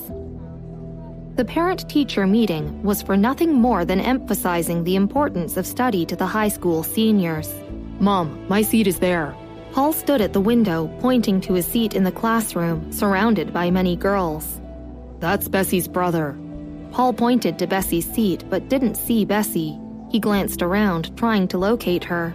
Mrs. Adams smiled calmly as she walked towards Paul's seat, while looking at the girl's seat. The girl had surfaced frequently in Paul's house recently. Paul was always talking about her. She saw a lazy, beautiful man sitting in the seat. Mrs. Adams' footsteps shook and her complexion changed at a speed that was visible to the naked eye, and she could barely stabilize her footsteps. There were many people looking at him, but Michael Clark could still feel Mrs. Adams' gaze. He glanced at her slightly, and though he saw her, she wasn't someone he knew. Michael retracted his gaze, leaned back, and spun a pen around in his hand. Under the light obliquely shining through the window, his long legs awkwardly rested under the table. The middle-aged woman at the front table pulled the chair too quickly and accidentally hit the table. There were so many things on Bessie's table that it couldn't withstand the force. Boom! Michael lowered his head. The floor was full of letters. There were pink letters, baby blue letters, white letters, and red hearts. There were dozens. Mary's deskmate is so popular. This was Mary's father. He saw that Michael was young and touched his head, asking, "You're Mary's deskmate's brother or uncle?" Michael picked up the things from the ground expressionlessly. He raised his head and looked upset, but was polite. "I'm neither." Then, Michael repeated patiently and calmly, "I am not her relative." His tone was very approachable, but Mr. Clark had a strong aura, and it was obvious at first glance that he wasn't an ordinary person. The people in the room were even afraid to meet eyes with him. The parents in the class were discussing Mr. Clark with each other. The parents sitting beside him were very quiet. Michael was slow and thoughtful as he tidied the letters. Very good. There were 32 letters. It looked like she had only collected them from last night.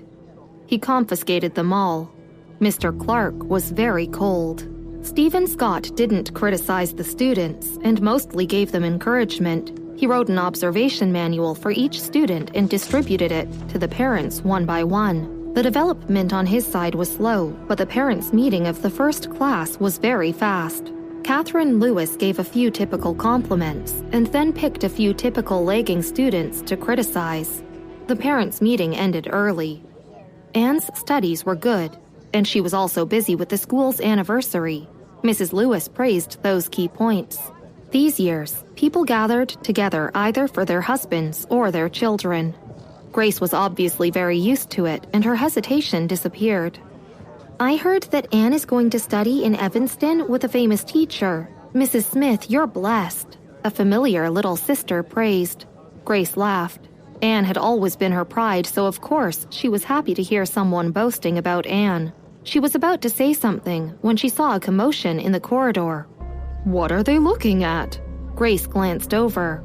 The other mothers around them also gathered together and laughed. Look, it's Bessie. I heard from my daughter that she just transferred over this semester and even has the same surname as your daughter. But this child is really so beautiful. No wonder she's so popular, eh?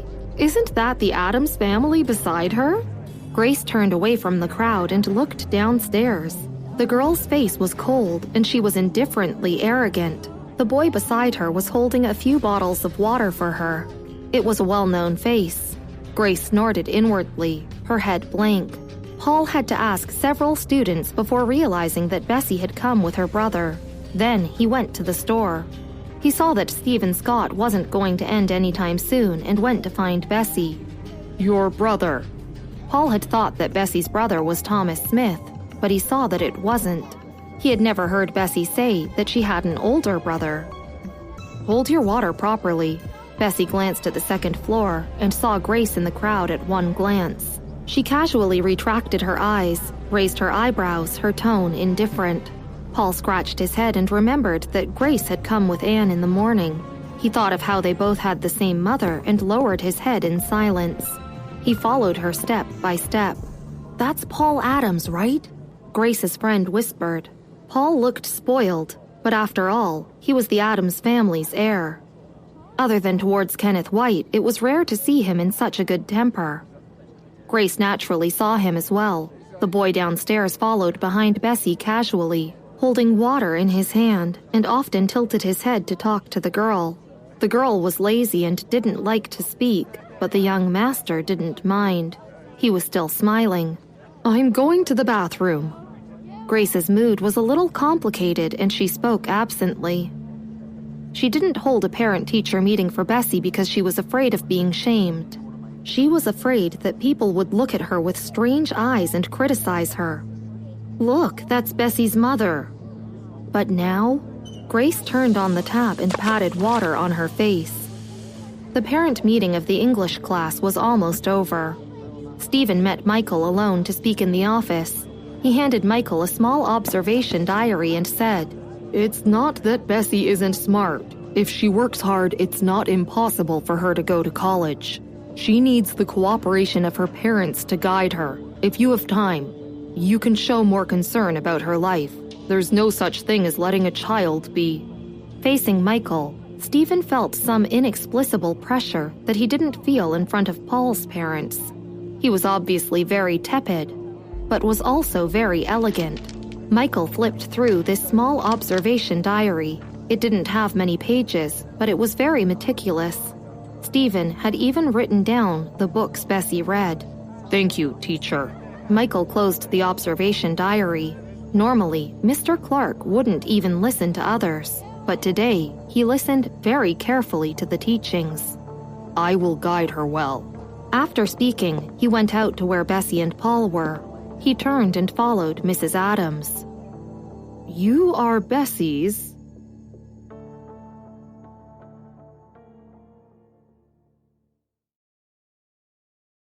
Episode 31. First Vest. Paul thought Michael was Bessie's cousin or something, and he even sighed in his heart that their genes were indeed very good. Michael said nothing. He just shoved the manual into his pocket and looked at Paul calmly. He was a handsome man, but Paul's throat was inexplicably tight. "I'm not her brother." Michael looked down. His eyes were dark and seemed to contain nothing but Bessie. His voice was smooth and husky. "Then..." Paul's mother kicked him before he could say another word. Anxious and fierce, Paul swallowed back his words. Bessie was also going to see her grandmother. When the four of them arrived at the school gate, they parted ways. After Bessie had left with Michael, Paul rubbed his legs. "Mom, why did you hit me? Don't be such a busybody." Mrs. Adams looked at the departing Volkswagen and then the Evanston sign on the back. She was finally certain. "Next time to Bessie." Forget it. She wanted to say something, but still held back.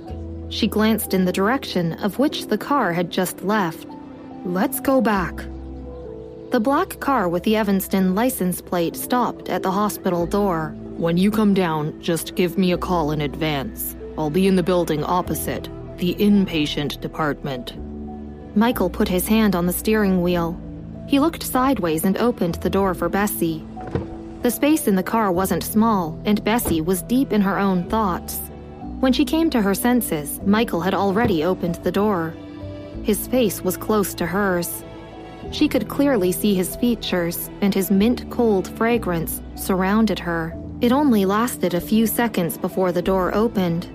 Bessie got out of the car. Michael stared at her back. He smiled slightly. Michael didn't get out of the car. In fact, he didn't have anything to do today. He slowly took out the observation diary that Stephen had just given him and looked at the suggestions written in it.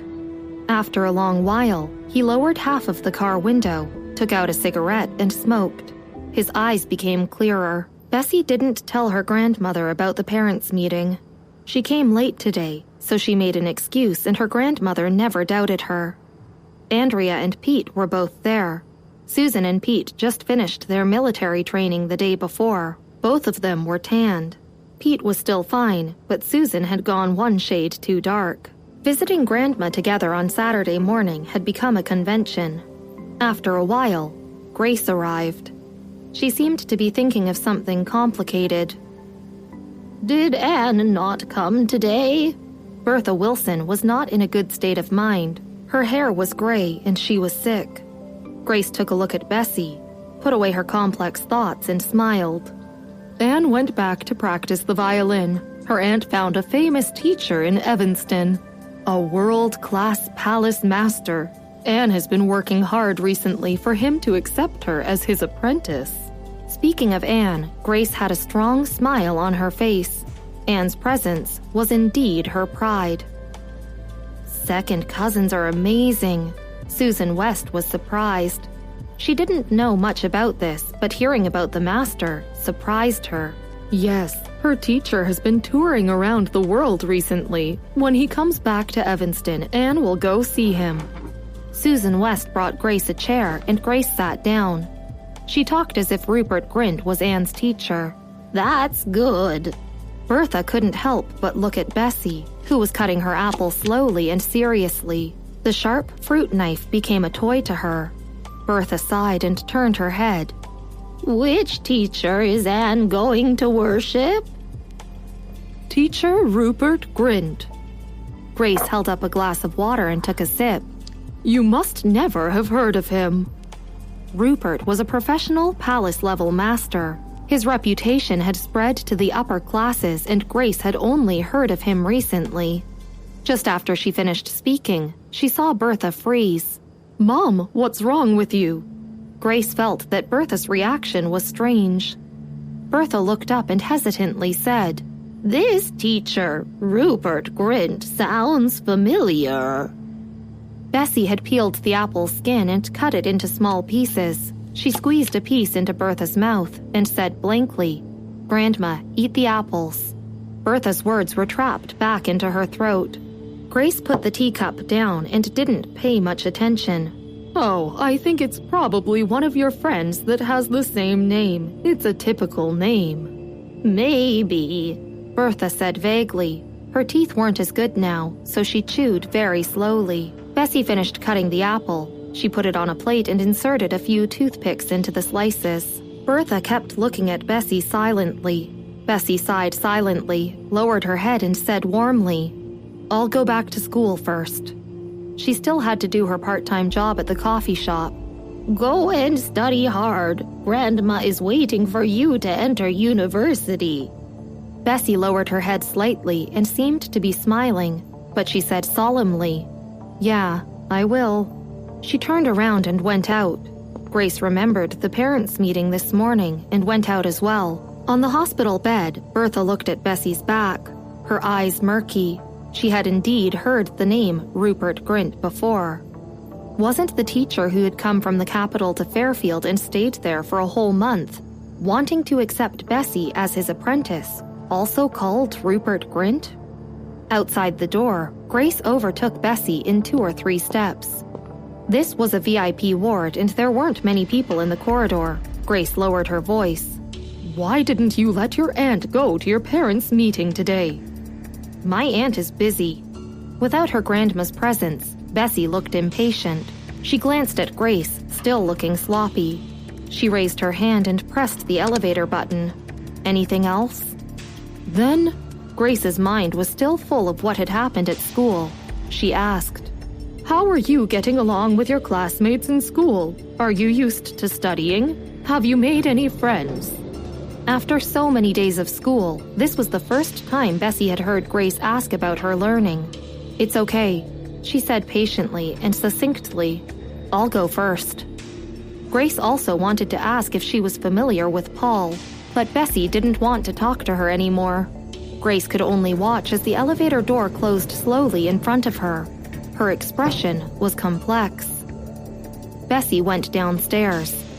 She had a bus card and didn't plan to call Michael. Bus 12 went directly to Brightbow High School, which was particularly convenient. When she got out of the hospital gate, she hadn't even reached the bus stop opposite when a black car stopped in front of her. The window was lowered. Michael tapped the steering wheel and said slowly, "Get in." The car drove directly to the school medical office. Bessie noticed that the school doctor's room door was open. She paused. Didn't he say that Samuel had matters to attend to today? She was just thinking about it. She saw a man in black coming out of the school medical office. He was wearing short sleeves, and the cyan tattoo on his arm was faint. He was surrounded by a fierce aura and didn't look good to provoke. "Mr. Clark," the man in black said when Michael got out of the car, respectfully and cautiously. "The investigation." Before he finished, he saw another person getting out of the car with Mr. Clark. It wasn't too surprising that another person was in the car with Mr. Clark, but the fact that it was a woman, the man in black was stunned. "Let's eat first." It was hot outside, and Michael reached up and unbuttoned a button at his neckline. He thought of something and said in a low voice, "Did you bring the things?" "I did." The man in black regained his senses, but he couldn't help glancing over at Bessie. When the three entered the house, Bessie saw a stack of books on the table in the school medical office. It wasn't an exaggeration to describe it as a stack. "Drink water." Michael took a cup and poured a glass of warm water for Bessie. He went over to the stack of books on the table. After picking and choosing, he drew 5 books and handed them out to Bessie. Bessie glanced casually at the first book. College Entrance Examination Review Step 1. "Mr. Scott asked me to make sure you're studying." Michael turned and poured himself a glass of water. His voice was lazy. "I picked it out for you. It's perfect for you." Michael came over holding the water. While she had been visiting her grandmother in the hospital, he had come up with a review plan for her. He walked over, pointed at a book with his finger, and lowered himself to Bessie's height. He bent his head, wanting to introduce these review materials to Bessie. Bessie picked up a book, blinked, tilted her head, and slowly said, "I don't need it." The eyes of the two inevitably met. A strand of hair was slanted across his eyes, mouth, nose, and forehead. This distance made even his slight breathing sound obvious. Bessie was usually indifferent, cold, and unconcerned. Michael couldn't stand it. He stood up straight, took a step back, and said seriously, "Mr. Scott said you're very smart. As long as you're willing to study, it'll be easy for you to get into college." Bessie tilted her head and focused her attention on the book, only to find that she had never seen the information in the book. She took all 5 books. One book had a hyperbola drawn on it and seemed to have a bunch of messy numbers. The next book was a review for physics. Bessie paused and then said, "Thank you."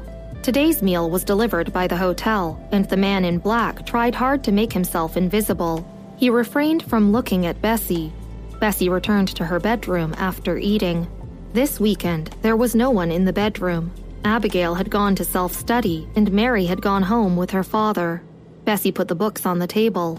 Then she took out the computer and turned it on. The computer turned on quickly. She reached and quickly pressed a few keys, and a voice popped up. A voice from the man at the other end said, "Are you finally contacting me? Talk." Bessie went to the bathroom and took a towel to wipe her face. She turned on the voice changer, and her voice was blurred. "Everyone else is anxiously asking me if you're starting to accept orders." The man paused, grumbled, and complained. "Master, you said that you were in a bad state and you wanted to take a break. But you know how long you've gone without any orders? 1 year and 4 months. Bessie sat on the chair, flipped through the book with her other hand, and laughed. "Jared, I remember taking a 10 million order just a few days ago." If anyone who knew about this matter were present, their expression would definitely change instantly. Jared Covington, the founder of 129 Detective Office, didn't know whether this detective office was linked to the dark web, but everyone knew that even if it was cross-border, as long as there was money involved, there was no information that 129 couldn't find, and no case they couldn't solve. "So, are you in a good state now?" Jared asked seriously.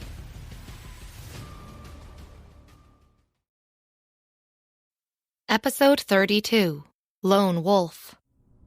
Ah, Bessie said casually. She looked at the title of the information book with great care.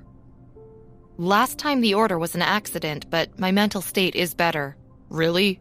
Jared had only asked casually as a joke, but after hearing Bessie's answer, he was stunned. Instead, he shot up from the sofa. Let's start next month.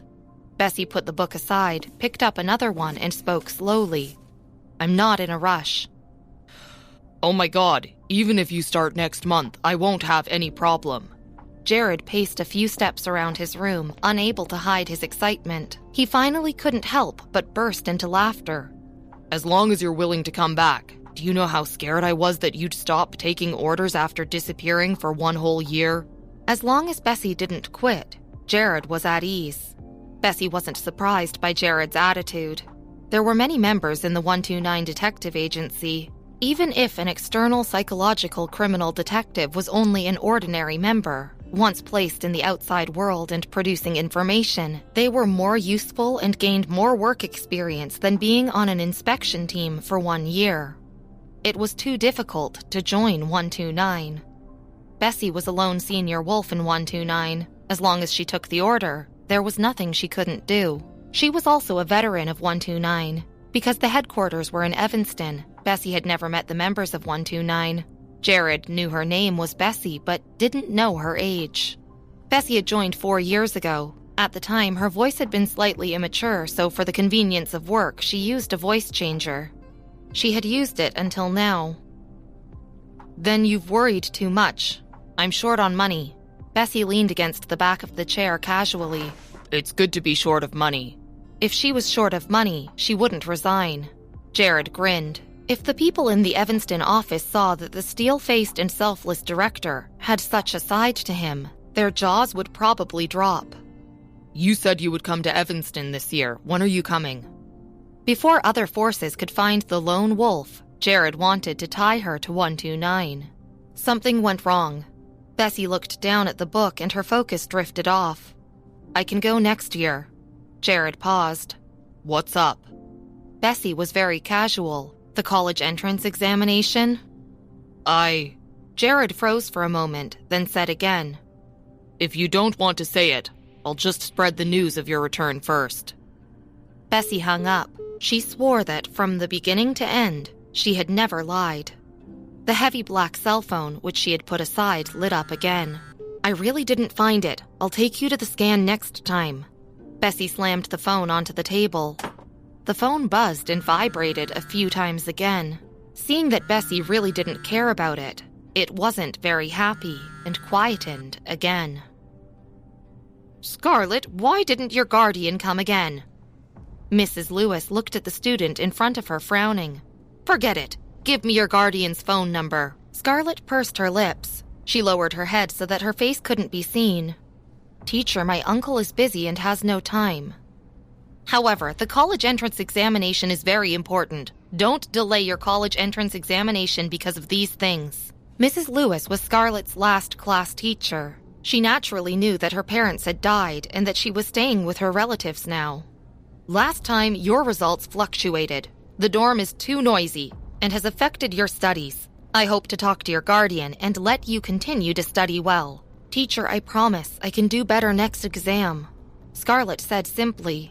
In the end, Mrs. Lewis didn't say anything and just frowned unhappily. She couldn't find the phone number for Scarlett's guardian on file, nor did she know what was going on at the school. How could such obviously flawed files be included? Scarlett was stopped at the school by a middle-aged man before returning to the class. Mrs. Grant is looking for you. She followed him in silence. Not far from the school gate, a Porsche was parked. She sat in the front seat and the graceful woman in the back seat finally raised her head. Scarlett, who are you showing off to? Scarlett froze. Aunt? Mrs. Grant sneered and said, Uncle Grant isn't here, so you don't have to be so fake and call me that. You had a parent meeting today, right? Scarlett, I know about you. Don't think you can influence anyone by doing this. I'll tell Gerald the truth today. Scarlett got out of the car and watched the Porsche drive farther and farther away. The sun was shining above her head, but she felt cold all over. Samuel Bright strolled around and finally went back to the school at 12 o'clock. There weren't many people in the school. When he walked to the school hospital with his mobile phone, he saw a somewhat familiar figure squatting on the edge of the path. The person had her head buried between her knees. He looked for a long while, but the other party didn't look up. He knew who it was by her short hair. "Classmate, aren't you Bessie's friend? What's wrong?" Samuel's hand froze and he stuck a hand in his pocket. He crouched down in front of her. Scarlett looked up, her face pale and her eyes red. Samuel looked at her, thought about it, and went to the coffee shop next door to buy a cup of hot milk tea. He handed it to her. "Bessie's favorite." Scarlett glanced at Samuel for a long while, not knowing what to think. She took it and suddenly laughed. It was only for a moment, and she was sullen again. She whispered, "Thank you," and walked around him. She was timid. Samuel looked at her. She was clearly wearing a pair of trousers, but she showed her fair ankles because of their shortness. She and Bessie were really friends. They were both so poor. Samuel had never had any interest. With a wave of his hand in Evanston, women would stick to him like sticky notes. He looked at Scarlett sideways as she left, not even turning back. After half a moment, he raised his head and chuckled. Paul lay on the table and looked in Bessie's direction. She wasn't reading those extracurricular books today, but instead had review materials in front of her. He had never seen that before.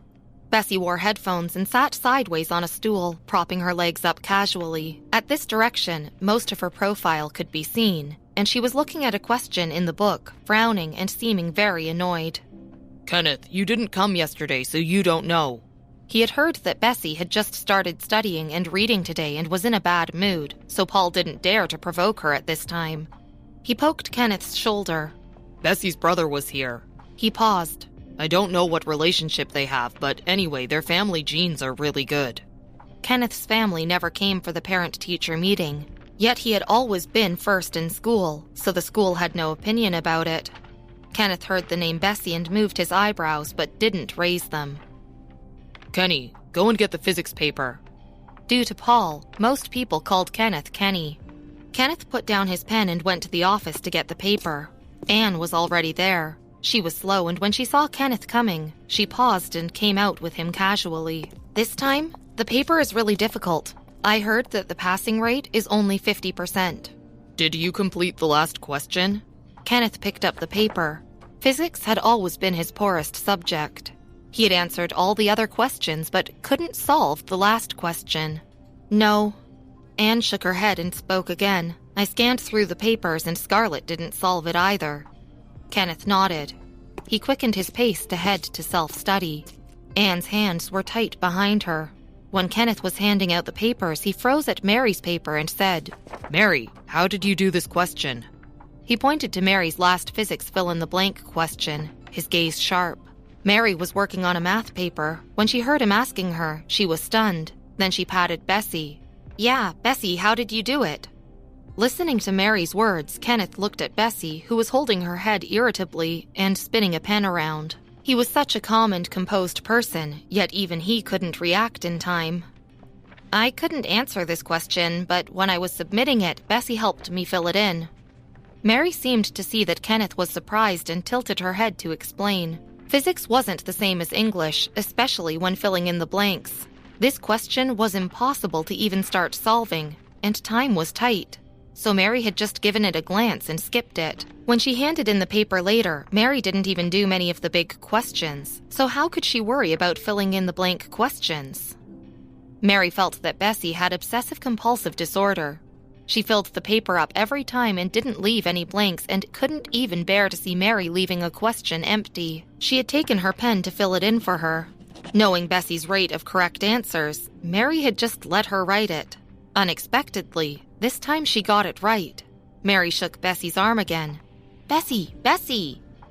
"Are you a pig?" Bessie pressed her temple, placed her pen on the book, and leaned back against the chair. She propped her legs and scanned over the question. If they couldn't even do this question, how could they go to Howard University?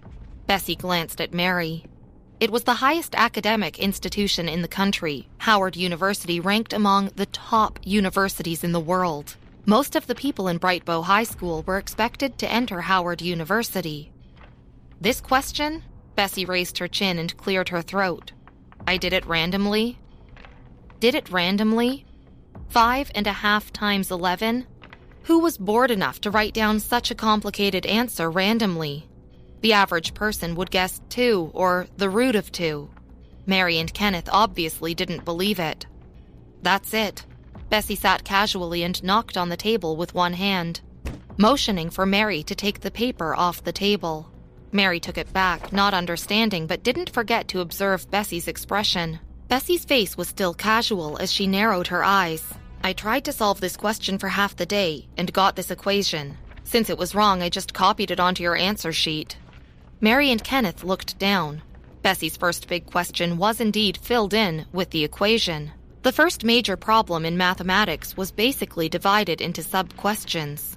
The correct answer was 36, except for those who made careless mistakes. Probably only Bessie in the whole school could give such a messy answer. Since she worked so hard to figure it out the first time, it made sense that she would keep it in her mind. Without Bessie explaining it, Mary provided the reason for Bessie's brain. Oh, that's why. Mary nodded. Kenneth heard the words and furrowed his eyebrows, but he didn't say anything more. He put down Bessie's paper and glanced over at the workbook that Bessie was doing. The book had a blue cover. It looked familiar. Kenneth stepped forward. One more glance at that material and he saw that it was indeed the exercise booklet of the high school attached to Howard University. This exercise book was produced by the high school itself. It wasn't difficult, but it required very comprehensive and logical thinking. Kenneth had done it himself. The exercise book was only sold in the Evanston area. Other states and cities had no idea that such review material existed. He had yet to see anyone use this exercise book in Chicago. Kenneth couldn't help but take another look. Bessie put on the headset again and began to draw on the exercise book with a pen. She was still left-handed and wrote slowly, but didn't stay on the paper for long. Occasionally, she drew on a piece of draft paper. Even though she was slow, she didn't waver, and her writing was smooth. Within a minute, a blank question was written. Kenneth glanced to the side. Bessie tore off the answer and pressed it under her arm. He looked away indifferently. He had been willing to remind her last time, but this time, he didn't even want to mention it. He distributed Bessie's paper and left directly. After writing a few pages of questions, Bessie turned the music's volume up and lay down on the table to sleep.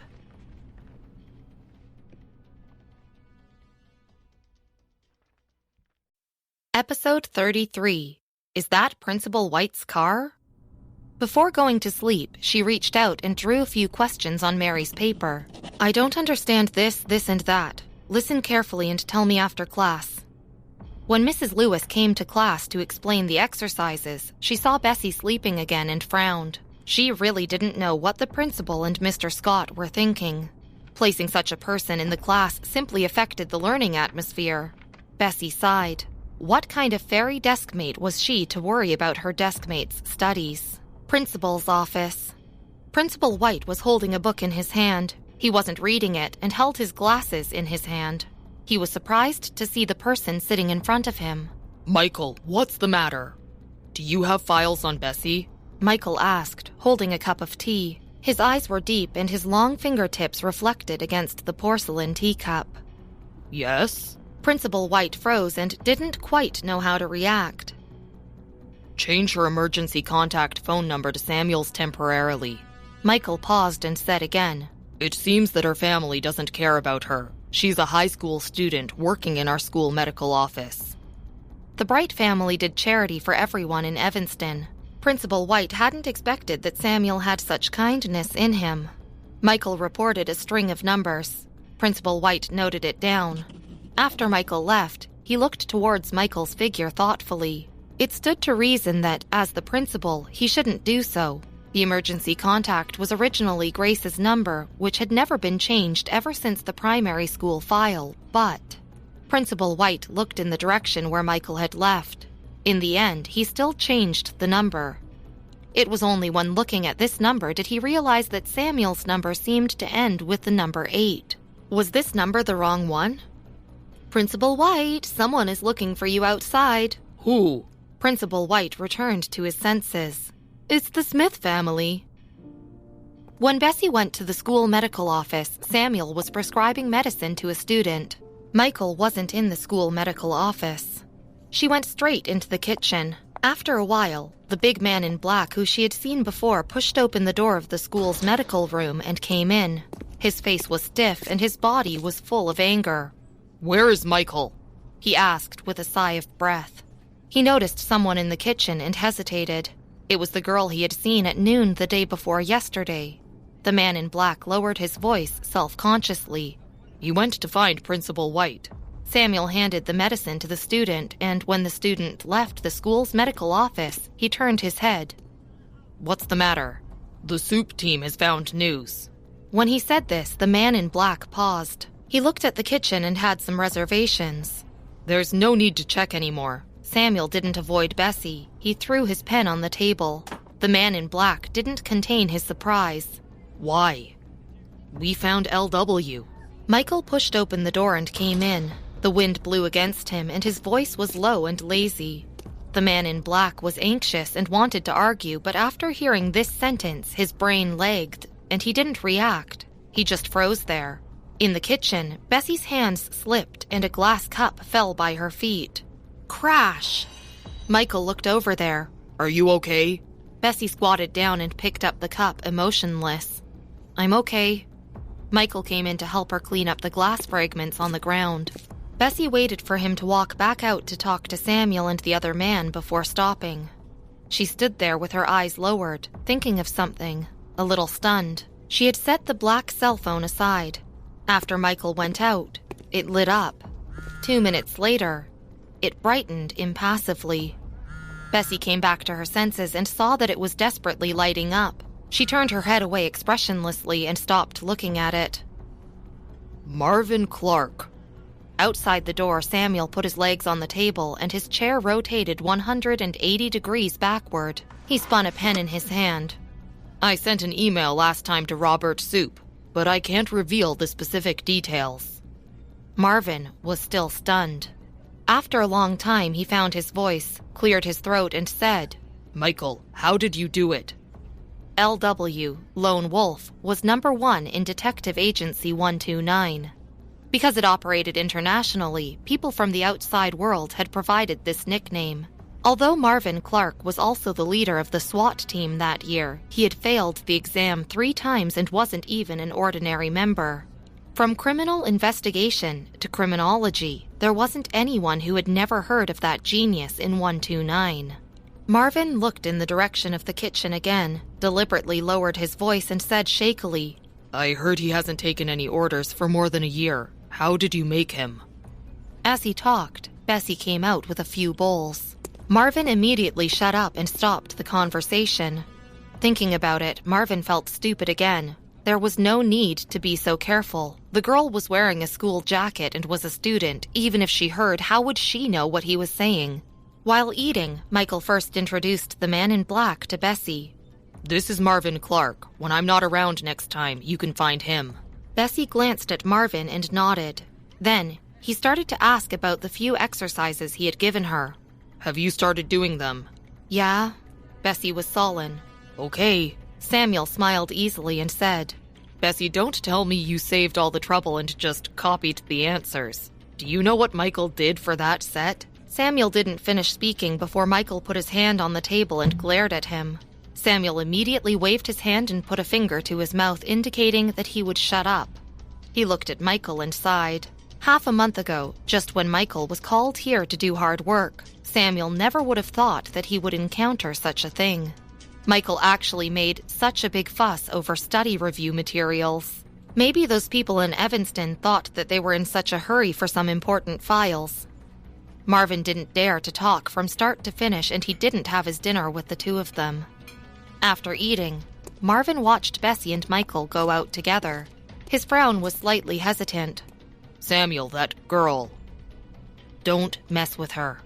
Samuel leaned on the back of the chair. He wanted to wash the dishes, but since Marvin was here, he let him wash them. He smiled again. Our Michael cares about her a lot. Marvin stared at him thinking. What was it with this girl? There were a lot of women chasing Michael in Evanston, and even his own goddess was chasing Michael. How could none of them compare to a senior year student? It looked like her results weren't even particularly good. Oh, but she sure was beautiful. No one in Evanston could look better than her. Military training for high school had ended, and there were no freshmen wearing camouflage clothes to grab a meal in the cafeteria these days. Bessie was sitting on a chair, still fighting with the exercise book. She had on her black headphones and the volume was very high, but for some reason, the classroom was still really noisy. Bessie felt like her brain was being squeezed and was buzzing. Her eyes were slightly red. Her bangs slipped over her forehead and she threw her pen with a slam. She supported her chin in one hand and tapped her fingers on the table. After so many days, Mary knew almost all of Bessie's personality quirks and habits. She leaned over and whispered, "I heard that the school bully, that Brian Jake, just transferred to our school." Mary hadn't finished when she remembered Bessie knew Brian well. "He's here as a sports student." Brian wasn't from Brightbow High School, but his fame here wasn't lower than that of Kenneth White. To a certain extent, it was even higher. He used to be at Baybridge High School, and although the students of Brightbow High School were afraid of him, it wasn't too big of a deal. But now, the school bully was transferring over to Brightbow High School. In their eyes, it was tantamount to putting a wolf in the middle of a group of sheep. "Oh," Bessie nodded, picked up the pen and started the question, and turned up the volume of her headset a bit. Fortunately, the class bell rang and the discussions disappeared. After school at night, Bessie waited for the other students to leave before packing up. "Bessie, let's go out and buy some materials first." Mary closed her book and waited for Bessie. Mrs. Lewis had arranged a new review information book and had asked them to purchase it at the bookstore next to the school to use in class later. At the same time, outside the school gate, there weren't many people on the road, but because school had just been dismissed, there were actually quite a few people walking together. "Aunt, are you here to visit Principal White?" Anne said hello to Kenneth and went toward them holding a book. A few people who had yet to notice Kenneth paused when they heard the words, Principal White. Kenneth had always been proud and had never taken the initiative to greet someone. Elise didn't pay attention to Kenneth White and shook her head slightly. "I saw his assistant." How many people in Evanston wanted to meet Principal White? In Evanston, she might even have to take a queue number. Anne wasn't surprised. She lowered her head again. The group was very eye-catching, especially Elise, who had her own nobility. She was about to get in the car. "Aunt, second cousin, why are you here?" After cleaning up and coming out late, Susan saw them and quickly loosened Zoe's hand and trotted over. Susan wasn't wearing a school jacket today, but a new skirt Andrea had bought for her in the mall. It was a little too long. Andrea had to raise a family, and there was even a family member in a vegetative state. How could she have so much money on her hands? She just bought new clothes for Susan, but the pattern and colors were all discounted goods from last year. It was cheap, but unfashionable. Elise had been in Evanston for a long time, and she was used to judging people. Susan was a little uncomfortable. She pinched her skirt and saw the figure walking not far away. She beckoned for her quickly. "Cousin, Aunt is here." Bessie was too lazy to care about them. She rolled her eyes and turned up the volume on her earphones. A jeep stopped slowly beside her, honking its horn and lowering the window. Elise noticed that it was an Evanston license plate. She suddenly said in shock, "Isn't that Principal White's car?" Episode 34, Looking for Death. There was quite a distance between Evanston and Chicago, and Evanston license plates were mostly rare around here. They knew that in the whole school only Principal White was from Evanston. That is why Elise had exclaimed that. Grace and Anne both shook their heads slightly. Anne pursed her lips and said nothing, but Grace looked at Bessie with a frown. "I don't know if it is." "Bessie." The window lowered and Principal White was in the back seat, sitting sideways. Bessie let go and looked slightly pleased. She called, "Principal White." Principal White looked at Bessie and thought of when Michael had come to find him. He knocked on his knee and was a little strange. "Are you going to eat?" Get in. Let's go together. His eyes were very mild and pure, like a kind elder. His tone was more like a polite question. Bessie shook her head. I want to buy books with my desk mate. The two said a few more words and the jeep drove away. Before they went far, Mary was already standing beside Bessie staring at her. When the car drove away, she still wasn't back to her senses and had to be dragged by Bessie. Bessie dragged Mary with one hand, put on her headphones again with the other, and adjusted the volume. Her eyes were still slightly red and she looked impatient and cold. She directly passed Grace and Elise, as if she didn't know them. Grace and Anne didn't speak to her, nor did they call her. Elise glanced at the window as the car passed by. The window was darkly tinted and she couldn't see who was inside. She knew that Bessie's recommendation letter had been written by Principal White. This was something she just couldn't figure out. This was the first time Elise had met Bessie, and she had to admit that she was beautiful. No wonder David's attitude towards Bessie was better than she had expected. Elise looked Bessie up and down again and examined her. When she judged people, she was always condescending. Anne noticed Elise's gaze and smiled. I heard that my sister was originally in our class, but our teacher was afraid that it would affect the learning of our class, so she didn't want her. Elise retracted her gaze. She hadn't really seen Bessie's resume, but she had heard about it. When she stayed in the Smith family's house, Aunt Ruth had told her a lot. She was deep in thought and looked away. She glanced slightly past Bessie, moved away and said, "Let's go." From beginning to end, she didn't talk to Susan. Elise looked powerful, and Susan had wanted to call Bessie, but after seeing how Grace and the rest didn't even greet her, she was stunned and said nothing. Grace said something to Susan and then kept up with Elise. Susan stood behind them, watching Elise get in a black BMW. Her eyes lingered on the driver's hand. The driver had just picked up Anne's backpack, and it was obvious that there was a delicate and beautiful pink cup hanging on the edge of the backpack. The pink cup wasn't the same as the one Bessie used. Although it was good-looking, it didn't have a logo and it didn't look like a luxury item. It looked like the cups that Susan often saw in boutiques that weren't expensive. Susan suddenly felt a little lightheaded and a bit confused. The Smith family had bought such an expensive cup for Bessie, but why didn't they buy one for Anne? The school sent so much information, and the English teacher also asked us to buy extracurricular books. Mary finally regained her senses and went to find the books with Bessie. Mrs. Lewis taught several English classes. The English materials here were sold out. The manager asked them to come back tomorrow morning for a new batch. The bookstore was relatively quiet. Bessie's headphones were still hanging around her neck, but she didn't stuff them on her ears. She leaned against the bookshelf and found another foreign book. She held it in one hand and her voice was relaxed. Let's go back. Mary was afraid that she wouldn't be able to buy the books tomorrow, so she asked the bookstore owner to keep 2 copies for her and paid the deposit before leaving.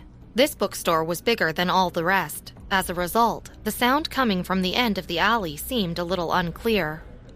It was the voice of a few teenagers, and Bessie saw the corner of their clothes. They were red and black, not Brightbow High School's nor Baybridge High School's jacket. They were noisy and loud. Bessie shoved the earphones from her neck onto her ears.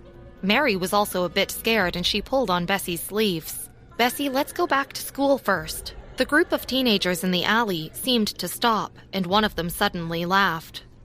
Isn't this our classmate Scarlett? Yo, she's still wearing her high school jacket. Are you still in Brightbow High School?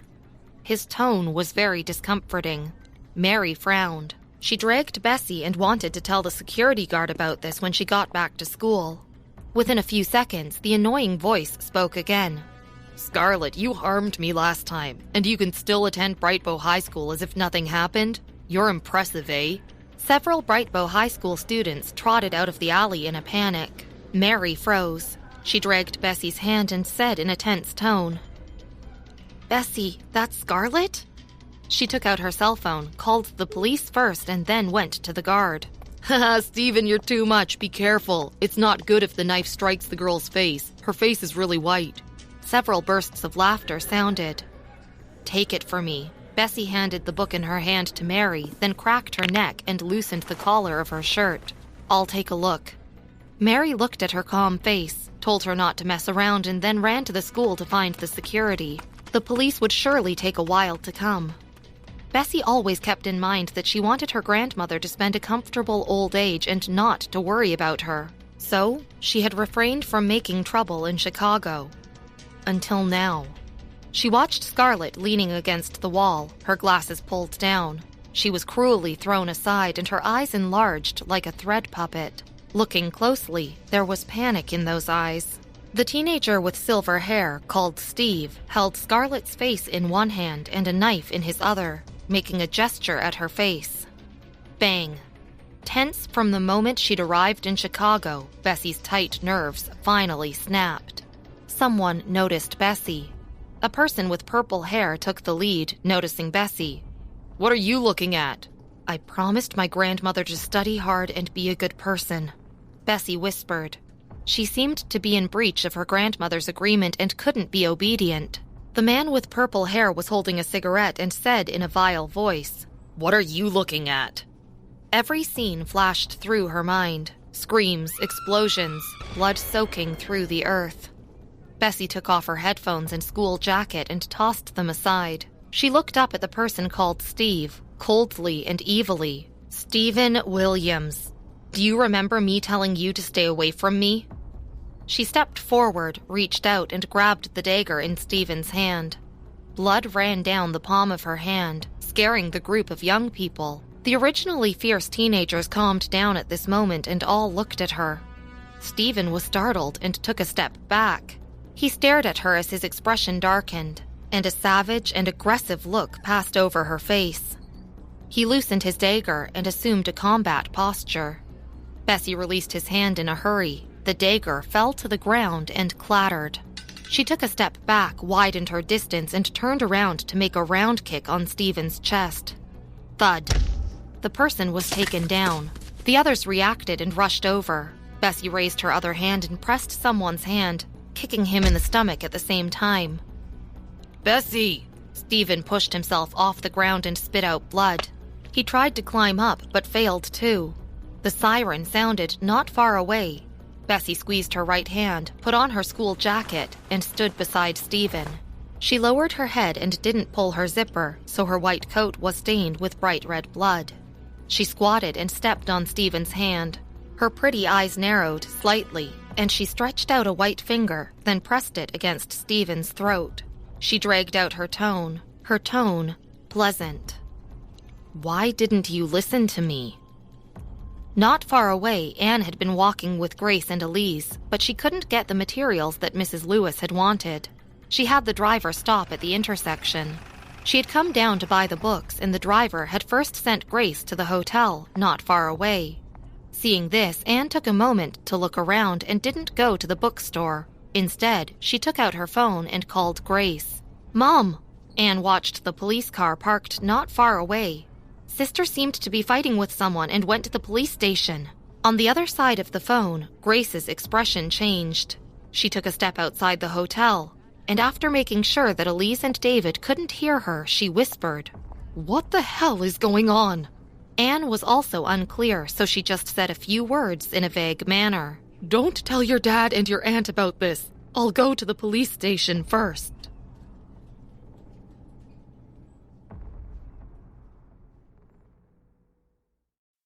Episode 35. The Truth. In the Chicago police station branch, a young policeman held a pen and sat opposite Bessie. "Bessie, tell me your parents' contact information and why you hit those people." Bessie leaned back in the chair and pinched her right hand. The blood leaked out and stained her school jacket. She had no expression on her face, and she said casually, "I didn't like the sight of them." The dispatch was near the school. The police had seen all kinds of offensive students here before, and with just one glance at Bessie, he could tell that she was a common offender. "You beat him up just because of that?" Soon, a list of injuries came out.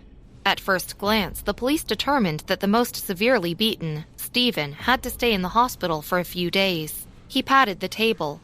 He had seen many cases like this, but he had never seen anyone who showed no signs of repentance after hitting someone. He sneered and was a little disgusted. Fine. You're from Brightbow High School, aren't you? I've already informed your school. At this rate, you will have to be detained. I'll wait for your parents to come. Someone knocked on the door outside. Reynolds, their family is here. Officer Leon Reynolds went out and happened to see Grace Smith. A policewoman was handing out a form for Grace to fill in.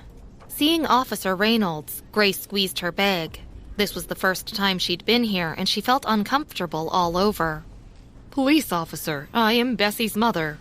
She was stiff and spoke anxiously. Officer Reynolds, where is she? Officer Reynolds glanced at her and took the list. She's under interrogation inside. What did you teach her as a mother? Grace was embarrassed about being lectured by the police officer, and she stood there stiffly. Everyone in the police station looked at her, but she didn't want to care about it for a moment. But Elise was still in Chicago, so many people in the Smith family knew of the existence of her eldest daughter and were waiting to gossip about her. If she didn't take care of it now, news of Bessie being detained in the police station would surely spread to the Smith family. Stephen was taken to the hospital because of some serious injuries, and the police took statements from others. Several other teenagers gave their statements. Only Scarlett did not speak. She kept her head buried in her knees and didn't listen to anyone. Your daughter is still inside. She's very stubborn and won't admit wrong or cooperate with us. She can only be detained if this goes on. Officer Reynolds threw the list on the table. Grace's brain froze and she said, Officer Reynolds, let me in to persuade her. A smartly dressed old lady came in from the gate and groaned as she entered. Who hit my grandson? Where is my grandson? Where is he? When Grace saw the old lady, she was stunned. Grandma Williams? She had previously found a violin teacher for Bessie, and this grandmother was that teacher's mother. The old lady was anxious about her grandson. She heard Grace's voice and narrowed her eyes to look at her. It took her a while to recognize her. Grandma Williams, let's discuss things slowly. How much do you want? Grace lowered her head and murmured in a low voice. Her brain crashed. Would she go to jail? Then criminal records would be left behind. No way. Who wants your money? Said the old lady with a sharp tongue. She called her family again. What are you still looking at? Your son has been beaten and sent to the hospital. Call the officer at once. She was really looking for death. In the school medical office, Samuel looked out the door again and touched his ear studs. Why hasn't Bessie come yet? Michael glanced at him and said nothing. He continued reading the medical book in his hand with his head lowered. His knuckles were obvious as he wrote in the book. Samuel watched him sullenly. He would see how long he could stand it for. 5 minutes later, Michael raised his head, put the pen aside, and closed the book in his hand. He took out his phone and glanced at it. There was no new message displayed on it. It was still the text message sent by Bessie 10 minutes ago. I have matters to settle. I'm taking leave. The sentence was like a stone sinking into the ocean. Michael furrowed his brows. He only received a call from the school when he was about to start eating. He rose suddenly. Samuel, holding his fork, was stunned. Michael, where are you going? She's at the police station. Michael took his coat and walked out the door, looking down at the number on his mobile phone. Samuel stopped smiling after hearing this and was shocked as well. He shot up straight. Police station? Samuel naturally knew that the her that Michael was talking about was Bessie. He put down his fork and got up. Why is she in there? Michael didn't know the situation, so he only motioned for him to get the car key. I asked Rick Soup to come. Marvin Clark followed behind them expressionlessly. He knew who Rick was. He was Robert Soup's uncle. He had heard before that Rick had been assigned to some third-tier city by Robert. It turned out to be Chicago. But was it really necessary to call him here? Such a tiny matter, like a fight among high school students, actually required Rick to come here and use a sledgehammer on a nut? A restaurant box sat in the middle. They're all at Brightbow High School. Why didn't they bring Bessie along? David smiled. I heard her mother say that she's very popular in school. Upset, the cup in Anne's hand shook against the edge of the table. Anne, your mother said that she had matters to attend to, but why is she so late? David heard the sound of the cup and looked over to ask. He waited for a while and didn't see Grace coming back. Anne held her fork, lowered her eyes, and bit her lip. She should be at the police station. Police station? David froze and unconsciously dropped the menu. Elise also looked up. My sister just fought with someone at school and was taken to the police station by the police. I'm afraid that something happened to them. Anne sighed. David stood up and frowned. Nothing will happen. I'll go. Before he finished speaking and stood up, Thomas, who had just come in, got up and wiped his hands with a paper towel. Dad, you can eat with Auntie first. I'll go to the police station. Thomas was also a respectable man in Chicago. His connections weren't worse than his father's. David hesitated and then nodded. Okay, then you go and see. Call me if something happens. Anne looked at Thomas's back. She had never seen Thomas so concerned before. Dad, I'm a bit worried about my mother and sister. Let me go with my brother. Be careful. David thought for a while, but did not refuse. The police station. Hearing Grandmother Williams' words, Grace panicked. Once those people were really involved, how could she cope with it? She asked the officer to take her to see Bessie. Her child was injured badly by your daughter. When we arrived, his arms were already limp, and his injury appraisal has yet to come out. Officer Reynolds glanced at Grace. If they investigate it, she won't be able to get away with less than 2 years in jail. Grace opened the door uneasily. Bessie had one hand on the table and the other supporting her chin. Her eyes were closed. When she heard the police, she opened her eyes slightly. When she saw who it was, she changed her posture anxiously. Why are you here? She hadn't told them Grace's number. She naturally had a way to solve this matter. Bessie, why can't you just study well? The person you hit is Stephen. Mr. Williams has taught you well. How could you do this? Grace gritted her teeth. If she could turn back time to the beginning of school, even if James didn't want her, she would never have brought Bessie back. Do you know that you'll have to go to jail if they investigate? Your whole future will be ruined.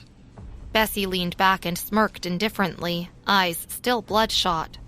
She still looked cynical and nonchalant. Oh, she said simply. Grace closed her eyes.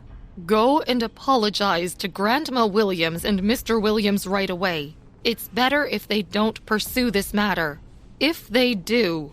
Grace pursed her lips. After this matter had blown over, she would send her abroad. Leaving her in Chicago was a disaster waiting to happen. My face in the Smith family's house has been lost because of you, Bessie. Outside the door, several police officers didn't dare to take up the matter. Grandma Williams had said that she was looking for the Bureau. When it came to the Bureau, these civilian police officers simply didn't dare to mess around. They waited anxiously. Grace came out with Bessie and wanted to apologize to Grandma Williams and the teenagers. The main office room wasn't big and was almost full. Grace put down her pride and went to appease Grandma Williams. Since coming to Chicago so long ago, she had been careful in everything she did, and she had never put down her pride before. What you say is useless now. My grandson is still in the hospital. Grandma Williams said fiercely at Bessie. We will definitely pursue this matter to the end. Grace was at her wit's end. She could only step on her pride and call David for help. Just before calling, she got a call from Thomas. At this time, most people in the police station were off work. Thomas was tall and slender and had a strong presence that stood out among a group of people. At first glance, it was obvious he wasn't an ordinary person. He looked around and saw Bessie standing in the crowd. She was leaning against the wall with her lips pursed indifferently. Thomas paused and then took 2 steps towards them, stopping beside Grace. Aunt, what's going on? Grace opened her mouth, but she was reassured now. She was very clear about her stepson's ability. Thomas asked the police some questions. You are all Bessie's family? Grandma Williams stared sharply at Thomas. Let me tell you, there is no way I will let her go. My grandson's hand was broken by her and he's still in the emergency room. She must go to jail. We have investigated this matter already. They are all students. The impact on them won't be good. Thomas didn't know the specific reason and was patient and calm. Several other parents who were angry over their injured children also rushed over. They all started talking at once after knowing their sons had been injured. She's so young, but so cruel. How did you even teach her? Which parent would dare to let her study and stay in school? She looks like a vixen. How good of a person can she be? She must pay for this. They were unwilling to let this matter go. Amidst this noisiness, Anne pulled Thomas's clothes from behind and smiled obediently. Uncles and aunts, I believe that my sister isn't such an unreasonable person. She must have some unspoken reason. Brother, mother, since they're unwilling to let it go, then let's publicize this matter. No way, Grace immediately retorted. Grace had a splitting headache. She knew just how many times Bessie had fought. This time, she knew that it must be Bessie who had caused trouble first. If this matter was publicized, she would really have to go to jail. There were too many people in the police station. Thomas glanced at Bessie. She had her head lowered and didn't say a single word to justify herself. She was really indifferent. Thomas took out his phone and called Jacob Grant. Is it wrong to apologize for your wrongdoings? Grace reached out and dragged Bessie. Didn't your grandmother teach you? Anne stood behind Grace and pursed her lips. The office hall was in chaos. Grandma Williams tried to beat Bessie, but was stopped by the police. In the mess, a girl who had been squatting in the corner suddenly stood up. Bessie saw her. Scarlett, go back. Scarlett didn't look at her and calmly said, There is indeed an unspoken reason. If you want to publicize it, then I will too. May I ask the police officer what crime it is to beat up and molest an underage girl? After she said this, the parents, Grandma Williams, and even the police officers were all stunned.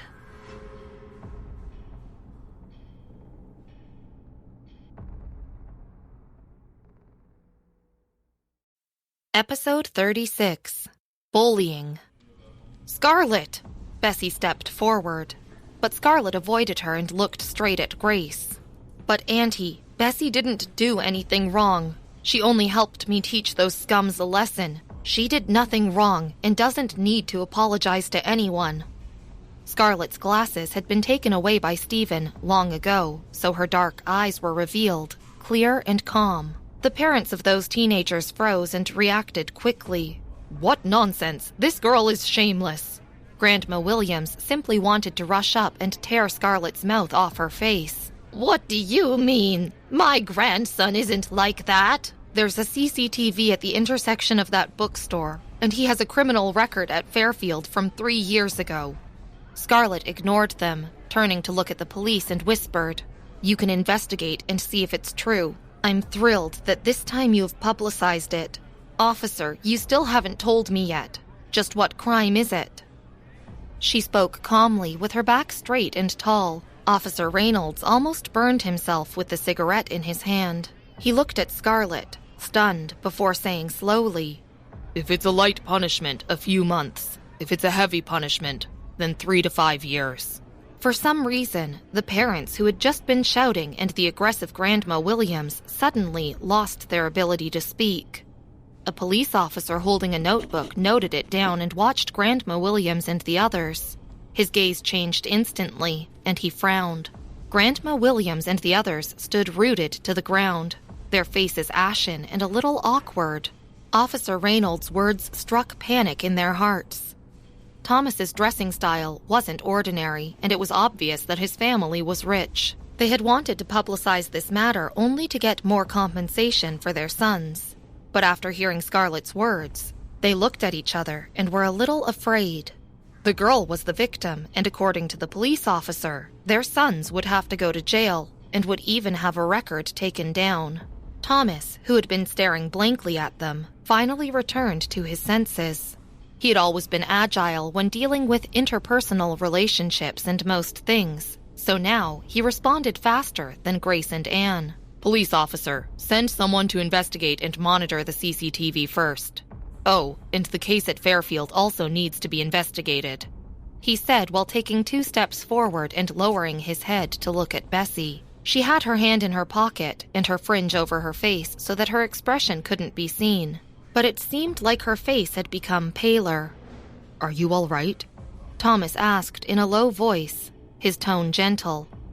He had just learned that Bessie had fought alone with a dozen boys. Girls naturally had poorer physical fitness than boys. No. Bessie was stunned for a while after hearing Thomas's voice. She looked away and shook her head, leaning against the wall with her long eyelashes hanging down. Her mood appeared to be terrible. It was like a barrel of oil, where a trace of fire could light it up. On one side, Grace and Anne finally reacted. After Thomas explained to the police and asked Bessie again, his eyes turned to Grace and Anne. He pursed his lips. "Aunt, I think you should be more affectionate and trusting towards your own child. It's not right to only listen to the outsider's side of the story, don't you think?" Anne listened to him beside Grace and dug her fingernails into her palm. Who knew that the situation would become like this? The parents didn't say a word, and the police began to re-inquire about the records. With Thomas there, they went to check the CCTV as well. It was late now, so Thomas helped Bessie and Scarlett through the formalities, and they were soon both released. The aggressive Grandma Williams was speechless now, and she just stood there, constantly looking out the door, deep in her own thoughts. Deputy Brown received a phone call. He rushed and finally arrived. Stephen's father was at the hospital to see him, so he wasn't there. "Deputy Brown." The police officer who was taking down notes stood up to say hello. Grandma Williams' sluggish spirit was refreshed immediately after seeing Deputy Brown. She took 2 steps forward and said, "Deputy Brown, you came at the right time. This person injured my grandson and mustn't be tolerated." "Old lady, sit down first. I will handle this matter." Deputy Brown helped her to the side. "I'm assured now that you are here. They were trying to scare me and I can't stand it." Grandma Williams deliberately left out information about Scarlett and only focused on how Bessie had injured them. "I just answered Principal White's phone call. Your grandson is disabled, so I will definitely give you an account." Deputy Brown's attitude was clear. "Deputy Brown, Stephen was the one who attempted violence in this incident." Thomas saw Deputy Brown and said calmly, his brows furrowed. Deputy Brown tilted his head and was slightly shocked to see Thomas. "Oh, it turns out to be Mr. Smith. I know about the incident. Young people can fight and the other party can perform self-defense, but now Stephen is the one lying in the hospital. What are you doing?" Seeing the list in the hand of the police, Deputy Brown frowned. "This matter hasn't been fully investigated yet. How could you let them go? Wait till Stephen wakes up tomorrow and gives a confession statement." "Deputy Brown, what do you mean?" Thomas smiled slightly. "There are still some pieces of evidence that haven't arrived yet. We have to do things fairly, don't you agree?" Deputy Brown was showing off his strength now. He acted impartially and reasonably, so not even the slightest mistake could be pointed out.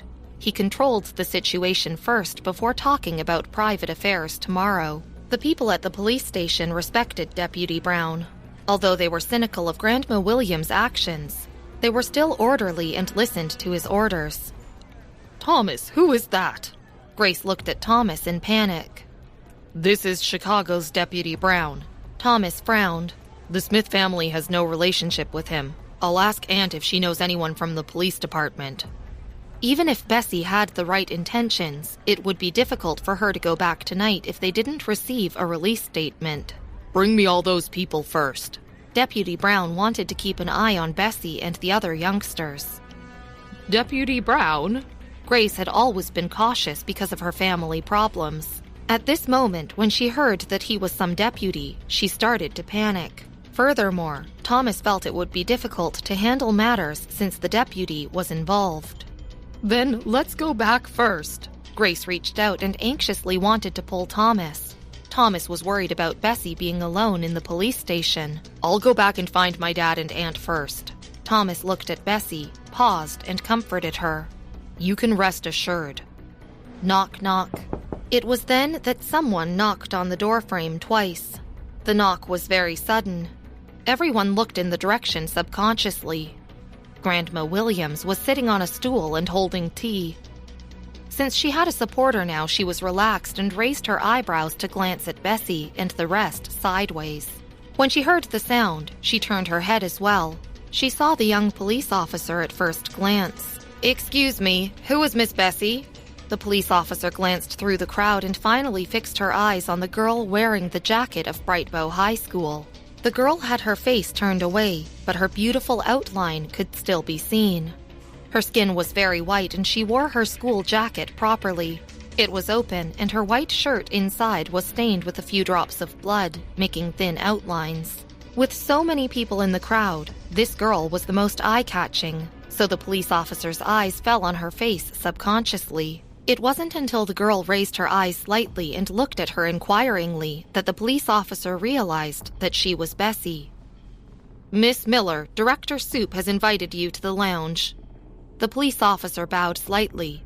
"Please follow me." Bessie paused, one hand still in her pocket. She tilted her head slightly and narrowed her eyes, wondering who was looking for her. Out of the people she was familiar with, there didn't seem to be anyone with the surname Soup. Thomas gave her a questioning look. Bessie raised her chin and said casually, "It's okay. I'll take a look." She went out the door. Rick Soup had been exiled from the capital, and if placed in ancient times, he was suitable for an imperial envoy equivalent to a special envoy. He directly represented the highest oligarchy here. Deputy Brown definitely knew him, but he didn't know that the Director Soup the police officer was talking about was the same Rick that he knew. He watched as Bessie followed the police officer and passed by him directly towards the lounge. Deputy Brown was very surprised. He couldn't help but look at Bessie, who had already left. He asked the police officer politely, "This Director Soup is..." The police officer glanced at him and without speaking, turned and left. In the lounge. Rick was nearly 40 years old, but he was well maintained and looked as if he was in his early 30s. The years left no trace on him. He sat in a chair, reached out and poured 2 cups of tea. He glanced at the tall and slender figure standing by the door and chuckled. "Come, sit here and drink tea. I've already sent someone to investigate it. You were so anxious that I thought something had happened." Michael's business couldn't be delayed. Who knew that after rushing here, it turned out to be a dispute between high school students? Marvin sat aside and nodded madly in his heart. It was true, wasn't it? This matter could have been settled with a phone call, but he just had to bring Rick here. How many matters had been delayed because of this? In ancient times, their Mr. Clark was simply an incapable ruler. Samuel touched his ear studs and tilted his head. "Uncle Rick, she's not here yet? What's the rush?" Rick was curious at this moment. What kind of little girl could make these 2 people so anxious? 2 figures could be seen outside the window. Rick picked up the teacup and calmly said, "Look, isn't she here already?" After that, his eyes didn't shift away. Michael's expression was indifferent. His eyes were half squinted and he had his hands around his chest, leaning lazily against the doorframe with his slender figure. The familiar figure appeared. Michael stood straight subconsciously and his eyes fell on her. The little girl followed behind a police officer with her head lowered slightly. She walked over slowly, her jacket loose and making her seem even skinnier and weaker. Her open jacket revealed her white shirt inside. There were bloodstains. Michael was very sensitive to the 5 senses, and before she even came in, he could detect the strong, bloody smell. He leaned against the door, looked at her for a few seconds, and then said with a cold expression, "Right hand." As soon as Bessie looked up, she saw Michael standing by the door and looking at her. She pursed her lips and glanced at him, then slowly drew the hand from her pocket. After interacting with so many people, none of them had even noticed a problem with her hand. Samuel saw that Bessie was here and was slightly relieved. But the next second, he saw Bessie's hand come out of her pocket and his face suddenly turned pale. "Bessie, what is this?" he yelled in shock.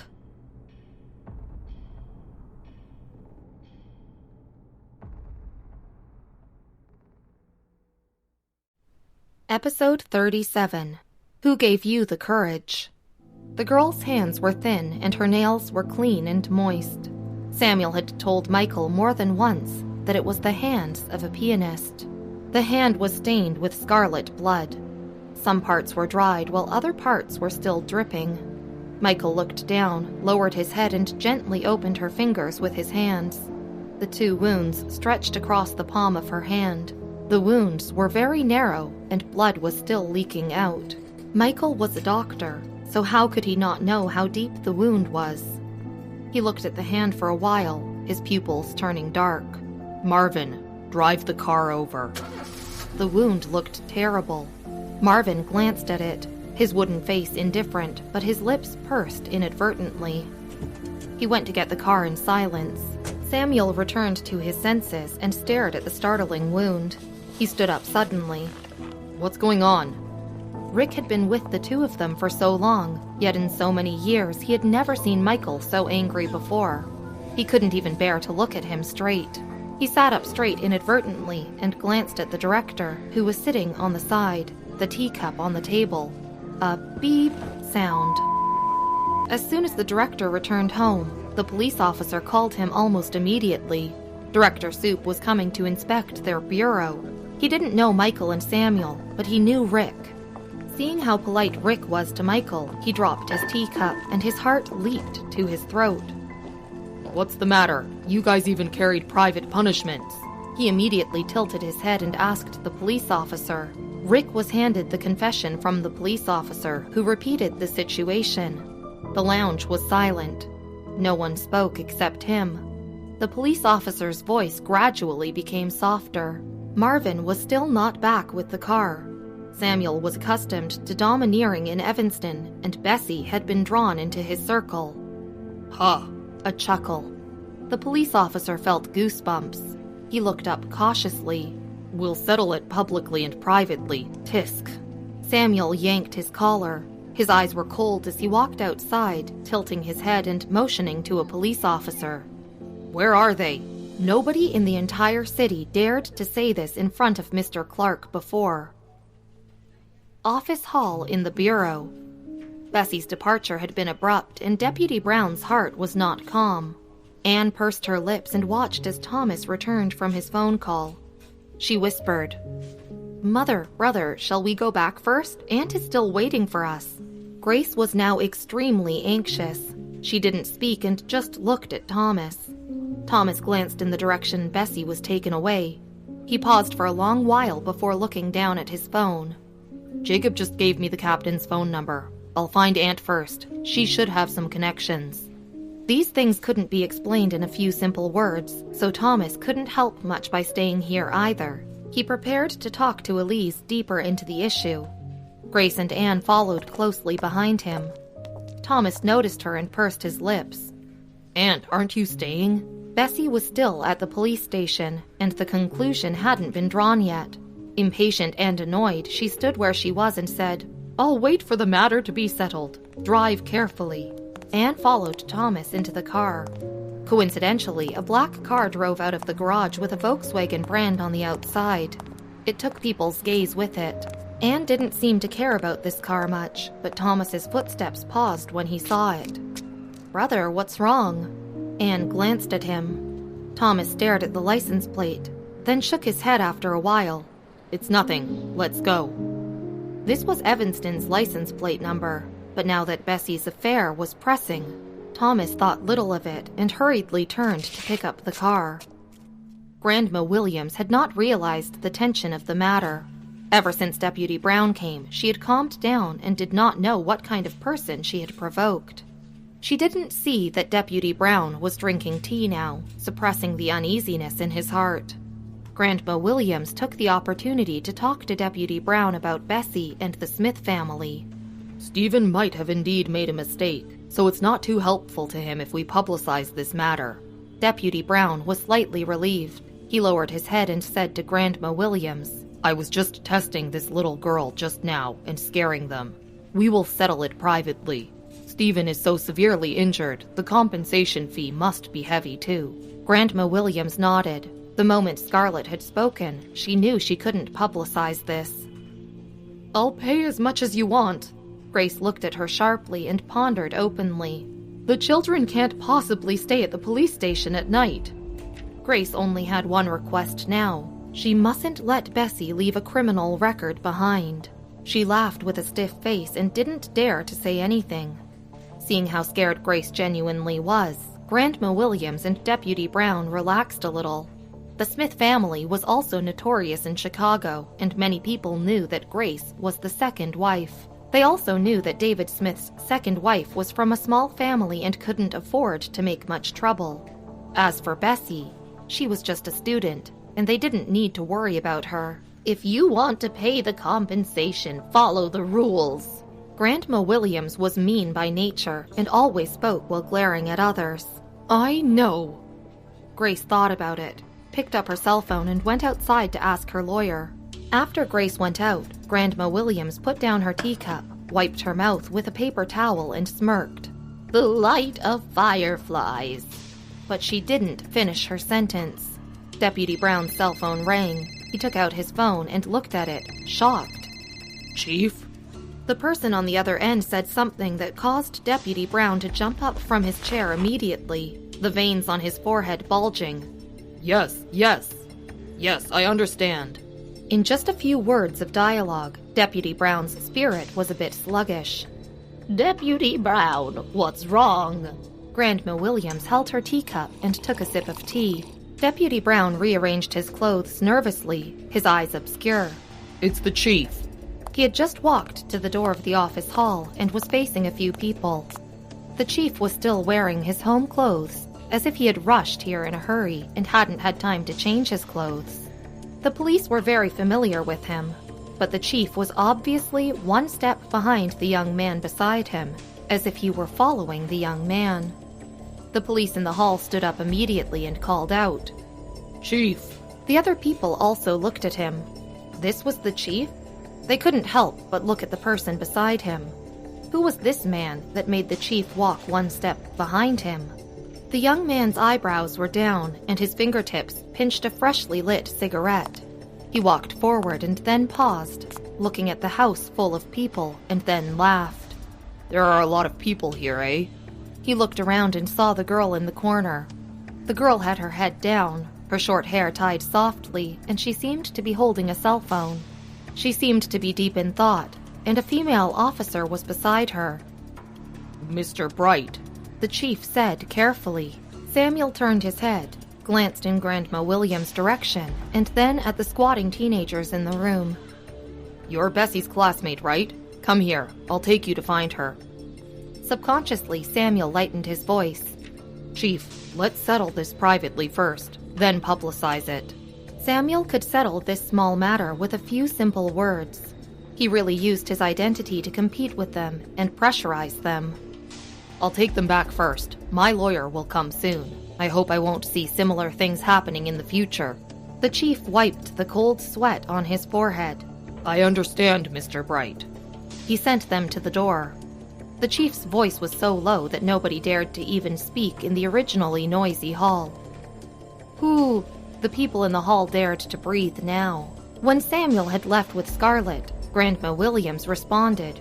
Deputy Brown, what is going on? Who is that person? Deputy Brown also whispered. The chief. The chief watched as Samuel left. This time, he turned sideways and looked at Deputy Brown for a long while before finally shaking his head. It's better if this matter is settled privately. If you are lucky, this matter can be resolved peacefully. Then what about the compensation? Grandma Williams had planned it to be settled privately, so she didn't care too much about it. You still want them to compensate for the loss? If your family can make them settle it privately, it's already considered a once-in-a-lifetime stroke of luck. They want to publicize it eventually. Deputy Brown, are you muddle-headed? Who gave you the courage to try to bring Director Soup into this, huh? Deputy Brown's legs went weak at his words and his palms started sweating. Director Soup? The chief shook his head and called Officer Reynolds out for a detailed inquiry. Grandma Williams noticed that something was wrong. She squeezed her hands and stared at Deputy Brown with turbid eyes. Deputy Brown, I didn't hear clearly just now. Who was the chief talking about? Director Soup. Rick Soup. The one reported daily by Chicago Evening News. You have really done me harm this time. Deputy Brown wiped his face and stared at her. Then he immediately chased after the chief. He had really kicked the iron plate this time. He had a good relationship with Stephen Williams' father and had thought that this was just a small tension between high school students, so he had come to help out. Who knew that even Rick Soup was involved? Now he could barely protect himself. Grace just called the lawyer. She had yet to see Stephen Williams' injury report, so she just talked about it briefly. If she wanted to settle it privately, she would have to compensate about $400,000. This was a small sum of money for the Smith family, but David had the details of Grace's card records. Grace walked inside the police station while pressing her temple. "Mrs. Smith." The policewoman came forward politely. Her attitude was so good that it was a little strange. Grace looked up. "My daughter." "Oh, the chief is dealing with this matter now." The policewoman took her pen and lowered her head to write her notes. "Your daughter has already left the police station. As for Stephen Williams, we've already sent people to transfer Fairfield's files, and we will also bring people there to question him." When the section chief politely sent her out, Grace had not fully figured out what was going on. The chief was dealing with this matter? What did this have to do with the chief? She didn't even know who the chief was.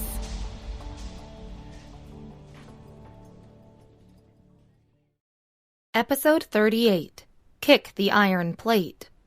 The school's medical office had incomplete tools, so Marvin drove the car directly to the hospital.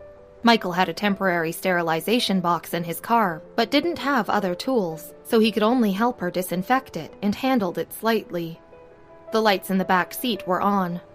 It was because either Marvin's driving was stable or because the car was performing well, but the journey was smooth and had no bumps. Michael lowered his eyes and wrapped the bandages thinly. He swept disinfected water across her 2 wounds gently. Because Bessie's skin was so white, the contrast of the bright red was even more obvious. His heart ached and tightened at the sound. He paused, cleared his throat and looked up. "You..." He saw Bessie holding the window in her left hand, leaning lazily on the backrest with her head tilted.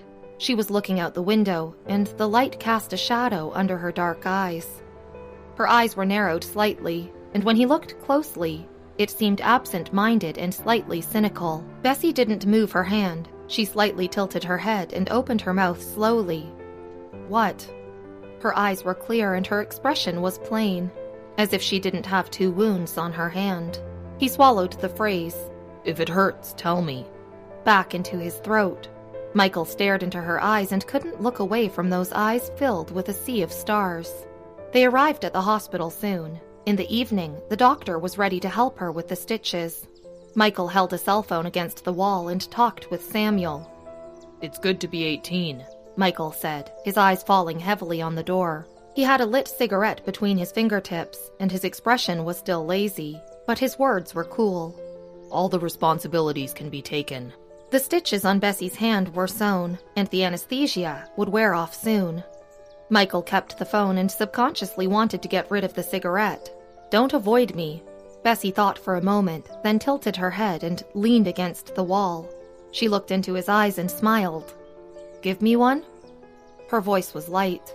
Michael stumped his cigarette without changing his expression and threw it into the trash. He also threw away the cigarettes in his pocket. Bessie didn't mind. She just shrugged and said, "Thank you for today. You can deduct the expenses from my pay." Michael looked at her back as she walked in front of him, pressed his temple with his fingers, and stood there for a long while. Over here. Grace returned to the Smith family's house. David was sitting in the lobby. Thomas hung up his phone and saw that she was back. "Aunt, why are you back? How is Bessie?" Anne heard the voices and put down her violin. "Aunt, Mother seems to be back. Shall we go down and take a look?"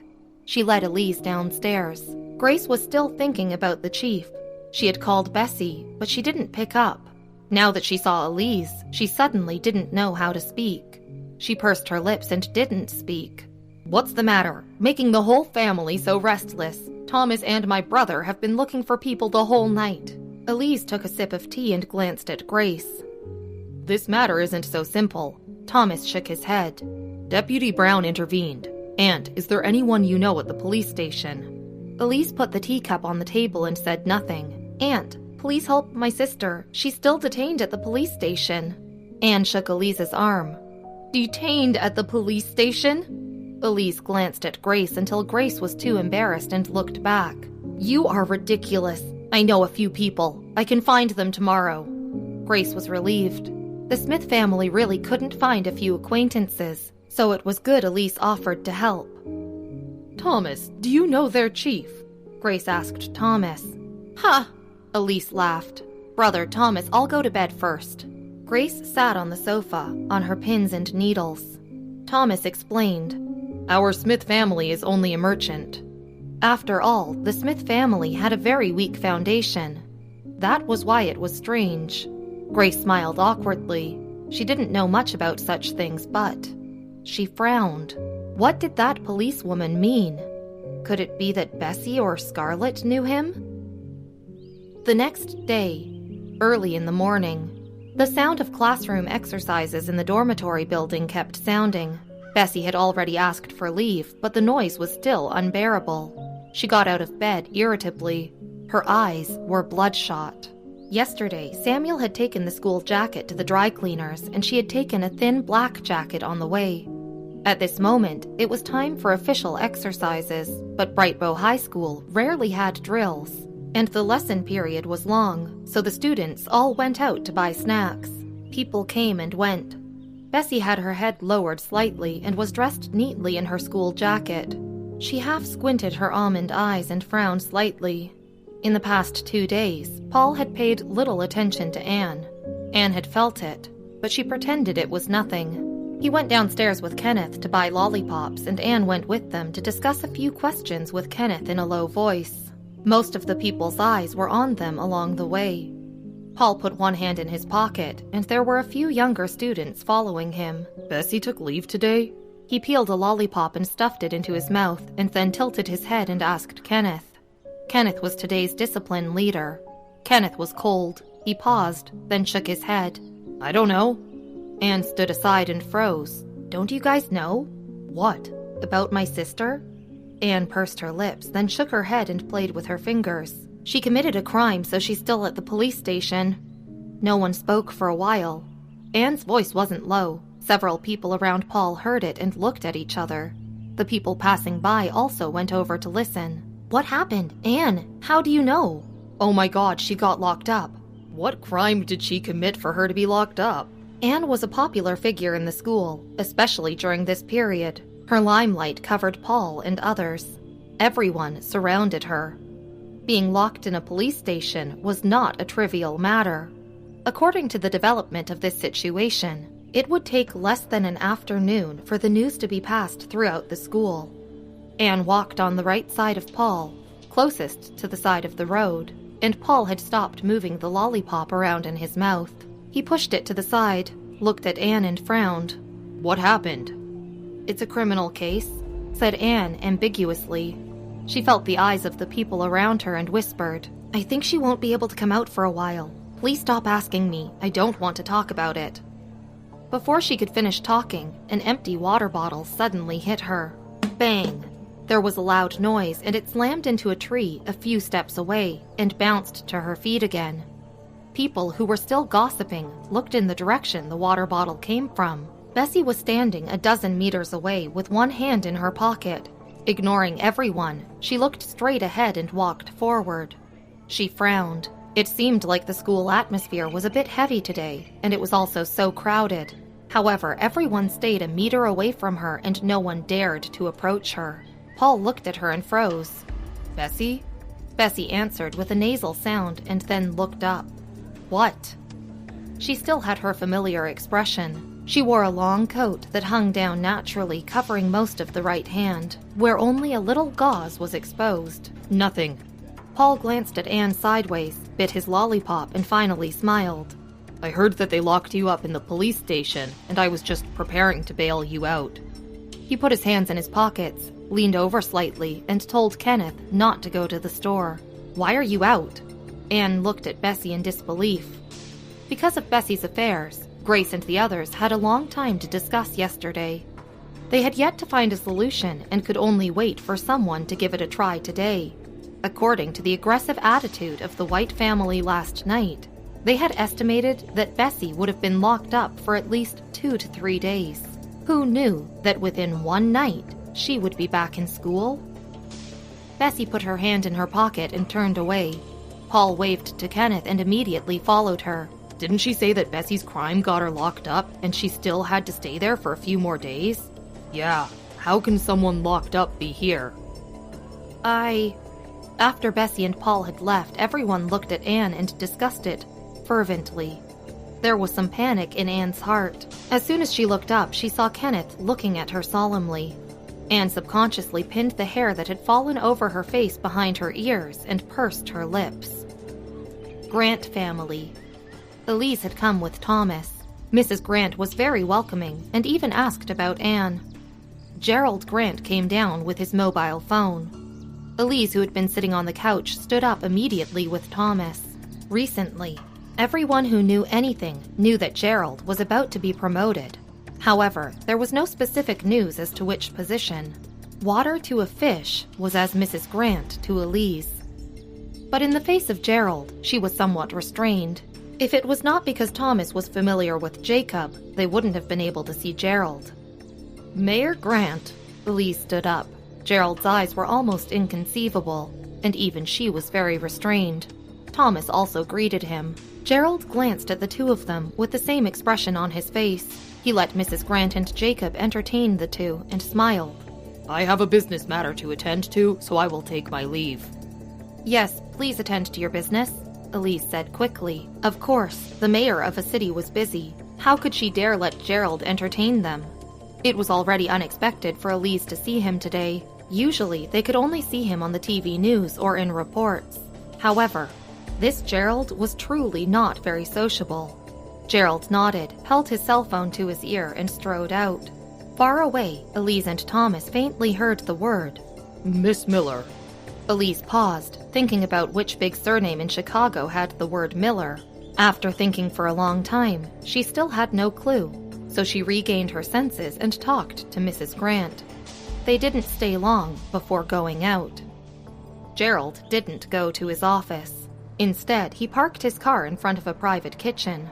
Although his license plate number was assigned and was very special because of his low-key behavior on a normal basis, few people in Chicago knew his license plate.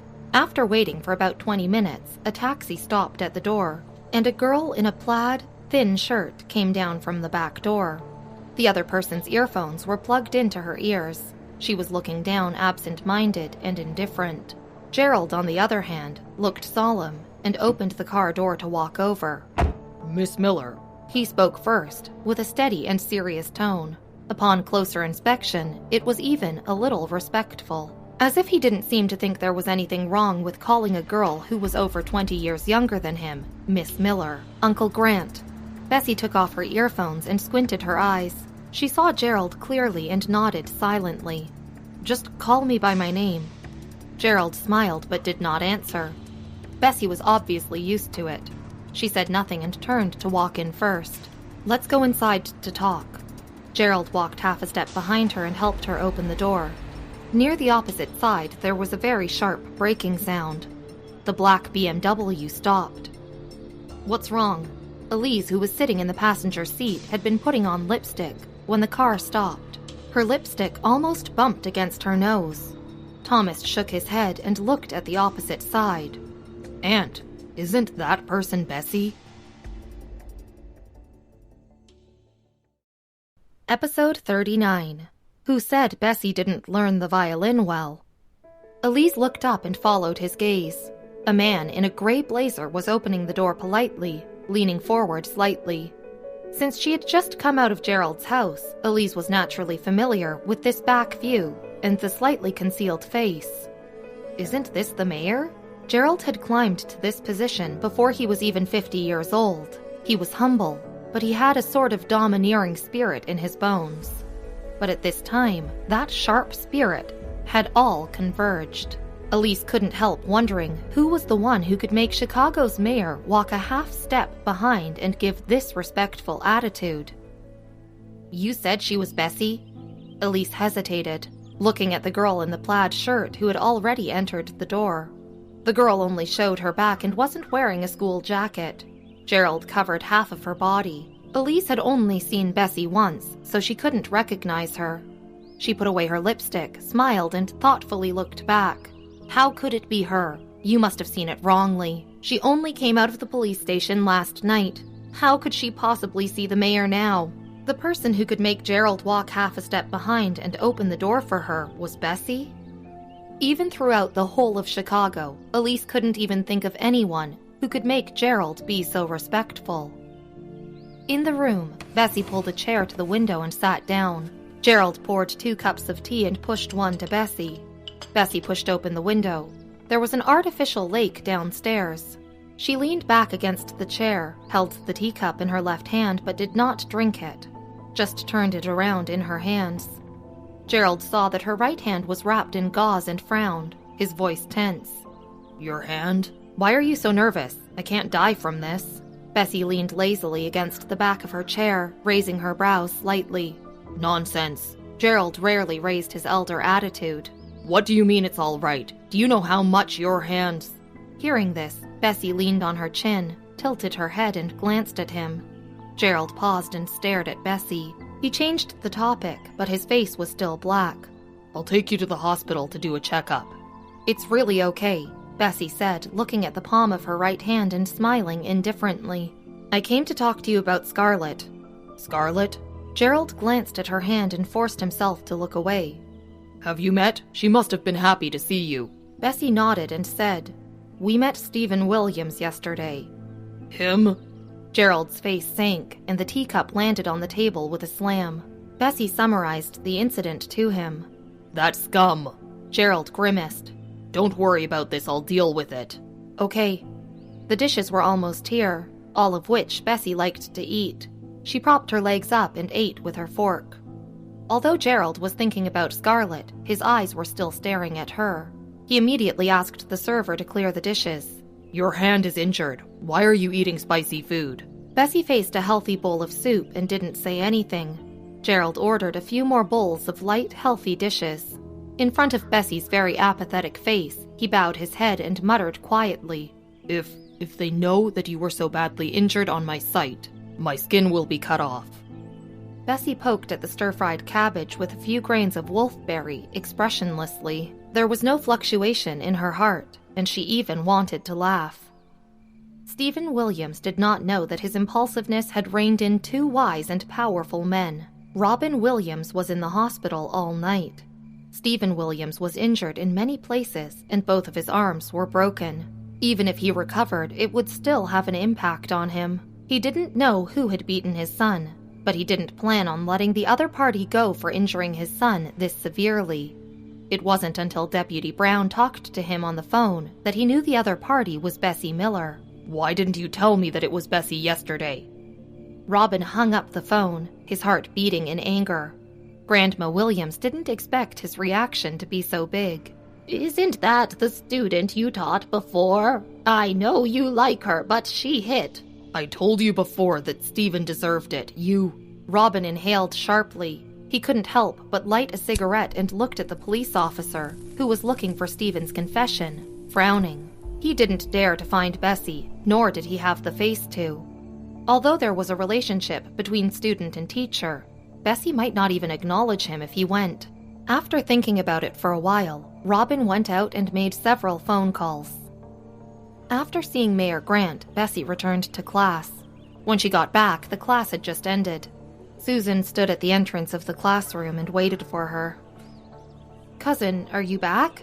Seeing Bessie, Susan twisted her fingers, looking down at her hand, and asked carefully, "Is your hand okay?" This morning, the entire school and even the forum had been discussing Bessie's injured hand.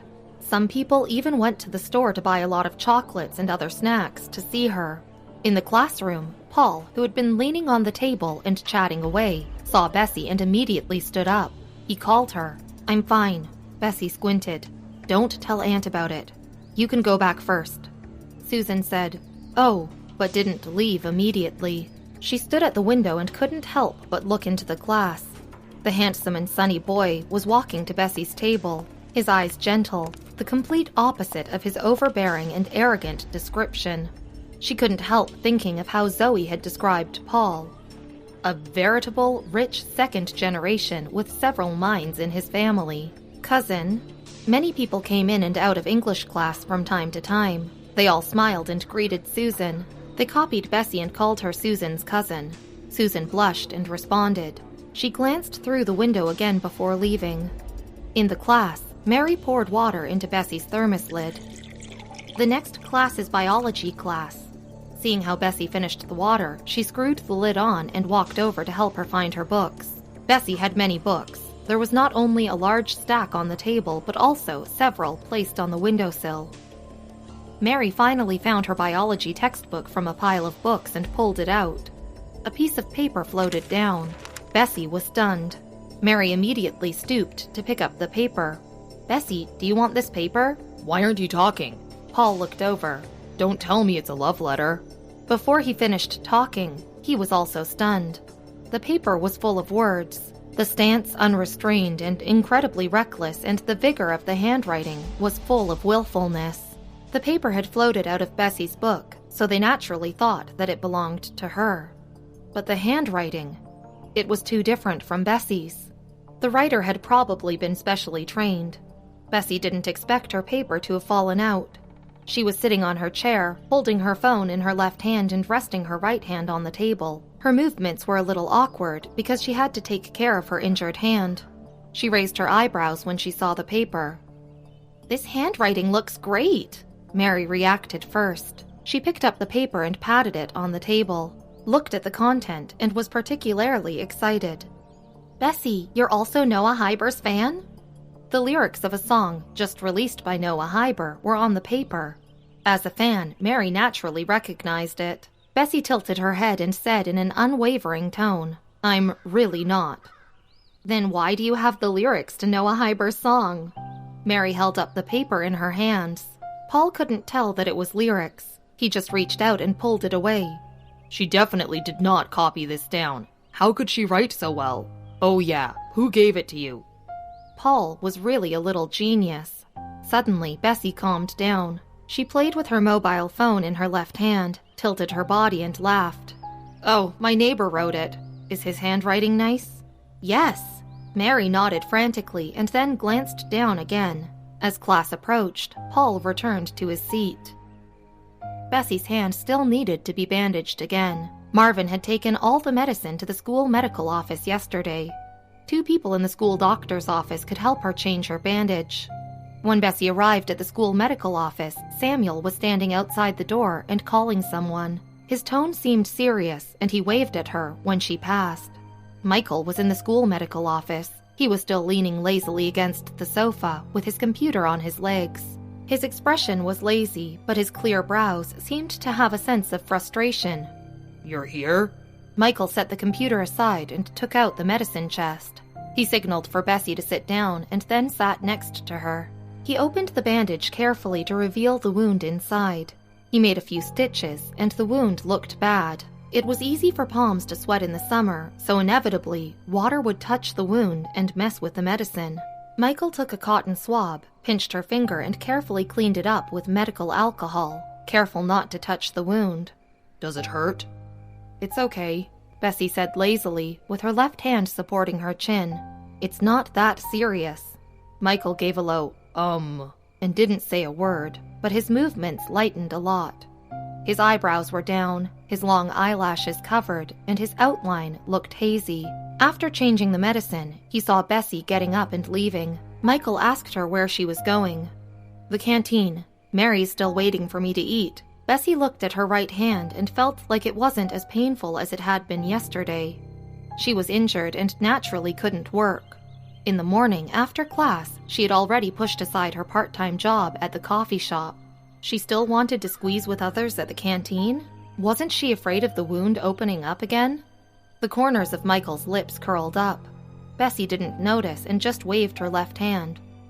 "I'll get going first, then."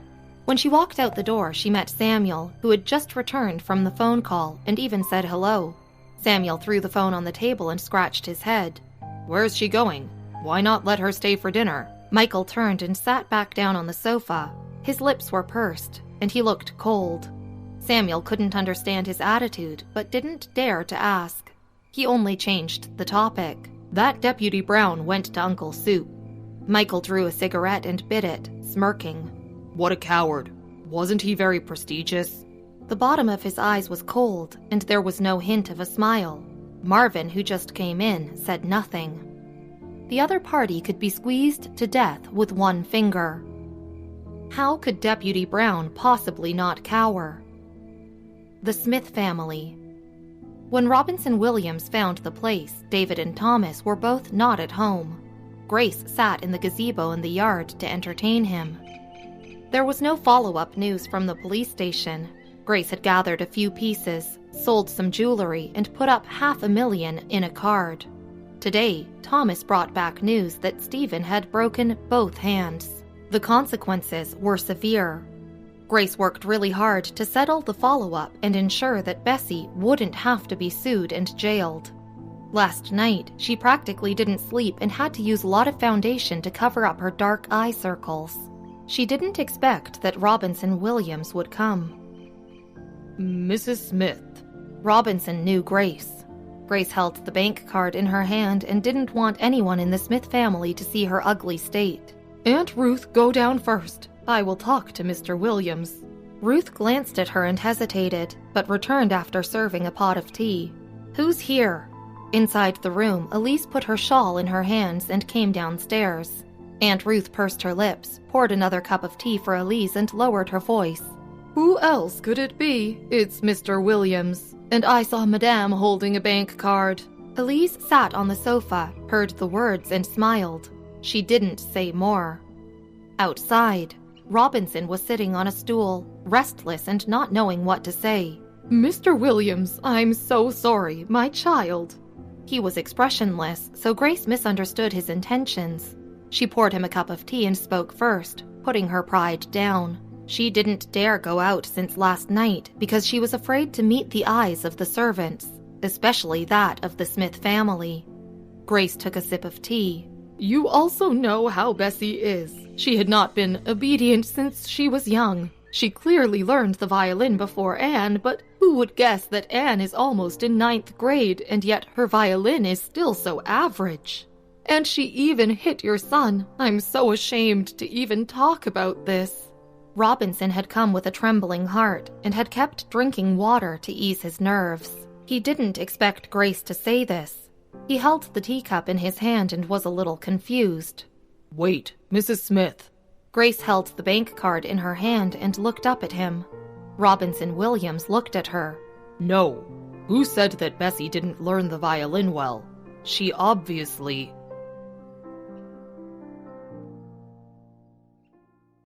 Episode 40. 2 Slaps. Bessie had already reached a professional level. Her violin playing skills were extremely good, and she was Robinson's proud disciple. "Mom, I'm back." A clear voice from outside interrupted Robinson's thoughts. The driver pushed open the door, and Anne came in with a stack of books. She saw Grace sitting with Robinson in the gazebo on the left, turned and whispered, "Mom, your friend is here?" Anne had not seen Robinson before. She looked him up and down and couldn't remember who he was. He probably wasn't close to the Smiths. Otherwise, Elise would have come out to entertain him. Anne quietly looked at the bank card in Grace's hand and guessed smartly, "Is this Stephen's father?" Inside the room, Elise drank half a cup of tea, gathered her shawl, and walked out slowly, her movements graceful. The other servants didn't dare to look up, but they moved lightly and listened with pointed ears. Grace could feel the servants occasionally glance over with strange expressions. From yesterday to today, news of the Smith members running around for Bessie, who had been detained by the police because of a fight, had already spread throughout the whole Smith family. It had taken her 12 years to create the image of a magnificent lady of her own. In just 1 month, she seemed to have become a joke. "Mr. Williams, it's not good for anyone if this matter is publicized. If it's possible, it's best to settle it privately. It'll be good for our family's reputations, too," Elise said. Elise had no intention of bothering about Grace's daughter, nor did she want to spend time on such things. She didn't know why David and Thomas had to protect this stepdaughter, Bessie, who could bring nothing to the table except for her pretty face. However, since Thomas had already come to her for help, She couldn't just stand by and watch. Uncle Robinson, my sister finally had the opportunity to come to Bright Bow High School. She's been delayed for a year already and can't take a break anymore. Anne took her school bag back to the servant. She didn't like Bessie, but she hated the idea of an elder sister behind bars even more. I want to settle it privately, too. Robinson quickly took out his check and embarrassedly said, This is my son's fault. On account of me having taught Bessie before, tell her to request for the chief to stop pressurizing my son. She definitely wouldn't want to see me, so Mrs. Smith, could you help me hand this check to her? Speaking of this, he said shamefully, This is a $1 million compensation. I heard that Bessie's hand was also injured. Her hand. Nothing could have happened to her hand. Hearing this, the room was silent and even Grace had yet to respond. Anne looked at Robinson in shock. How could there be such a big reversal all of a sudden? Robinson gave the check to Grace and turned to leave. Elise squinted at Robinson's back for a long time and then at Grace, who was still rooted in place. Her voice was particularly clear as she asked, Your daughter knows the chief? Grace was also shocked. Her realization came later. So Bessie wasn't at fault in this matter? From the moment she had known about this matter, she had accused her subconsciously. She hadn't listened to her explanation and hadn't even known that her hand was injured. Looking down at the $1 million check in her hand, Grace's heart trembled. Even Robinson knew that she had a hand injury, but she, as her mother, hadn't known about it until just now. Anne looked at the scene, digging her fingernails into her palm. She said, Aunt, I reorganized a tune last night. Do you want to listen to it and see if Mr. Grint will like it? Elise had stayed in the Smith family for so long to watch Anne practice the violin. It was her top priority. Late self-study. Bessie leaned against the wall and threw a notebook onto Mary's table. She had a lollipop in her mouth and was absent-minded. What is this? Mary flipped through the notebook. It was a physics review note, and she looked at the 3 cursive words written on the title page. Bessie's eyelids were squinting. Perhaps it was because of her hand, but she was a little wan and her voice was hoarse. Someone gave me that. You can take a look. Oh, Mary nodded. She turned a few pages and accepted Bessie's kindness, but didn't pay much attention to it. She just set it aside. Bessie put her mobile phone on the table and flipped through the book in her hand while deep in thought. Her eyebrows looked frustrated and she bit the lollipop in her mouth into pieces. Mary helped her unscrew the lid of her bottle and poured water into it. Bessie, your phone is ringing. She pointed to Bessie's mobile phone that was vibrating constantly. Don't worry about it. Bessie didn't even look up. She squinted her eyes and her voice was lazy. The caller was Grace, and she was too lazy to answer. After self-study, Bessie didn't return to the dormitory with Mary. She cleared her throat and tilted her head slightly. I'm going to buy something. Need my help? Mary looked at her hand. No. Bessie walked towards the door of the school, waving back at Mary and smiling. I'll come back immediately. There were many students living in the school who had self-study, and students also came back to school to study as well, but there were only a few. It was deserted and dark outside the school. Anne had originally been practicing the violin at home, but she kept thinking about Bessie's affairs and couldn't calm down. She wasn't playing the violin well and was afraid that Elise would hear it, so she made an excuse to come to school. She always felt that Bessie was out of her control.